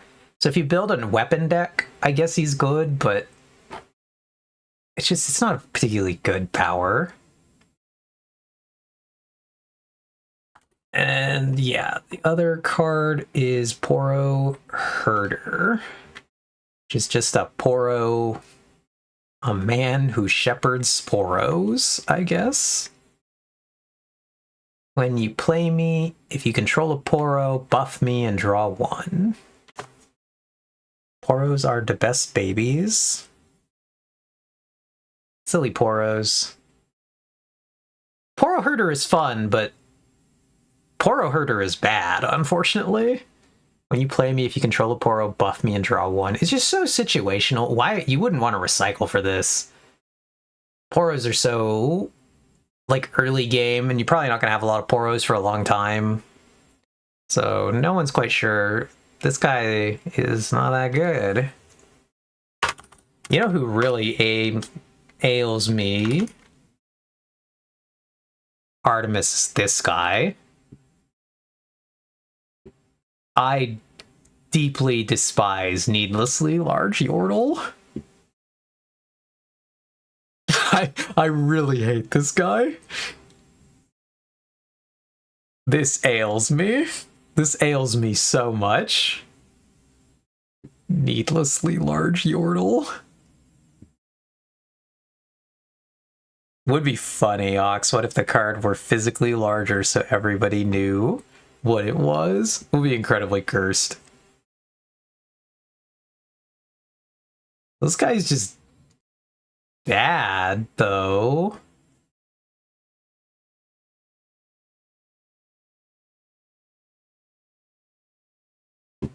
I hate him and his friend with human teeth. Yeah.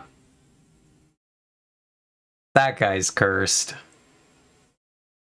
Let's see. There are actually oversized battlefield.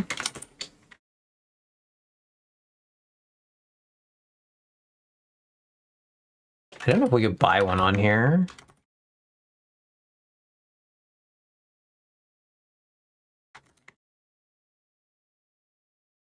Oh, we could.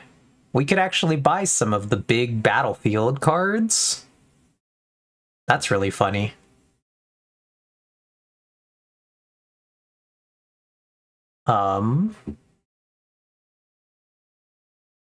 They're actually about the size of this box. as compared to the normal cards, which are about that big. So the oversized battlefields are quite entertaining. They come in the like starter proving grounds box. I have seen one in IRL because I know someone I know someone who got one proving grounds. It's this thing, Origins Proving Ground box set. This thing retailed for $30 and people are selling it for $195. That's crazy. That's crazy. And this thing is getting a reprint. So when it gets its reprint, I will buy one for $30. And I refuse, because it's basically like a board game. It is actually the thing that you might like Ox for a card game to be, where it just comes with all the cards and all the pieces required to play the game. So you could treat this box as its own self-contained board game, and it comes with all the pieces required to play it.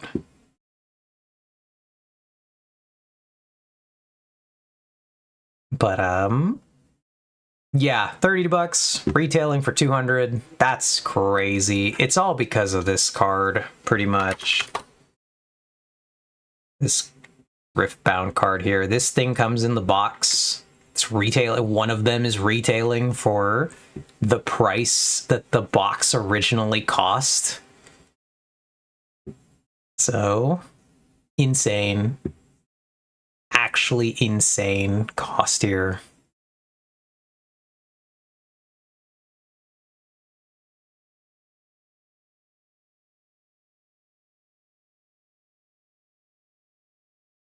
I did not see a T at the end of set. If that's the goal. Why would you pay 200? Okay, so Ox, if you pay 200, you get the card. You actually get multiple copies of the card. The box, that box has preset. What's in it is always exactly the same. So you get all of this specific cards, and people have just decided that all of the cards combined that you get out of that box are worth about $200. They're not, but that's currently like the only way to get those cards. So people are upcharging a nonsensical amount of money for that thing, because it's basically the only way to get those cards. Minecraft says Han shot first today. So, yeah, that box is not worth that much money. Alright, let's look around for a raid, though. We shall see who we can raid, because I have a couple people on that I follow.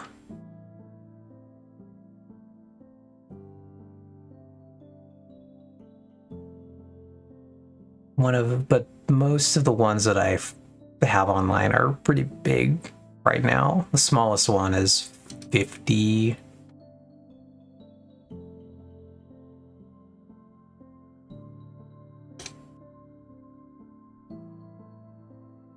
But like I said, I think we're gonna go raid this other. Oh, I guess we'll change our category. Back to Minecraft.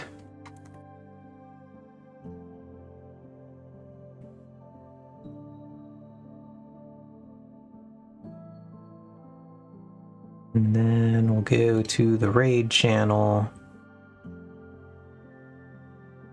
And I don't think it's going to suddenly suggest new, better raids.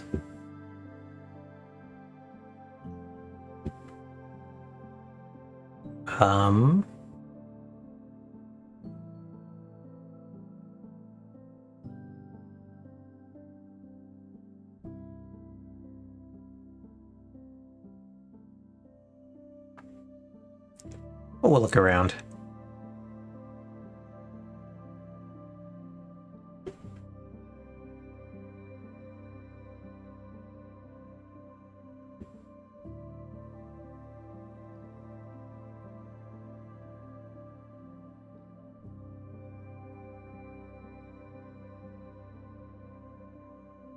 Do.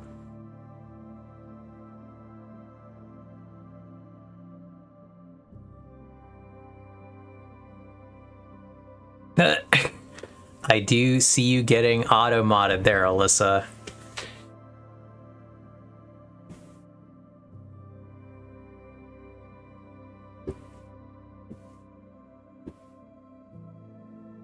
Character design in a not overtly lewd game. What if I incorporate some bondage cure as a little treat?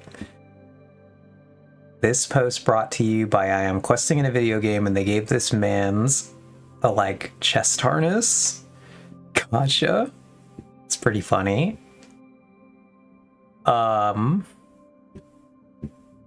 Let's go really quick back to the desktop here. So Alyssa, I am putting together a tier list for my friends stream that's just ranking attractive female characters. And I thought that was incredibly funny. This is what I got so far. I'm curious, my audience here, how many of these characters you really recognize. I think I've got a lot of icons here. I've got a lot of bangers.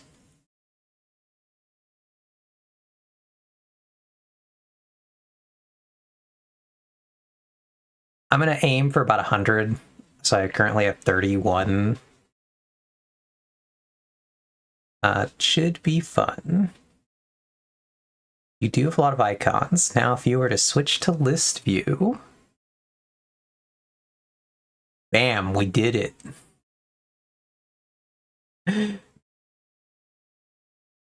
She's here. Where is she? She's over here. I just have to zoom her picture in. This one's way bigger.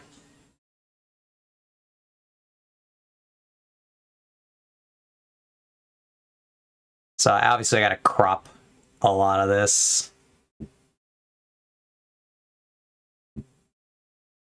As if, oh, yeah. Oh, that's it. She is over here in the top corner. I forgot we're over there now instead of in the bottom. I would have been covering something no matter where my camera was. I actually am going to... I don't know if top is... I think we moved... Why did we move to the top again? I forgot now. What were we blocking last time when we were in the bottom? We were blocking something when we were down. Normally we're down here in this corner. And, yeah, it was anime on the anime list. That's what it was. Well, we'll move back down to the corner. Yeah, we got Kita. It's hard to find a decent resolution screenshot for Kita that I thought was a good one.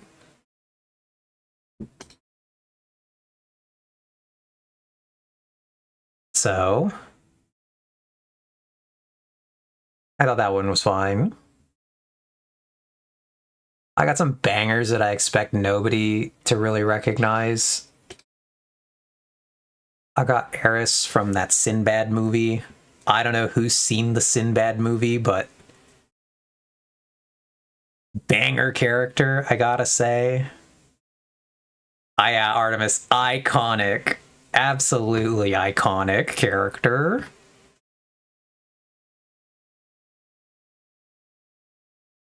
But I don't expect a lot of people to recognize that. If I get... Yeah, I gotta get one for Chell. Chell's really good. Is that movie about the Bible because Sinbad? Hilarious. And yeah, like I said, Chell from El Dorado, definitely gotta find one for her. I have every Hex Girl as a separate one. I didn't want to do Hex Girls all three together, so I found individual images for all of them. It was hard to find a good image for Storm, so I had to get one from the new X-Men 97. There are not a lot of good old screenshots of old Storm, but the Storm of my mind brain is the white costume Storm and not the black costume Storm. So I was like, no, we're committed. This is my list. I get to pick the arts we're looking at.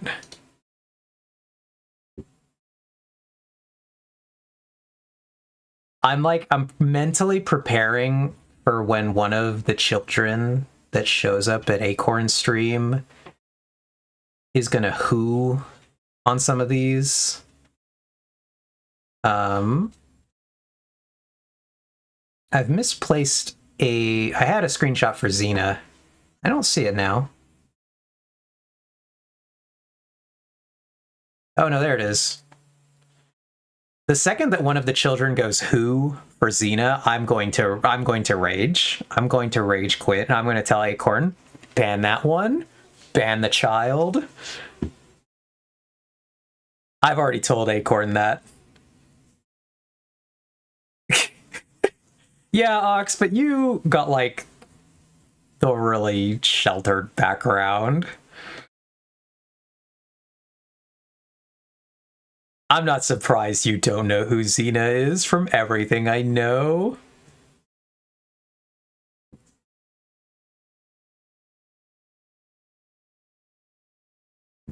Yeah. I expect to get hooed on maybe the Xena characters, which is going to upset me. I'm going to get hooed on Balalaika, but I'm not surprised I'm going to get hooed on Balalaika. It's just so good. Such a good design, though. This one is my, I'm putting this in here for the education. The children, they gotta know the good word.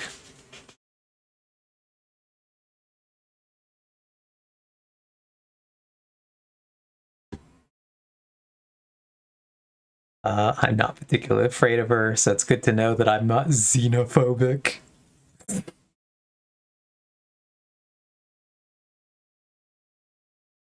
Hi, Messis are yelling right now.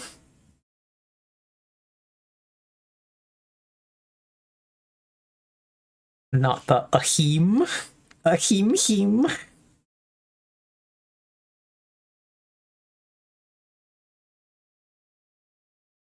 So yeah, that'll be fun. I'm gonna try to get this done by next week, so we can do it on stream.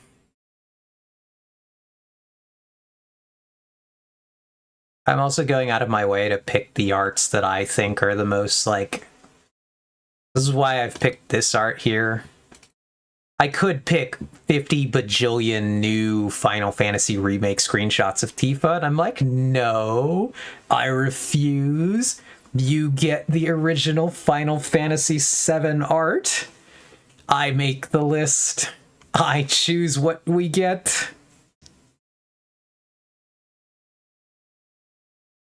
It's for the olds and the weebs. Yup. 100%.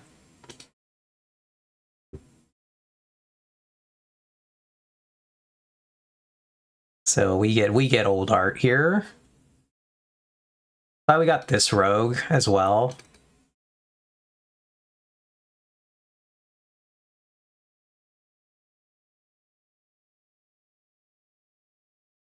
I think I know of Tifa from the weebs.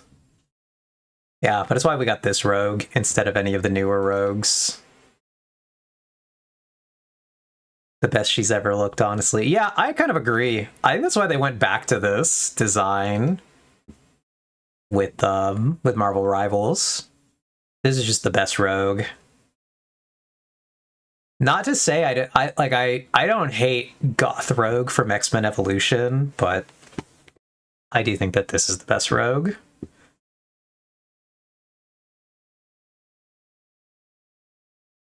So, should be a fun time.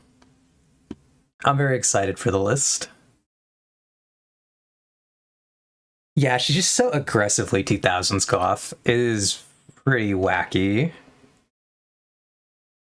All right, let's take one more look. Let's go back to the raid channel. Like Gwen Total Drama. Yep, like Gwen Total Drama. Even the Minecraft. Oh no, there goes. Caught up. We might do it on my stream, but we also have a tier list redeem. So we might do that one as well, because it's funny once I finish it.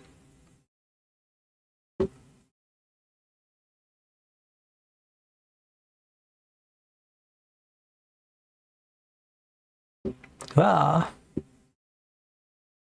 Yawn, yawn.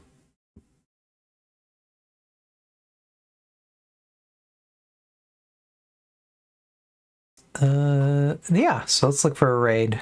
Unless anybody has a suggestion for raids.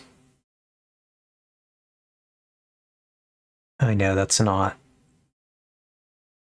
always the case.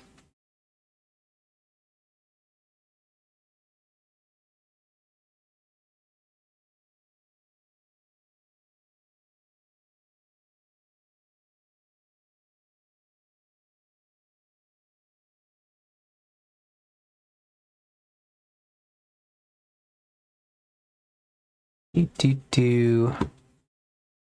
Not the Minecraft. Not the Mincecraft.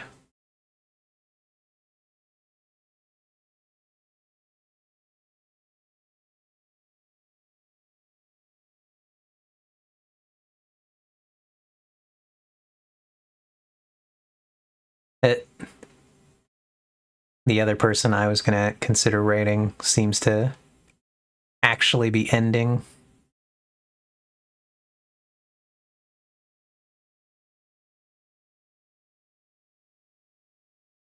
Unfortunate timing.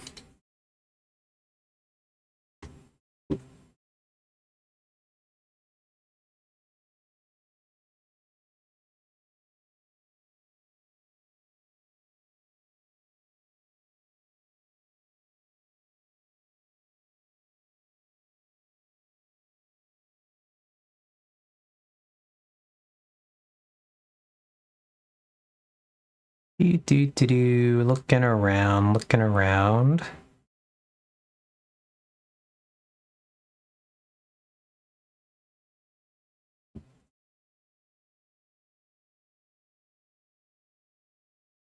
Not another Greg Tech. Checks if the youth pastor is live. Be funny.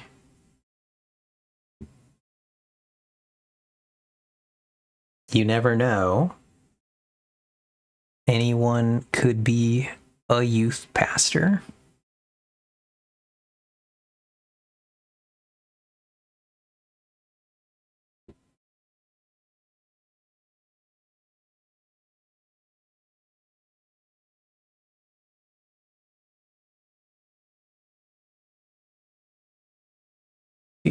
Do.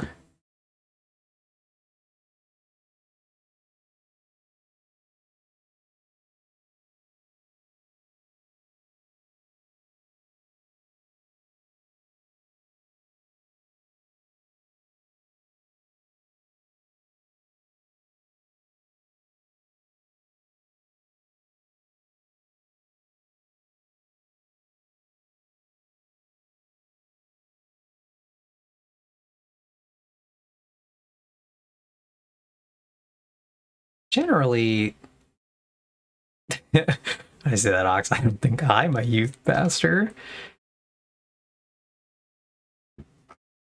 I'm pretty confident you are also not a youth pastor. It would be pretty shocking if you were.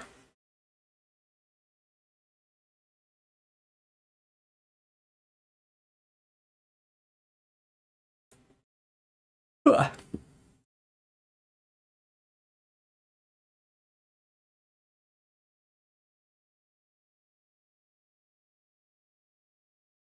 Man, 18 plus YouTuber.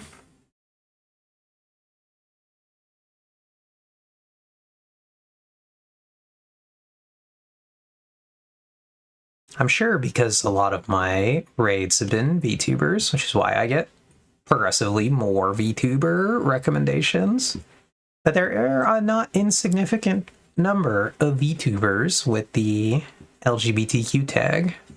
They are kind of easiest to find, honestly.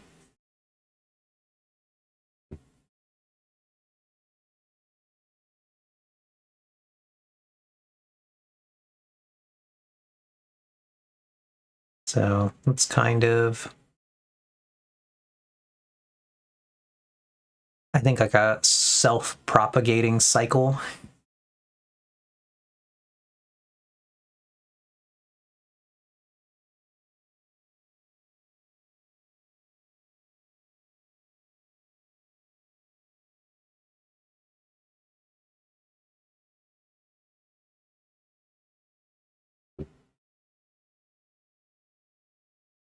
Yeah.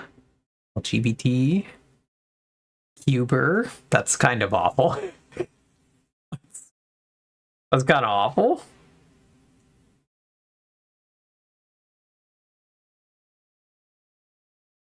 I'm very impressed. Yeah, so we're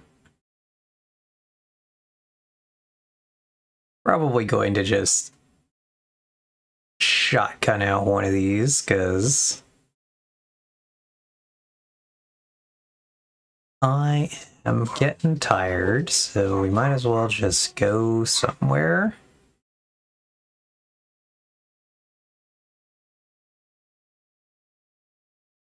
Hard when you want to kind of, I don't know, try to go raid somebody that you think will actually be kind of fun.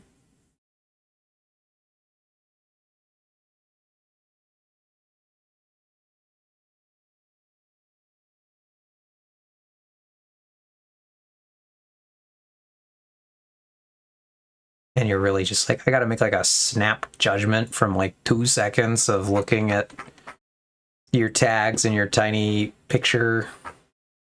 Fingers crossed. Let's hope it's a good one.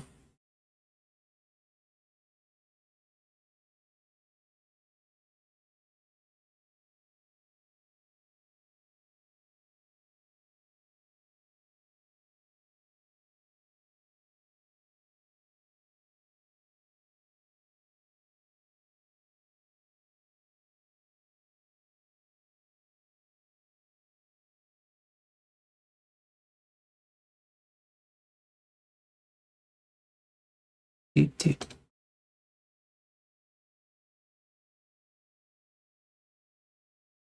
A cuber. Is that what Minecrafters go by these days? Let's see. Let's go over here. Seems as good a place as any.